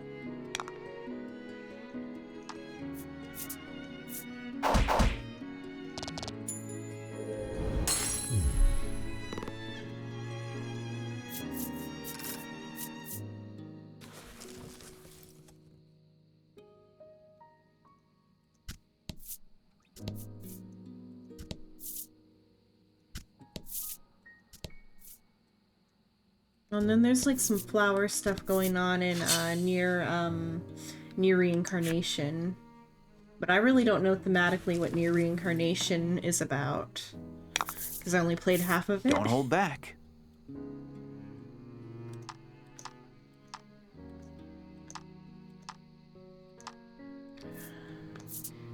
It's like, I guess Near Reincarnation would be about, like,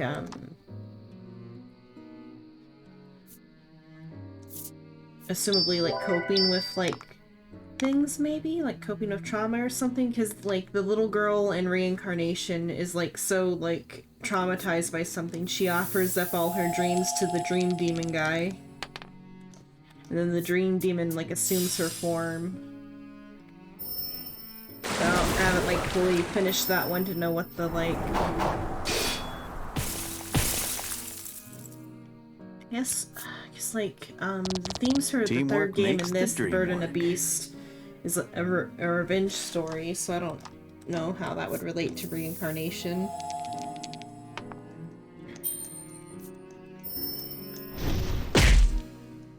Because the third game's, like I said, the third game of Voice of Cards is about revenge.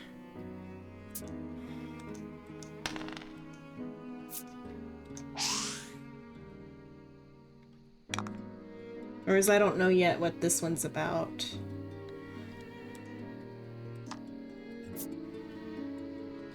Oh wait, we're...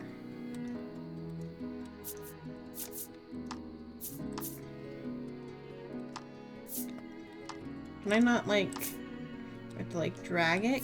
Do I have to... Okay, I have to use keys, but...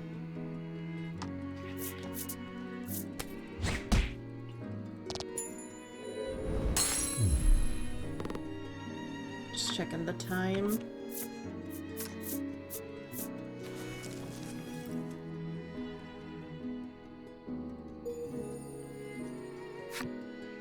Okay.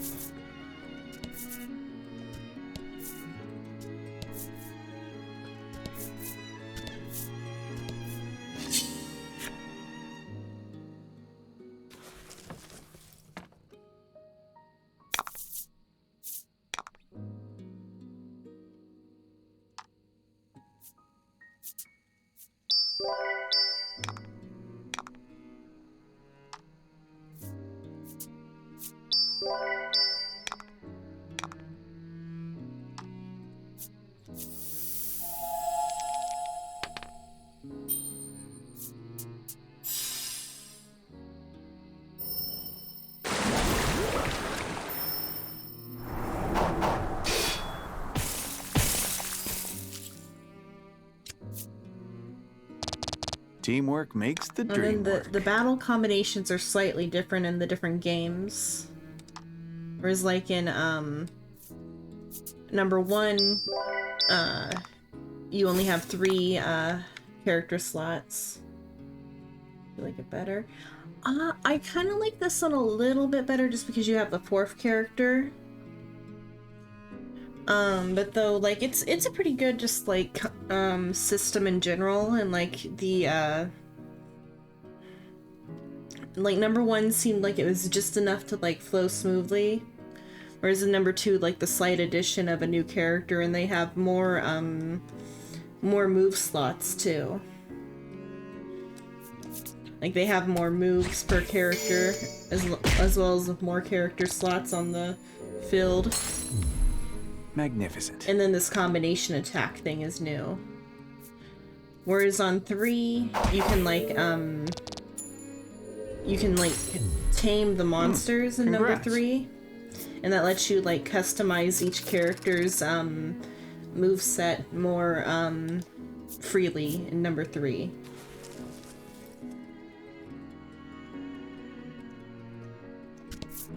And so all 3 of them are like good in their own way, but I'd say 1 is definitely the most like simplistic. Whereas, well, neither of them are, or none of them are very advanced, like in like Beautiful hard flowers or are in anything. full bloom. Though Like they you- seem no different it's than not done yet. ordinary blossoms to you. The villagers obviously fear them. Like you don't have to even bother with the debuffs and stuff. Or at least in number 1 it didn't feel like I had to care about the debuffs, and where I'm at in number 3, debuffs didn't matter. And so far here in 2, debuffs don't matter. Laddie cautiously approaches, trembling with every step when... Get away. A disquieting voice rings out, just as a shockwave hits you.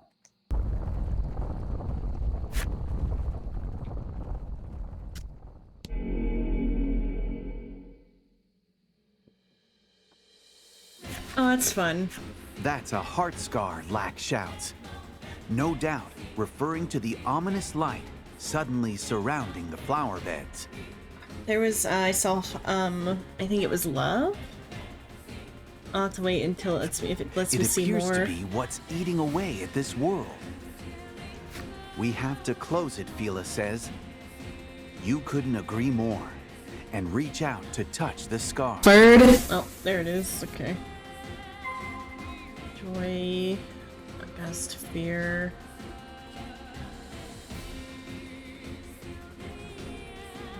Kide.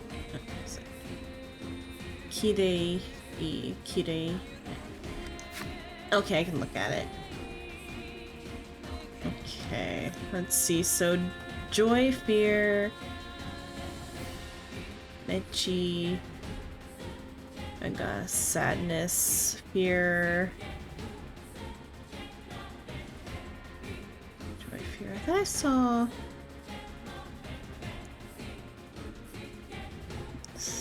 Okay. Interesting. I dig this like text thing.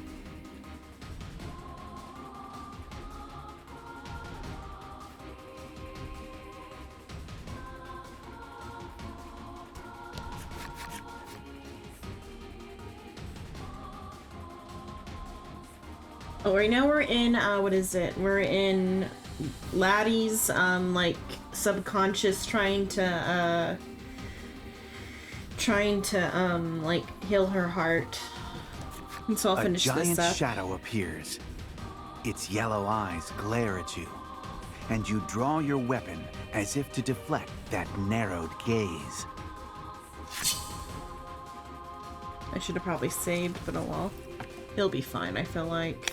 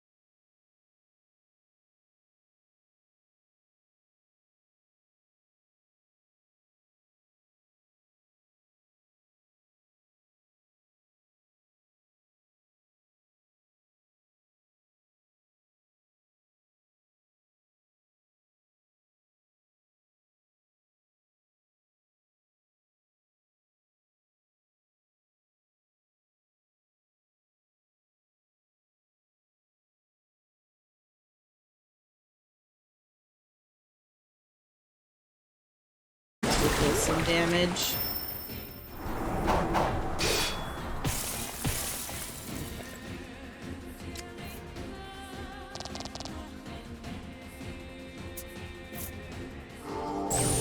Life damage was dealt.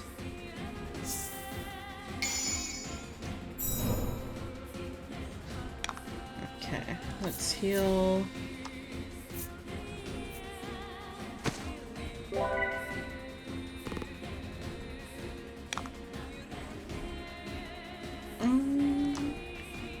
Let's try this again.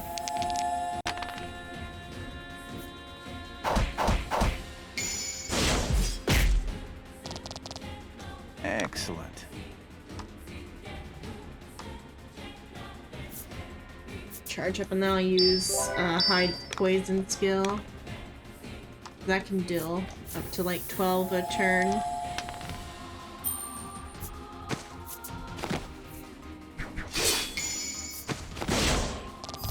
And he critted. Fortune favors the bold.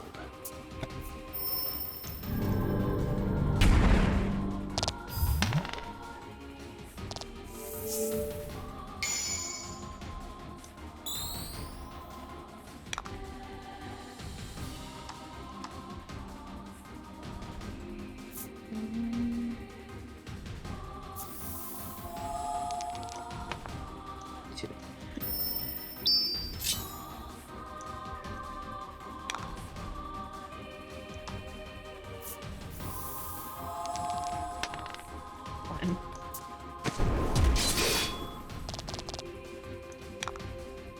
Okay, let's do this.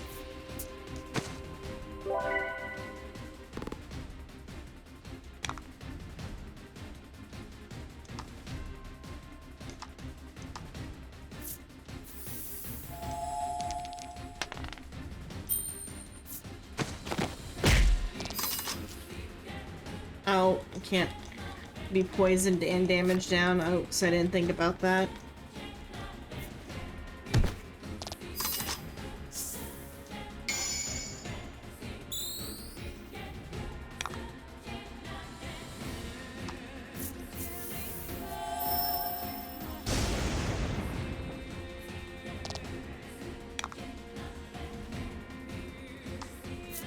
Oh, it's this one.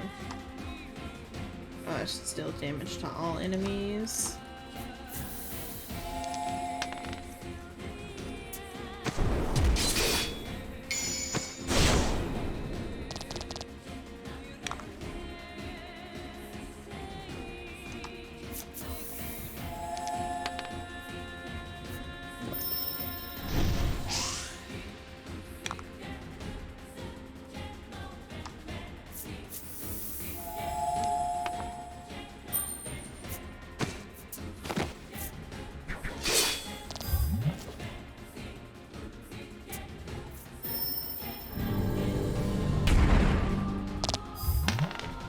Okay, there. The poison did it in, though.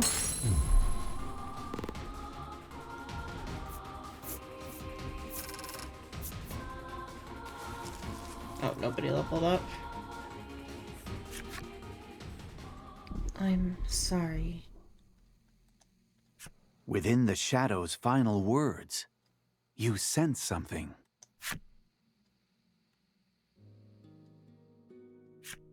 Laddie was born to be a maiden and was prepared to devote herself entirely to the Isle. But her lack of aptitude for the role disappointed everyone in the village. Ever since, bitterness over her shortcomings has festered within the confines of her heart.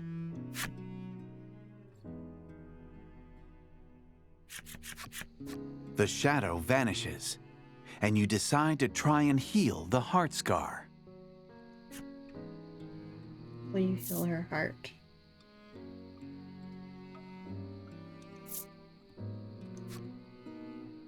This is the reason you brought the Azure Maiden with you to this world. The relic must be the key. Lack nods, and Fila holds the maiden's relic up to the heart scar.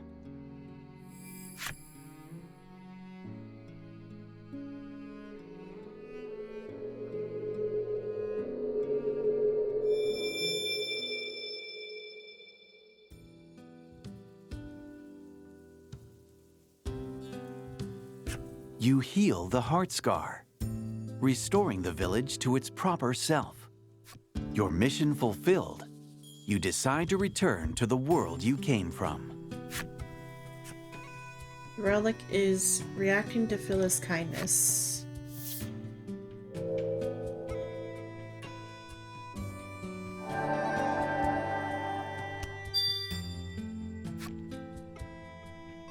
Phyllis' Azure Maiden relic transformed into the Azure Memory relic.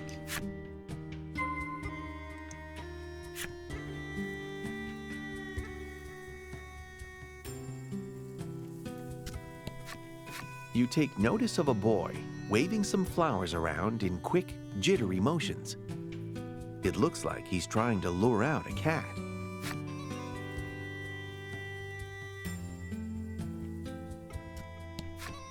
The woman is adorning a love letter with blossoms. It looks like she means to decorate it with pressed flowers.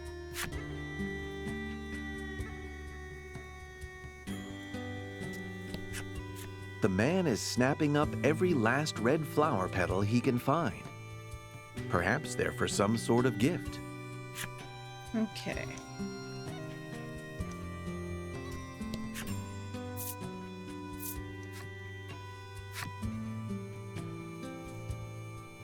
Let's get back to...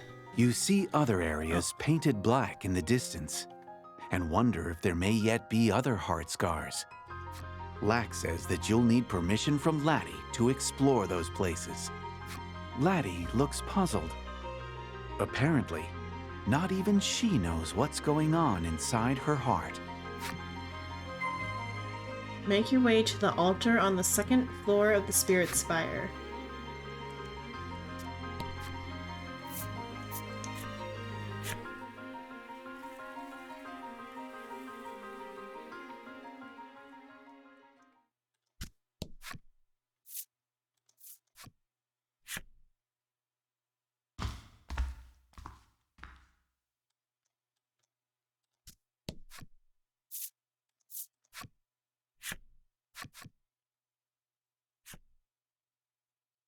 Kokoro kokori koran taratan. Lack's strange chant once again opens a door of light. It seems this altar is the bridge connecting the real world and the heart's domain.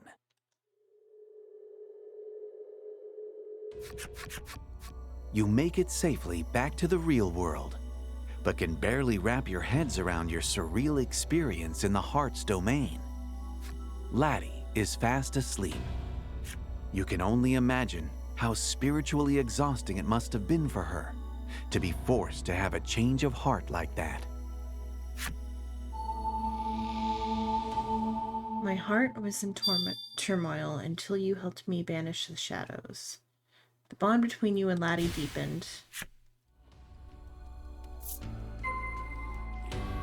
Thanks to the Azure Maiden and attendant at the Spirit Spire altar. Oh, thank them. Not thanks to, but thank them. What an adventure, Fila exclaims. Apparently thrilled to have had such a strange experience before the ritual. You thank the Azure Maiden for letting you borrow her precious relic. While doing so, you realize that Laddie will also have to do the ritual someday if she becomes a maiden. You ask Fila if it would be possible for you to attend the maiden's ritual. She seems unsure at first, but eventually agrees to let you come.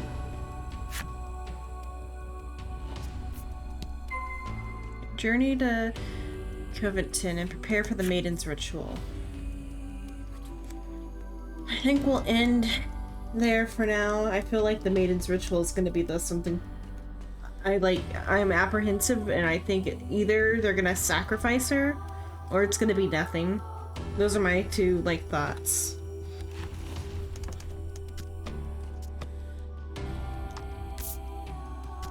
Save.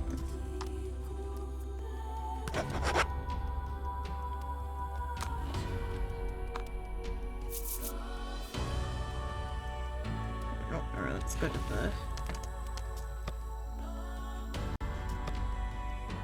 open. Wait. And you get to options. There it is.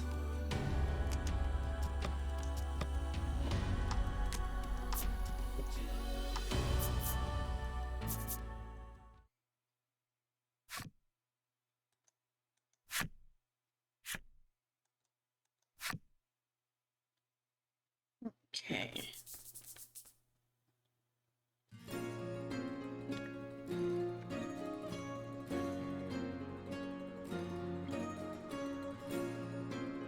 But that's it for tonight.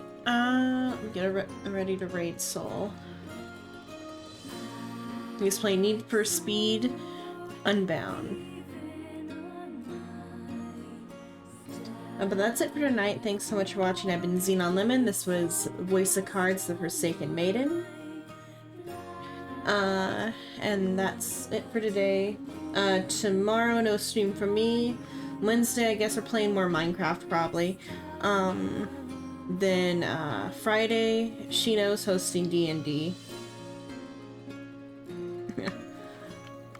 I'm gonna take a BRB, though. I gotta go to the bathroom. That's it for now. Thanks so much for watching. Nighty night. Sleep tight. Don't get bit tonight. Bye bye.